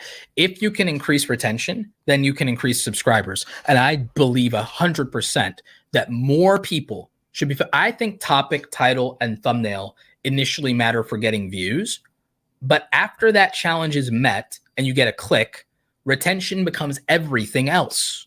So then I would focus all of my energy in, okay, I'm getting more clicks, I'm getting more views, I'm getting more attention, or I'm doing an okay job of that.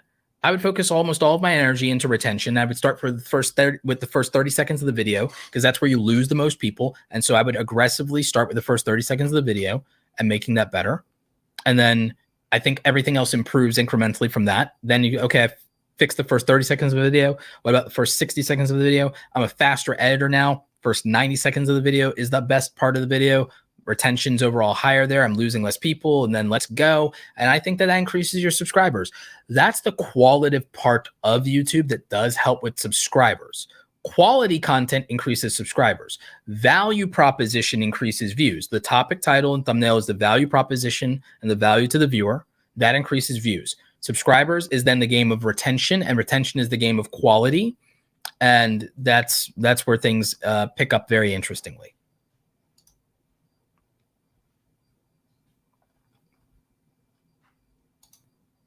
Brizo says, bro, I've seen dudes with 5K subs making the same amount of money as you. I really doubt that in terms of from ad revenue, but it's not impossible per se if they're viral and getting views despite having 5K subscribers.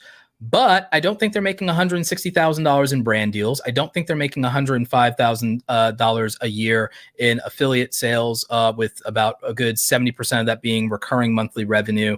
And I don't think that they are also on top of that have an outside of YouTube business that does $100,000 a year on average. So Brizo, shout out and props to you and everything like that.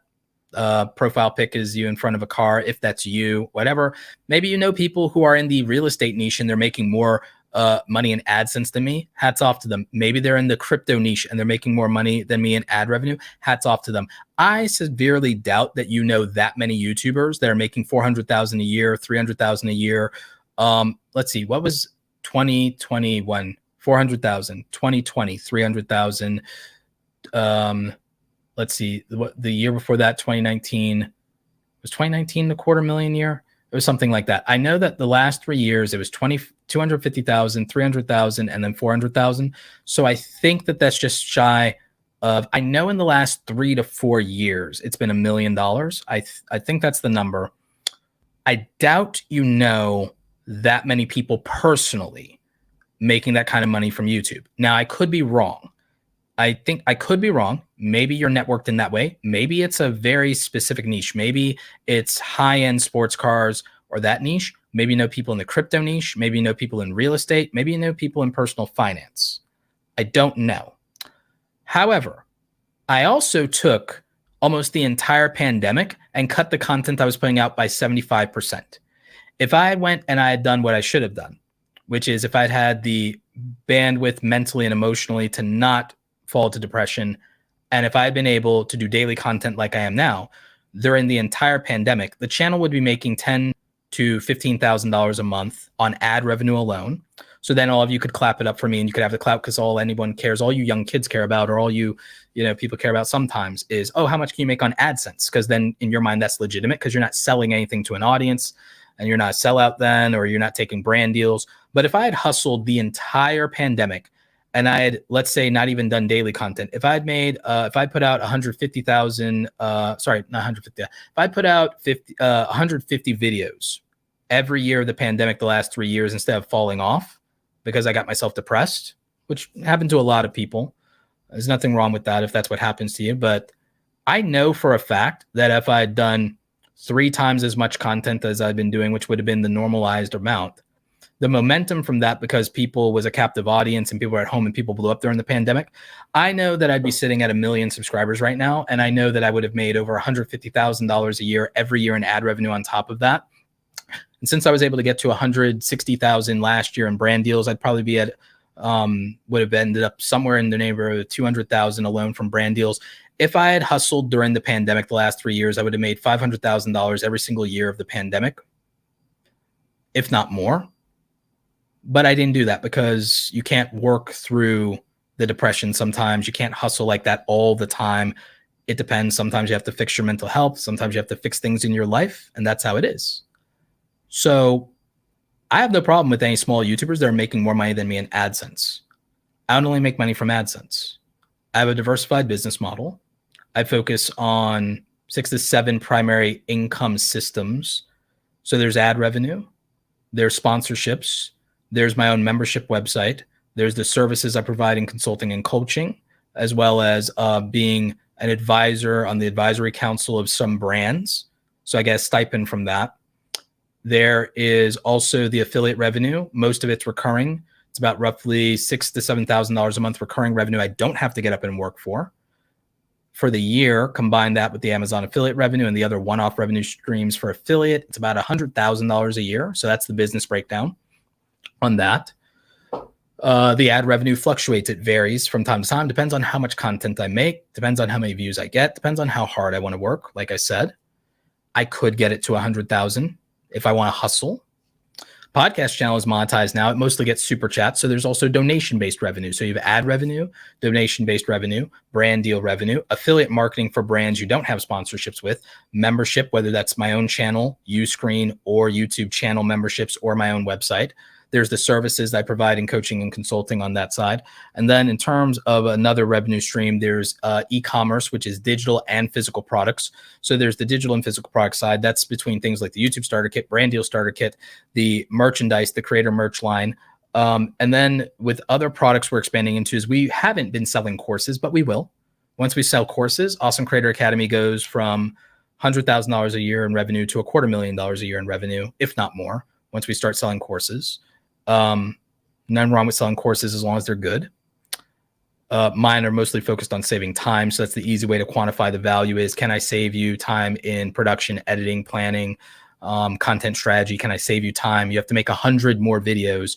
If I sell you a $500 course, you have to make 100 more videos. Can I save you $50 worth of time, every video? Then you're saving thousands of dollars worth of time. You've 10x the ROI.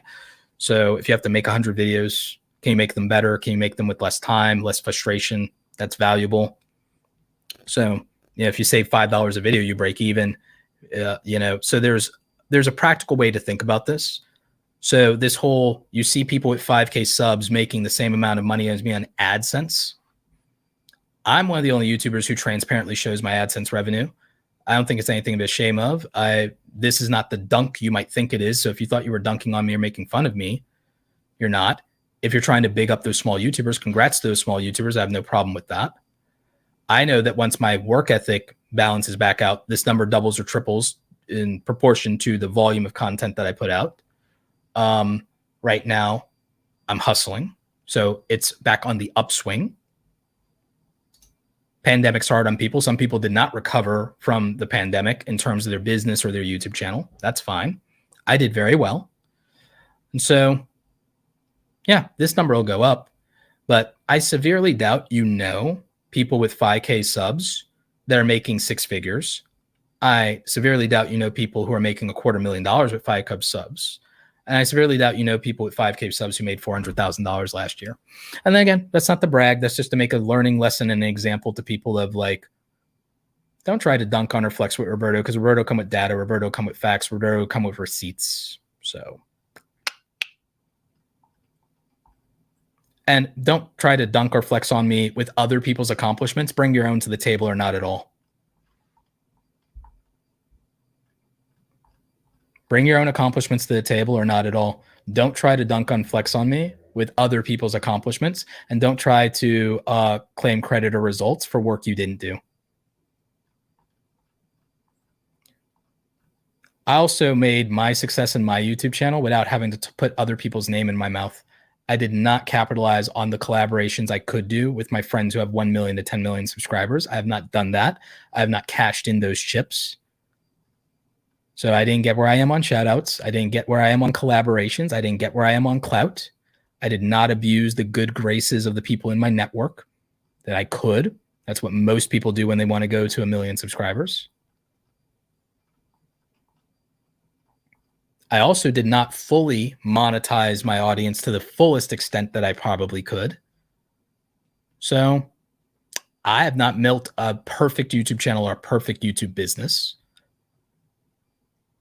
I definitely haven't in the last 2.5 years during the pandemic, but I think I've done pretty okay.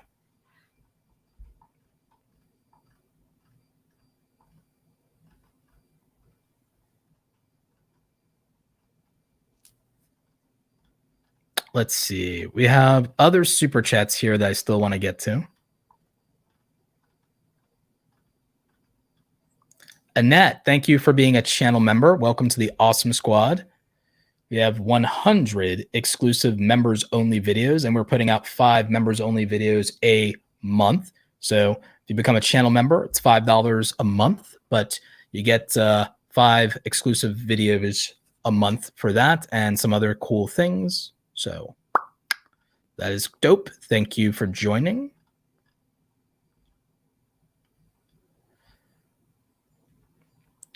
Oh, scam hunters. I think a top 5 scammers in a specific type of scam could be a really cool idea. I see some people telling you do a top 10. I think a top 10, a top 5.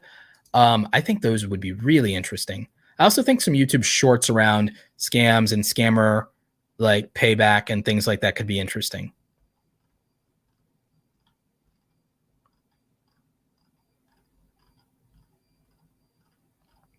I think people really like those things where you call and you confront like scammers. I think that that's really cool.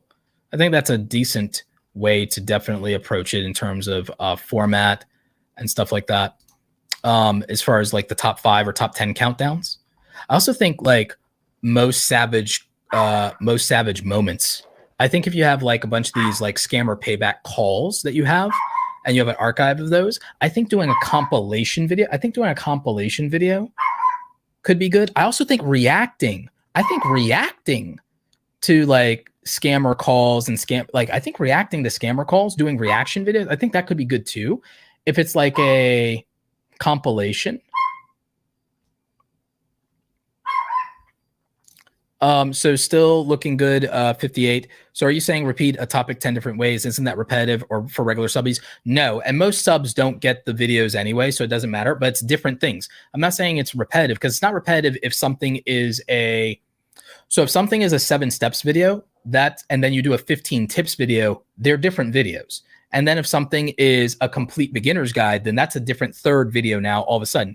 So it's more that you're taking a topic and then you're finding 10 formats to address the same thing in that topic, or rather the sub thing of that topic. And that topic could have 10 big questions that are on it. YouTube's a primary example. I could make 10 different videos about retention, and it's not that difficult. I could make 10 videos about retention very, very easily and phrase them very, very different, and they would not be repetitive. I can make I think that we've gone through the live stream. I could do that. There's also something like in my case, I'd be able to do, I can watch my 15 tips format. It's like 15 tips to grow a YouTube channel, 15 tips. All right. So watch this. 15 tips to grow a YouTube channel. Watch this. 15 tips to grow a music channel on YouTube, 15 tips to grow a gaming channel on YouTube, 15 tips to grow a beauty channel on YouTube, 15 tips to grow a vlogging channel on YouTube, 15 tips to grow a lifestyle channel on YouTube, 15 tips to grow a tech channel on YouTube. See, I now have a title formula and format, and I can just fill in the blank, and I can now 15 tips to blah, blah, blah, blah, blah. 15 tips to grow a blank type of channel, 15 tips to grow a blank type channel. So there you go. And I've got, watch this, 15 tips to increase watch time on YouTube, 15 tips to increase retention on YouTube, 15 tips to get monetized on YouTube, 15 tips to get more views on YouTube as a small YouTuber, 15 tips to get more views on YouTube as a new YouTube, 15 tips for YouTube if your channel isn't growing. See? It's about coming up with formats and title formulas is a very good part. It's an important part. It's one of the first things I teach about content strategy.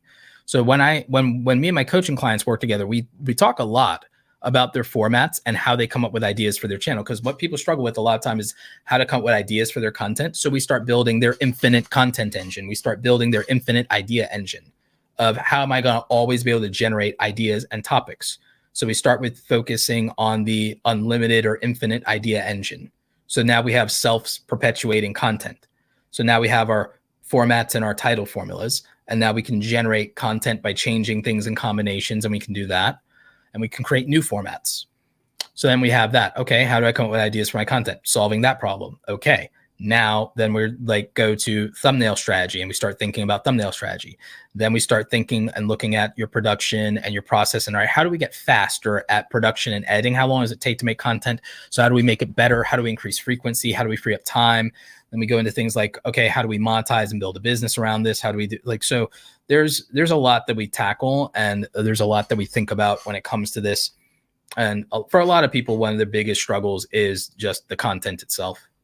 So Kofi, what's up? $20 Canadian. Thoughts on making a back catalog of content, even if they exist already? Is there value to retreading using your individual style of delivery for videos? Your content helped me get almost 1,000 subs in the last 2 months. Congratulations on that. And also thank you for the super chat. Super chat. So what I would say is the catalog of your content, if you go into the analytics and then you decide on a goal, growth goal when it comes to subscribers and audience, you can find that in analytics, which we showed earlier, is go into the analytics, find the videos that generated subscribers, now revisit another way to approach what those people value and why they subscribed, and then reiterate and do more of those things. That can help. Making videos that got the most views gives you the most potential for new subscribers. So you can go and visit the videos that also produce the most views in a short period of time. So we can look at that as well. And we can also look at the videos that did the best in evergreen long period of time. We can make more of that too. That's why I made that export settings video. Okay. So we can look at all those things. And so even if the content already exists, that doesn't always mean it's fresh or re-upped. And the thing is, you can add a new element or a new style or a new thing to it that's different. So there are things that I could go back and make, and then I could just go, hey, I'm making this video, but now I'm making the complete guide. And so then I make a 30 or 45-minute guide broken down into chapters and sections, and then I've made a reference material piece of content. So that could be it. I could do that. I could do something that breaks something down into a system, breaks it into 7 steps or a formula, and then that's a different value proposition. So there's different ways to approach this. And in entertainment, there's ways to approach it as well. So there's a different strategy for that.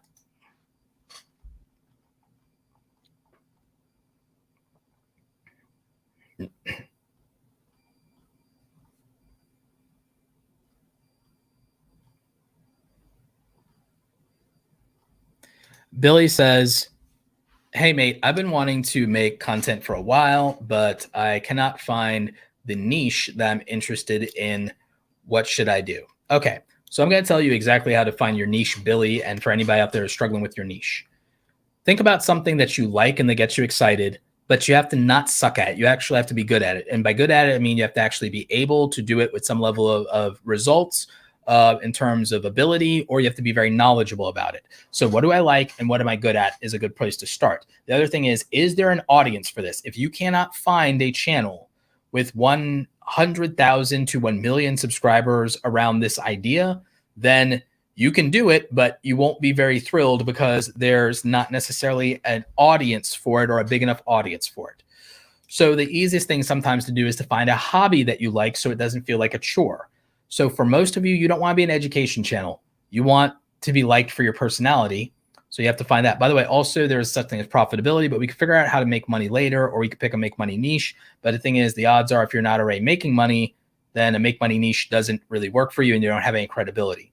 So again, that works if you're a career professional. So if you're a career professional, let's say you're a plumber, a nurse, a web developer, a programmer, and you like what you do and it's fun and it's not boring to you, there's millions of people who want that career and job. There's a lot of money in it. It gets high CPMs and ads. There's sponsor deals in it. So that solves that problem. But are you good at it? Well, if you have a job or you had a job at it, you're probably good enough at it. And if you're passionate enough at it that you're not bored with it or it doesn't burn you out, then that's good. So the thing is, it's easy to make content around your current profession or your former profession or your trade. So that's a good niche for anybody if they are not going to want to quit that thing in 5 years. Okay. So again, lawyers, graphic designers, programmers, like it's good to just make a YouTube channel about your career. Now, if you don't want to make it around your career, you can make it around your hobby. Pokemon and Pokemon cards and Pokemon games, massive audience. And so you're a fan or fanboy, fangirl. You can be an enthusiast. So you don't have to be good at it. You just have to be knowledgeable about it and excited about it. So that's easy. And there is enough money that can be made in it. So you win on all 4 of those vectors, right? You win on all 4 of those vectors in terms of choosing a niche if you're that. Harry Potter, Star Wars, Marvel. Yeah, these things, there's money in them. There's a buying audience in them. There's a fan base for them of millions, hundreds of millions, tens of millions of people worldwide. And if you're passionate about it and you're knowledgeable about it or could be knowledgeable about it, then okay, then that's good. So all you really have to do is, am I good at something and am I passionate about it? And is there enough ways to make money at it? And is there a proven audience for it? And that's how you choose a niche. Those are really the 4 factors for choosing a niche. And you have to be able to not be bored with this in 5 years, because then you're going to betray the audience and say, I'm bored. I want to make something else. And I hope you support me. And then you're going to be pissed when they don't, because you betrayed the audience. You coded them to expect one thing, and then you got bored and you code switched on them and you abandoned them and you didn't give them what you promised them, and then they're mad and they leave. So the best way to find a niche and the smartest thing to do is to pick something you're not going to get bored with in 5 years, that you're passionate enough. You have to not suck at it so that you won't get frustrated because you're not getting results. So you have to be knowledgeable or talented at the thing that you're talking about, that you're passionate about. There has to be enough money in it so that you don't get broke and don't get frustrated and quit then. And it has to be a big enough audience to then satisfy your ego. There has to be a big enough audience that you could get that would satisfy your ego or accomplish your dreams, because you want to be validated. And then it also has to make sense to make content for somebody, a group that you can serve. So those are the 4 quadrants that we have to accomplish in choosing a niche. And that's the most practical way I've come up with to approach it. It also fits philosophically with Ikigai.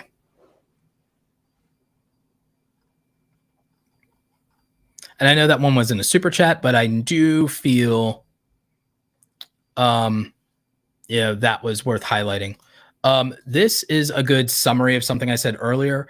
To get monetized in a year, make 16 to 18-minute videos, have great 30 seconds of editing for retention and not losing retention. Keep them watching.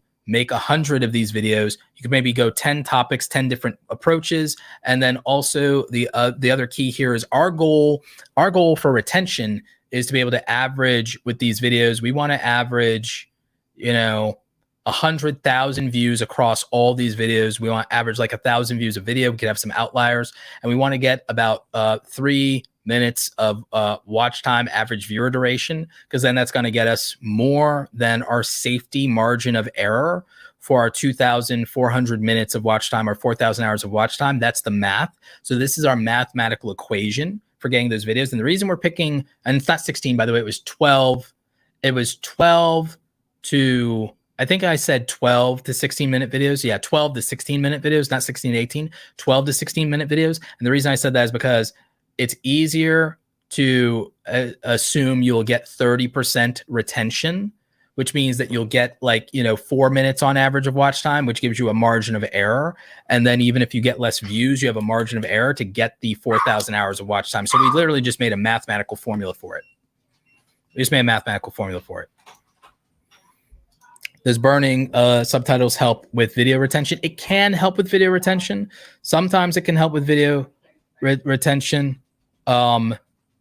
But not always. Everyone likes to try to do it because of Mr. Beast. Sometimes it works, sometimes it doesn't. Roberto, if you take calls from people busting scammers, besides the most calls are in the 5 to sometimes 16-minute range, any other ideas to gain subs?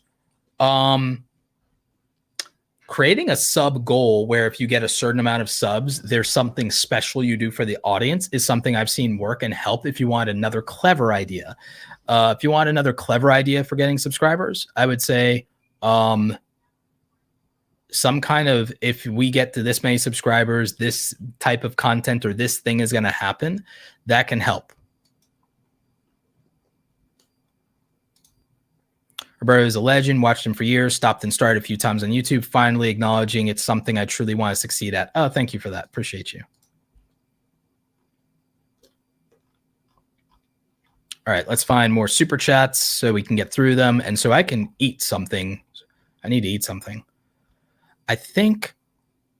Hey, Tom, love you. Tom, I need you on a stream. We'll do it on the podcast channel. In fact, this next week is the book launch. It's like, Tom, come to Vid Summit. Tom Nash, come to Vid Summit. Let's meet in person. Come to Vid Summit. Let's see. There are probably some more super chats that we have to get to. Benson makes music. Hey, Roberto, I love your videos. I produce gaming music, both guitar covers and original, but reaching a wider audience is tough. Any ideas? I would try to redo and remake covers for popular things in pop culture, or even make a parody song or parody video for something in pop culture. Like if I was doing guitar and I had the talent for it and I was doing guitar, I would make a guitar metal. I would make a metal cover for The Mandalorian right now. Like I would make a metal cover for if I was a guitar player, I'd make a metal cover for The Mandalorian. And I know people would share the hell out of that. I think it would go viral. I think it'd go viral. I'd like a metal color, a metal cover for The Mandalorian. I think it'd be dope. And then I'd do that. And then if I want a real viral video, I would get a green screen and make a metal cover for The Mandalorian and make a music video with a green screen. And I would make it as if we're performing live on stage at Jabba's palace. And I'd get a viral video out of that. I'd make a viral video where I use green screen and I do a metal cover with me, and maybe it's my band or it's me solo. And if I threw money at it, I'd get some 3D animator to make some 3D animation stuff, and they'd make me a fake band, and I'd do a metal cover, and it's me in a fake band of aliens and robots and stuff like that, jamming in Jabba's palace. And that'd be like one. And then I'd do another one with like, and maybe if there's something going on in like the world of Harry Potter, I would sit there and I would be like performing a metal cover or something for Voldemort. And then like maybe in the end, he Avada Kedavras me to death and I turn into a skeleton. Like, but that's extreme. Like that's an extreme version of things. But you could do simpler parody videos than that. But I'm thinking as creative as I possibly can. And like also maybe with a little bit of a budget for hiring somebody. But like, yeah, I'd be going to some like ridiculous lengths in terms of like just something cool, because like I just know that would be viral and that would be entertaining and people would be talking about it for years to come. But there's easier ways to approach the same concept on a budget, by the way, and cheaper. I'm just being extra.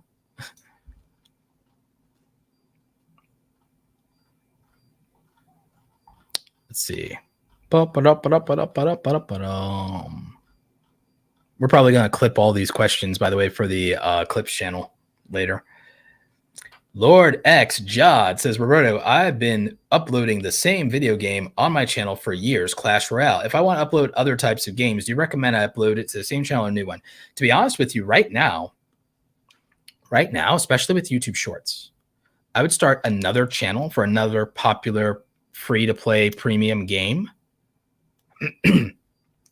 And I might start making my own network of channels around these free games. If you've succeeded with Clash Royale, I would duplicate my success on 2 more channels, you see. And then I would make 2 more successful mobile gaming channels in a similar vein to Clash Royale around very popular games right now. So I would make 2 more popular of the same type of channel, 2 more channels. Now I have a new revenue stream, you see. And then once I've mastered that and I have 3 channels that are wildly successful like this, then I would start going to people that are in the gaming channel niche. And then in your case, I would start offering not consulting, channel management, optimization services, and like saying we can help you with the channel and the management and even maybe strategy. Maybe it is consulting. Maybe it is. Maybe you just become a niche consultant for gaming and mobile gaming channels. And you should, because you have 3 channels, they're all monetized, all profitable, all getting views that are sustainable. And then you can go ahead and you can say, okay, we will manage and we will help and we will help you make this channel. And you do that and you do it and you take some upfront money. Maybe you also take a percentage of channel earnings. And I don't think that that's some kind of pyramid scheme. I think that that's just royalties for management services. And to be honest, this happens in a brand talent manager relationship anyway. So I don't see a problem with it. And this is also a strategy that, like I've talked to Daryl Leaves about this type of thing, about if you're going to manage these channels and you're going to mastermind the stuff behind these channels, then it's worth taking a percentage of channels. Some people take 10%, some people take 20. So it's a Shark Tank type scenario. But if you've made 3 to 5 gaming channels in the Clash Royale mobile gaming type niche and you're doing it, then you can basically easily help other channels grow like that. And you can just be dominant in that niche and you can build another business model on top of that. And the thing is, and then if other people are not managing their channels well, or they've abandoned it and it's at least a monetized channel, then if it's in this niche and they're faceless channels and they're not a personality that's built a relationship and they're going to abandon the channels, I would then, if it's a mobile gaming channel and a Crash Royale niche, I would start probably buying or acquiring channels that people are going to abandon. So I would then buy, if someone's going to quit a monetized YouTube channel that, and it's a faceless channel and it's a gaming channel, then I would start doing acquisition. I would start buying, because you know how to then manage and optimize 3 successful gaming channels or 5 successful gaming channels. You can then start acquisitions. So I would start looking at it like intellectual property. I'd be Disney, and then we'd do buyouts and we'd start acquiring people if they're going to quit anyway, like how Lucas quit Star Wars, but he wanted Star Wars to some extent to continue or whatever. He sold the rights to Disney. I would just start acquiring, but don't screw it up. So that's a strategy. So not only would I start a new channel for a new game, I would start channels and I would start to try to conquer all of the popular mobile free-to-play games. But I'm an empire builder. So, of course, I think like the empire will succeed. The rebellion will fail. Yeah, I'm Emperor Palpatine. So since I'm Emperor Palpatine, I would just build an empire and I would start building in every one of these successful free-to-play mobile gaming things. Since you mastered it already, I would master in the other ones. I would also start to experiment with YouTube Shorts, dominate on the YouTube Short side for growth. And then once I succeed in that, then I would start either channel management with taking a percentage of equity, and I would wet my beak, do some equity. And then I would also consider, if people are abandoning these channels and they're already monetized or they're close to being monetized, I would then start buying them out and I would just do acquisitions, and they're a faceless channel. Then I build up talent behind those. I have an in-house team of people who then are the creators behind it. They're on salary and payroll. I probably give them some equity in these channels that we acquire. So you actually are doing equity with your employees on these new channel ventures. And then you have a team of 5-10 people on staff, and then you're managing a portfolio of 20 channels, dominating the mobile gaming niche. But that's a high level. See, this is why I need a conference, because then we'll just do this. We'll just do this. $5 per person, members, 500K subs, 5 videos per month, members only, smart man. Well, no, see, the thing is, I don't think we'll get that many people. I think we'll only get my 1,000 truest fans. I think we'll only get my 1,000 truest fans at best. So if we get my 1,000 truest fans per person per month, then that's still, it's 3,500 extra per month. But that's only really enough of a salary to bring on another team member. So that's what it would support. It either brings on another team member, or it pays taxes, or it covers a renovation for us to expand the content, for me to bring a co-host or guest and do a guest podcast in person here in Atlanta in that studio room in the basement. So that's where that money would basically be going at the $5 a month thing. But I only believe we'll get 1,000 channel members. That's what I believe. I believe in the next 18 months, we only get 1,000 channel members. I would be very shocked if we do something other than that. If we do, I'll be happy, but I only believe we get 1,000 channel members because I believe that's just 1,000 true fans. So, I think that's what we would have.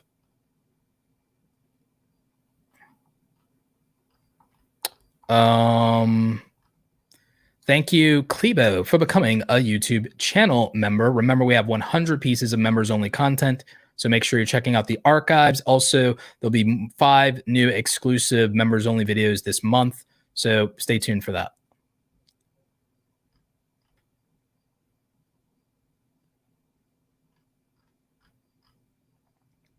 Melly Cinco, thank you for becoming a channel member. I always appreciate your support. And thank you also for some of the heads up on the Instagram scammer that was messaging people. I really appreciate you, Melly. You always are such a joy, and you're always in the comments. Come to VidSummit. Come to VidSummit. Yes, Kristen, we did talk about me doing the more Roberto Blake channel will be some more behind the scenes. It'll be the studio. It'll be some other interesting little things. It'll even be possibly some of my collaborations with other YouTubers. So the more Roberto Blake channel is different than the Roberto Blake Speaks channel. So what we're doing is we're doing a lot of clips and short form content, but we're also going to start doing some exclusive extra content that doesn't fit the how-to channel format. So it'll be very vlog-like. So the renovations will also be vlogged, and that's where the cine style camera will come in. And we'll probably start filming all that at 4K 60. We're going to film that at 4K 60. It'll be different, and it'll be a different look too. And that's going to be dope. I cannot wait to experiment with the 4K 60 stuff. Yeah, I start talking Sony cameras and your stuff goes up. Yeah, no, the camera stuff. See, that's the other thing. With the more Roberto Blake channel in the studio and this tour and stuff like that, you'll get to learn a lot more about these setups. We are doing the Gear Guide channel eventually, but you're going to get to see more of these setups. So we're focusing on a lot of stuff that my audience really wants, and we're breaking it up into the right places. Definitely think people are interested in seeing more of your life and opinions. Believe it or not, I'm going to be doing something down the road, reviving a thing where once a week I just give life advice. We're going to be doing that too.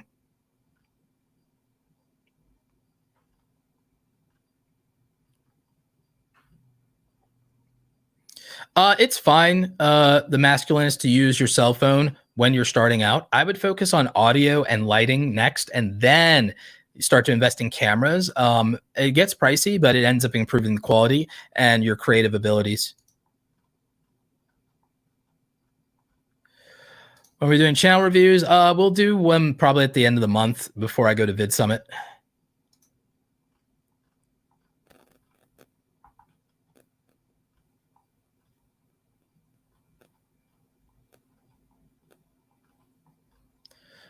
What about filming travel too? Yeah, some of that I like. Sometimes I like not filming that for a lot of reasons, but sometimes the way we'll do it is someone will film me during travel behind the scenes. That'll go up on the more Roberto Blake channel, and some things will find themselves to the clips on Roberto Blake Speaks. So,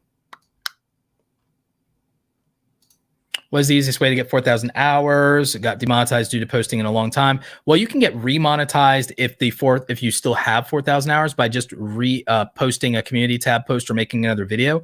But I did an entire breakdown on exactly how to get 4,000 hours of watch time and get monetized. So I would watch that video. I break down the mathematical formula behind it. We've also refined that formula. So I'll be making a new video on 4,000 hours because we've refined the formula even further.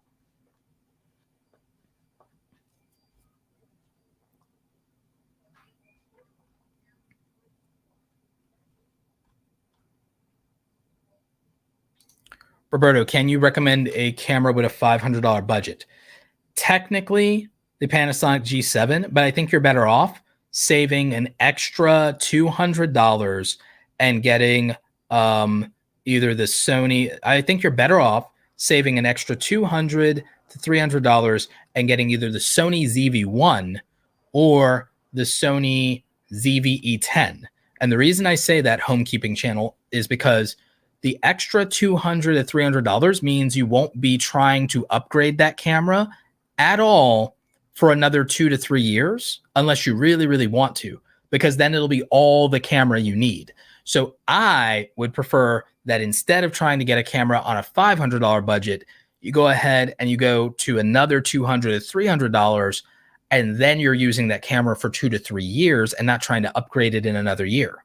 And now you can also just buy accessories for this camera little by little. And then it just gets better and better and better, because this camera right here, this camera is perfect quality. That's all you need. Now, if I switch to camera 1, this is an even better camera, but it's not a better camera. It's a better lens. It's actually not a better camera now that I think about it. It's a better lens, but that's it. It's just the lens improving, right? So the difference between this camera and the previous camera is the lens, is the difference between those two cameras.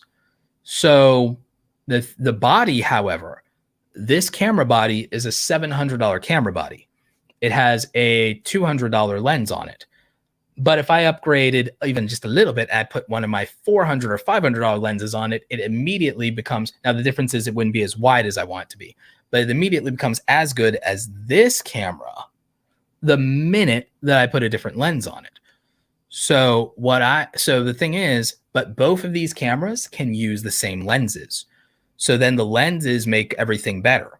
So if you get a Sony ZV-E10, which is this camera here, then over time you can buy better lenses for it. And then the quality jumps significantly, but it's all the camera you need. Shoots 4K, live streams with no accessories, just a USB Type-C cable, has a great audio built in, but has a mic port, digital audio interface, flip screen, facial tracking. You've seen I've never gone out of focus. It does everything you could hope for. So I would save another $200 and then not have to upgrade this camera at all ever again for like 2 to 3 years. Because the reality is, if I wanted to, this camera, I could do all of my YouTube content on this camera and almost no one would know the difference. And microphone is the biggest thing.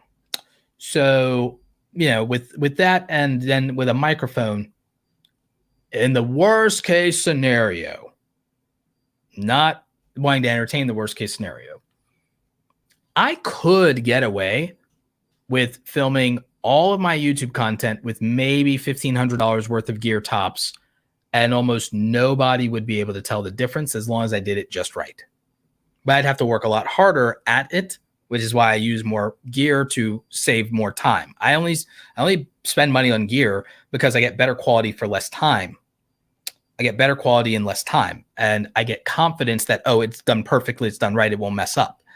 And so that's the main thing. Not to mention it's a tax write-off, and I can run insurance, and then if anything goes sideways, the insurance covers me.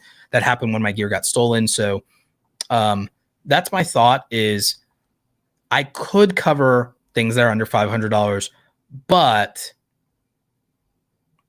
that's the thing.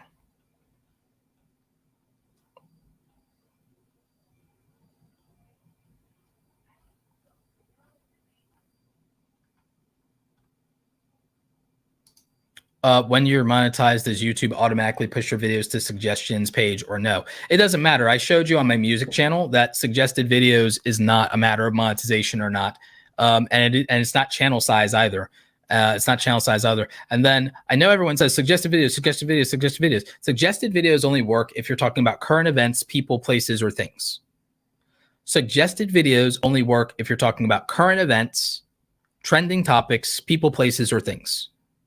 That's what suggested videos is for, which means that's why most of you can't get suggested videos in the algorithm if you've been worrying about it. And we showed it with, because we've gone through the analytics behind 3 or 4 of my channels now. I think we've done 3 or 4 of my channels that we looked at the analytics for. Suggested videos, aside from your own content or people you're collaborating with, only works if you're talking about trending topics, which is usually current events. So events, people, places, things. So you could get suggested videos if you cover the iPhone. You can get suggested videos if you're a travel channel. You can get suggested view videos if you're a commentary channel. You can get it if you're a reaction channel. But that's how that's going to work. Other than that, more of you should think about random people on the YouTube homepage clicking your videos. Then you should focus on that first 30 seconds of retention. Because I know that every YouTuber has decided to dunk on, and every YouTube coach has decided to dunk on search and dunk on SEO. And there's a valid strategy for a buying audience for search and SEO, by the way.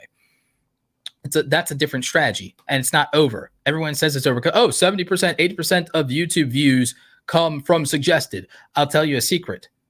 90% of YouTube traffic goes to the top 3% of channels. So all of a sudden, the bottom 97% of channels thinks that they're going to come for suggested views because of 70% of the traffic is recommended. Is like, but it's not even just suggested. 70%, 80% of the views is YouTube algorithm recommendations. I showed you that could be homepage also. That could be homepage over. But think of the audacity of everybody to say the proper YouTube strategy is to think about suggested views.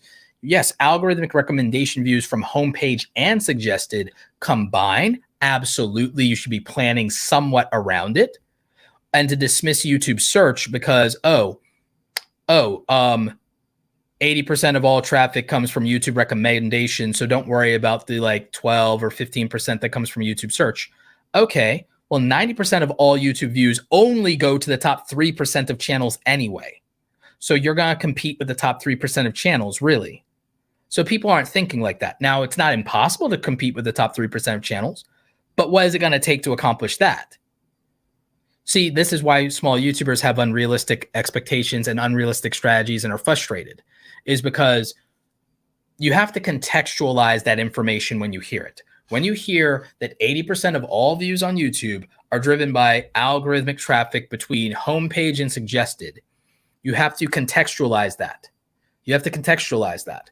That doesn't mean you should abandon search. It just means it shouldn't be your primary strategy forever or for even a long period of time. So like you need to consider beyond search, obviously, but a lot of you wouldn't even know how to target suggested traffic because you do not have a strategy for tapping into trending topics around places, people, places, things, and events. And for some of you, for your niche, that doesn't work anyway. There's not even suggested videos in your niche that get millions upon millions of views. So it doesn't matter. So what can you do? And so the main thing would be to think about a target audience and niche and think about reaching those people in the YouTube homepage and then getting them to click is a lot of it. And then having search and an inventory of searchable content that can serve you forever around a specific target audience to always have some growth. When people say, I'm not growing anymore, I guarantee you that they have no search traffic and no evergreen content working for them that is still growing their channel. That's why even when I wasn't uploading videos, I could still grow. I had evergreen content and I had search content to still help me even without uploading. So that also helps with burnout and hustle, okay? It helps with that. It also helps with revenue. So I think everyone obsesses about the algorithm and doesn't think enough about the audience that they're serving. And everyone keeps thinking about algorithmic tricks instead of algorithmic principles. Because remember what we said, audience plus analytics equals algorithm. Audience plus analytics equals algorithm. We are trying to serve our audience and we're quantifying how we accomplish that with analytics data. And then once we do that, we're leveraging algorithm by accomplishing that. The algorithm is just the result. So that's how we become practical about this. And this is the realistic way to deal with it. I just wanted to ask, I've been watching for several others for a couple of years. I wanted to learn about becoming a content creator and streamer. Thank you for everything you do. I'm struggling to diversify my income as a gaming channel. Any tips? Okay, so gaming is hard to diversify because remember, there's only really 7 main sources of income, or rather streams. There's really 7 streams of income primarily. Now there's variations of this to become your sources, but there's like main, or you could think of streams or sources differently. But all right, the main sources of income for content creators are AdSense, donations, memberships, brand deals, affiliate marketing, products, and services. Those are your 7. Those are your 7. So, okay, if I'm doing gaming content and I'm a streamer, my affiliate revenue build out is gaming accessories, gaming components, gaming accessories. So maybe I'm an affiliate for, if I don't have a sponsorship with them, maybe I become an affiliate for D brand skins. And maybe I start showing off in my gaming setup. And maybe I show my gaming setup. If it was me and I was a gaming channel and a streamer, I'd make some content also around building my own gamer's paradise. You know, been spending most our lives living in a gamer's paradise. like, and maybe I'd even literally make my own parody cover called Gamer's Paradise, and it's entirely a spoof off of Gangster's Paradise.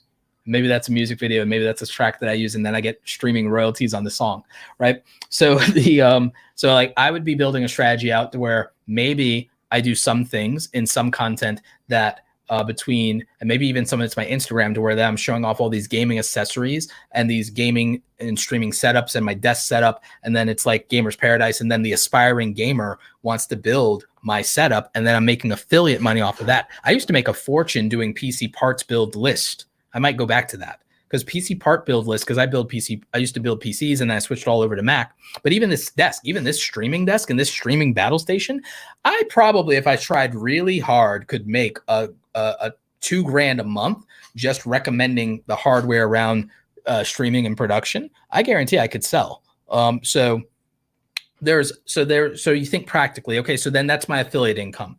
As a streamer, you have the donations, but you can incentivize that too. You can incentivize donations and you can incentivize memberships. That's natural for a streamer. So membership/subscriptions and donations, natural for a streamer. So now you have that on top of AdSense. So those are three. You have AdSense, donations, and memberships. So that's three. We added affiliate onto that by showing the setup and then getting people into this Gamer's Paradise, the Streamer's Paradise, okay?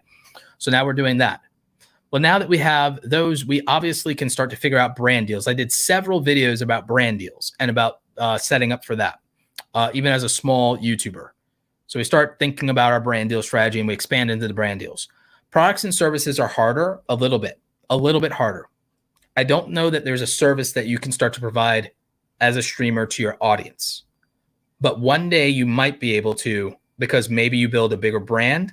And so maybe that service is you build a convention. Maybe it's a gaming convention. Maybe it's a streamers convention. So maybe. So then it's an event business. So then that's a service. That's an event. That's a thing. So that maybe that's a long-term play though, right? And it's not that scalable. So, okay. What about for the products? Well, in terms of products, think of a problem you have as a gamer that you could solve. So this could end up being a digital product or a physical product. And this might be harder. It can start with merchandise, and then that's a physical, tangible product, and that's the easy out. That's the easy one, is do a merch line, do a clothing line, do a merch line, do a clothing line.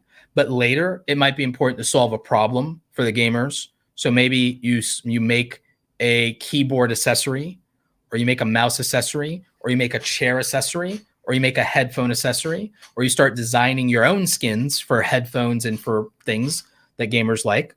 Or maybe you design some mounting system that helps streamers in gaming. So now you have a mount. Okay. So there's that. Maybe it's a chair accessory. Maybe it's an audio accessory. Okay. Maybe it's an app, a companion app for a game. Maybe it's that. Maybe you end up building a game, a mobile game. So that's how you start to think of these things and everything like that. So there's how to monetize 7 streams of income for YouTube gamers. Okay, boom, I have a video now. See, like I can just make a monetization video for every niche. Now I can literally just give everybody a business plan in every niche. Boom, there you go. By the way, that's another hack to these live streams, is your live streams and your Q&As. I get to farm them for content. I get to farm them for content, and I get to get ideas, and I get to get ideas for products. Maybe I end up making those gaming products. Like, so you see, that's you know.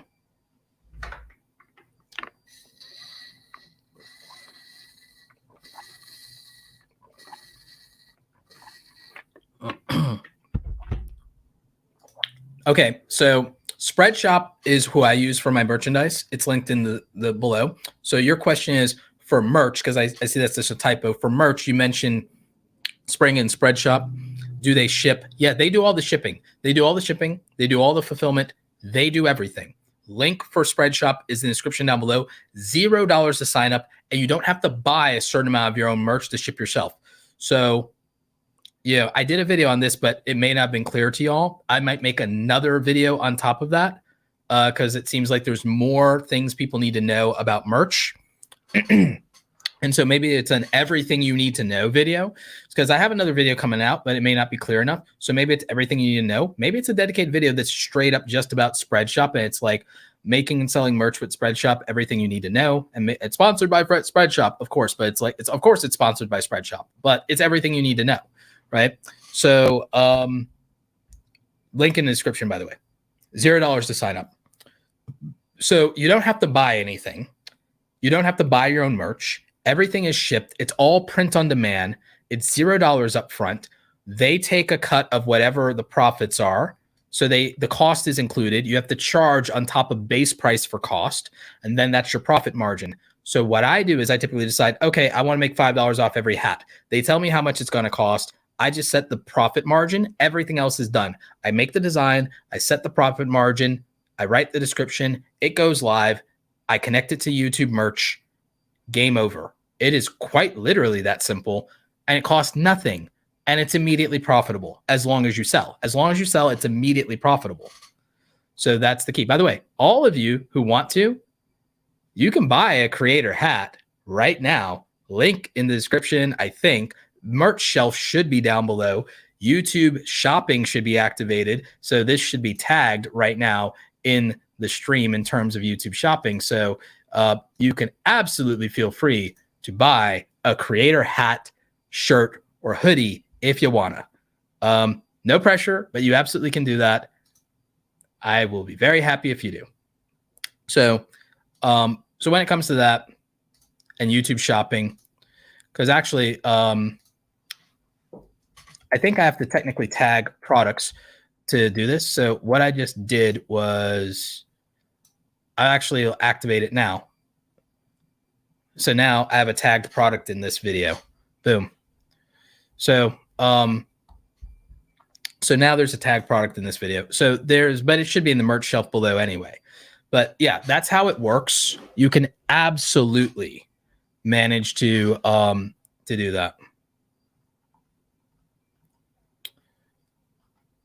Let's see. Roberto is just trying to finish the stream right now. 4-hour live stream. Yep.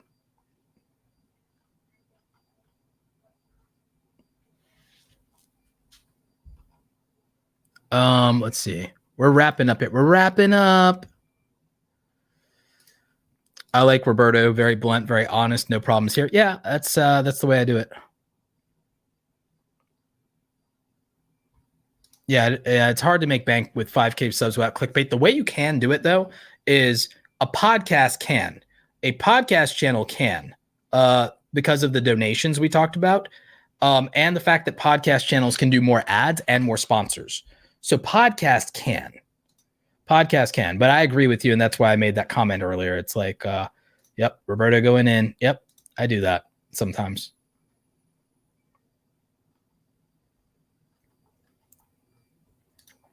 Financial Hawks, thank you for the super chat. Here's a small donation for the class on addressing the Brizo question. I love that you always show receipts. Much respect, man. Yeah, it is what it is. Oh, yeah, Apple takes a cut from the membership thing. It's like, yeah. Why are some memberships cheaper outside the US? It depends on treaties. There's things with treaties with some of that. There's actually some places it's even prohibitive and they don't do it. And then on top of that, there's the app stores, Google and Apple, and whether they take their cut. There's some legislation that may address that in the future. It gets a little weird with regard to that. Where the pricing variations happen, but also sometimes country to country, and sometimes it's app store to app store. And so those are things you have to consider. And just remember, on these things, YouTube takes a cut too. JC Help says, how important is it to get viewers to click on your end screen video and watch another video? It can. My thing is, it's not all of your viewers, but I think if you get a larger portion of it, it actually signals to YouTube how much more valuable these videos are, how related they are. And it's harnessing that you're someone capable of binge loops. So the thing is, if you can get at least a few hundred or at least 1,000 people doing it on each and every video, it does signal boost you in YouTube, because it's an indicator of a repeat buyer, so to speak. It's an indicator of interest for repeat viewing behavior and pattern. And remember that YouTube's goal is keeping people on the platform as long as possible. The longer people are on YouTube, the more advertising they get sent, the more YouTube has higher monthly traffic numbers, view numbers, and therefore that's the model for competing for advertising dollars. And so that's what gets YouTube money. So if your channel harnesses traffic, viewer behavior, watch time, and retention, it signals to YouTube that you're helping them achieve their goals. And those goals are what YouTube's bottom line and money are driven by. So if you're facilitating that, you're a team player and YouTube rewards you accordingly. Great question.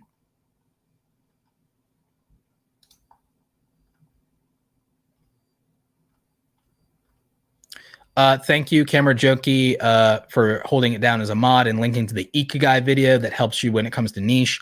I'm making another video pretty soon about niche.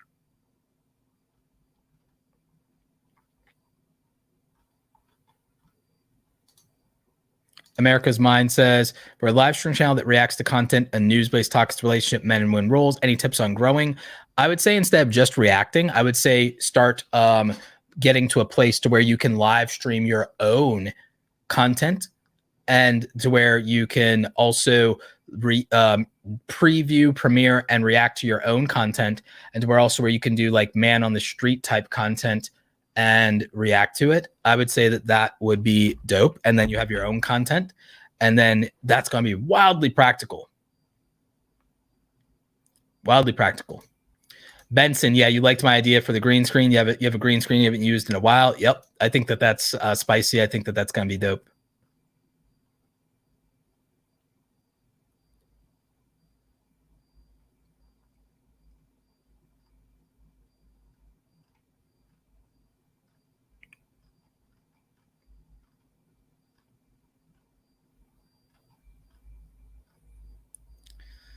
Let's see. Yeah, the Sony ZV-1 is solid. It absolutely is. It's a great little camera. The ZV-10 is amazing.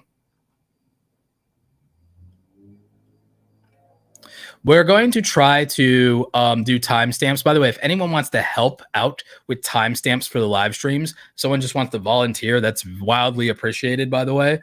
But we're going to try to start doing timestamps for these to help. So it's going to help with clips for later. But yeah.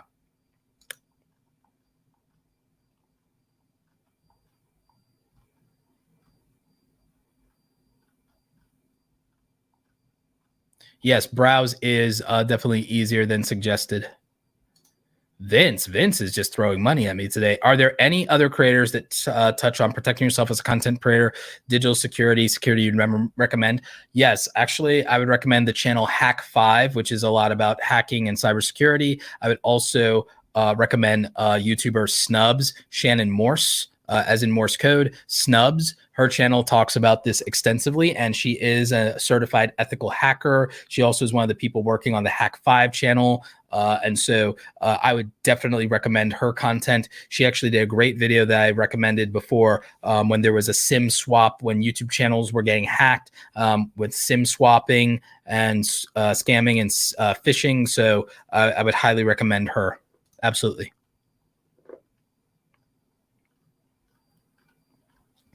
Shorts can work for a channel mix strategy. Thank you, Sewing Report, for becoming a channel member. Hope you are checking out the exclusive videos. We have over 100 exclusive members-only videos for you to check out, and there will be 5 more members-only videos for this month. I am getting them out, and they are pretty long, so I hope you enjoy them. Yeah. Yep, I don't age. I'll be looking like this for another 10 years, I think. So, I'll be looking like this at 50, I think. So that's great. And I am single. I'm an eligible bachelor. I do have to find the right woman and settle down and have kids. Roberto Blake III has to be manifested, and then he can take over the empire when I retire or move on and become one with the Force. So, BW1 says, I think people could use a breakdown of the use formula for content creator. Yeah, so me and BW1, we were talking over Twitter, and we came up with this formula for content creating that we call use. And this is really great for education channels. So what it is it's utility, shareable, and evergreen. utility, shareable, and evergreen. So utility, this is something that is useful in a very specific way. It's a utility. So a utility is something like, okay, 4,000 hours of watch time, phone review video, camera review video. That's utility, right? Can you build a shareable moment into the content or into the idea itself, something that's like shareable? And a lot of times I think about something like, is there a reason someone would share this or screenshot it? If someone would share it or screenshot it, like when I do settings or something like camera settings, blah, blah, blah.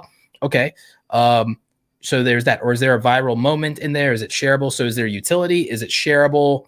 And then is it evergreen? Is this something that's built to last? Like how I talked about, oh, what if I can get something that gets 100 views a day forever? Then, oh God, that's hundreds of thousands of views, you know? So something that useful, that evergreen, and that shareable, and that's how that scales. So this is great for anyone in the education niche.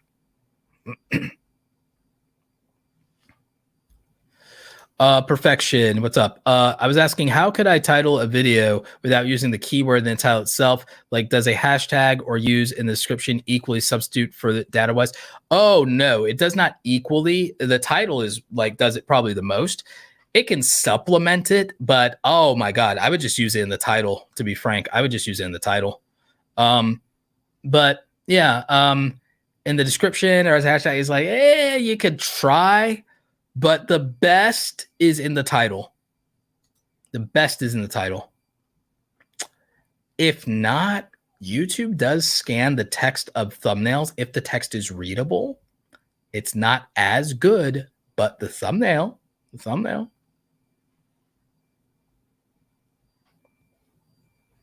I do have a video that will be coming out at some point around brand deals that focuses on the scam aspect of it. I filmed it a while back. I think I'm going to reshoot it actually because now we have better audio quality. So, because I finally figured out how to get around the hardwood floors, and so the audio quality is better by a lot on my main videos. You may have noticed it on the last video I made. The audio quality is so much better.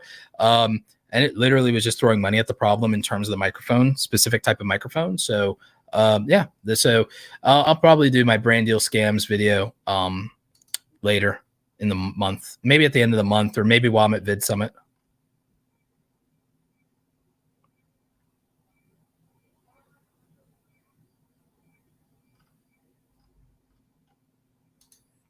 Oh, 86th Street, you were trying to send a super chat, but it wouldn't go through. That's like sometimes YouTube messes up some things. I hope that it works out however you were trying to do it, but I also appreciate all the support.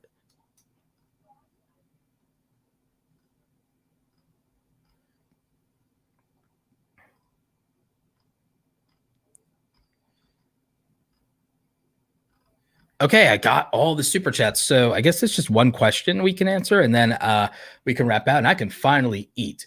What am I going to do? I think I might go to Cookout. I think I might go to Cookout, or maybe I won't. Maybe I'll just get something closer by, but I'll get something like that's like off a grill because I kind of want some meat, or want like maybe I'll get maybe there's like maybe I'll get sushi. Maybe I'll get I'll get hibachi. Maybe I'll get hibachi and sushi. Maybe I'll get hibachi and sushi.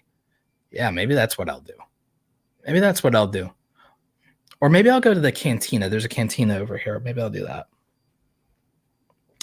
So, Roberto, could you tell me more about storytelling in videos, more tips? Any recommendations, books, masterclass? Colin and Samir have a masterclass with Moment. So if you go to moment.com, Colin and Samir have one on storytelling. Casey Neistat has a masterclass as well, not on Moment, but I think it's masterclass.com. Casey Neistat. So I think he's one of the best people when it comes to that. Storytelling has become something people are fixated on lately. I did a video about how to be a better storyteller. So I would definitely search for that video from me because I think it's a 5 tips video for better storytelling. So if people are really interested, you could see my thoughts on it on that video. I might make a 15 tips video on storytelling. Somebody in Twitter remind me to do a 15 tips on storytelling video because I think that would resonate with people. 15 tips on storytelling probably resonate with people. I would consider the importance of storytelling visually and not just auditorily. I would also consider things like 3-act structure, conflict resolution, creating tension, hero's journey. I would really think about a lot more of that. So, yeah, absolutely. Thank you, Dopey Fitness Challenge, for becoming a channel member. Remember, 100 exclusive members only videos in the archive, and we will have 5 new members only videos coming out later this month. Thank you for being a channel member. Technically T coming through with the last super chat of the stream, $9.99. Appreciate you, T. We have to catch up and do lunch this day. Yeah, let's catch up and do lunch and everything like that. We can come. I'll invite you over to the house, and you can actually come check out the studio. I know you've been wanting to see some of the camera gear, and we can play with some of that. And I think that'd definitely be dope. And we can go. We can either go for hibachi up the street, or we can go to this great cantina that I know. We can do Mexican, or we could go down the road and we could meet kind of halfway, and we could go to Baja Breeze. We could do we'll figure it out, T. We're gonna do lunch. We're gonna do lunch, T. And it's gonna be dope. Can't wait for it.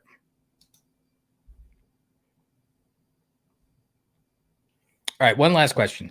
How do I stay on the upload schedule? I'm always struggling with that. Also, I don't know what to upload. We talked about what to upload. Again, get faster at editing. Become a more effective, more efficient editor. We already talked about what to upload. You'll have to rewind the stream for that one in terms of figuring that out, figuring out your niche. I will make a video about niche. Everyone remind me, we're going to make some of these content strategy videos. So we're gonna have to make videos about content strategy. Maybe that's not this week's series. Maybe it's next week's series is all content strategy. So maybe we do 15 tips for finding your niche. Maybe we do exactly how to find your niche. Maybe we do that, do 15 tips on storytelling. We do 15 tips for content strategy. We'll just do like content strategy week. It's also my book releases on the 22nd, Create Something Awesome, August 22nd. Right now, Kindle only. The print book will be coming out. I have to wait on my designer, but the print book will be coming out. But the ebook's available right now for pre-order. So definitely think about that. That's going to be it for the live stream, everybody. Thank you for all the questions. Thank you for all the super chats, all the donations, all of the time you spent with me today. Appreciate it. Remember, and also thank you to all of our wonderful sponsors, TubeBuddy, StreamYard, Epidemic Sound, and Spreadshop. I need to make a new banner. And Spreadshop, all are linked in the description down below. Please support the sponsors. They all have free trials you can check out. So $0 cost to all of you. That's how I like to do it. $0 cost to all of you to do free trials with any and all of our sponsors.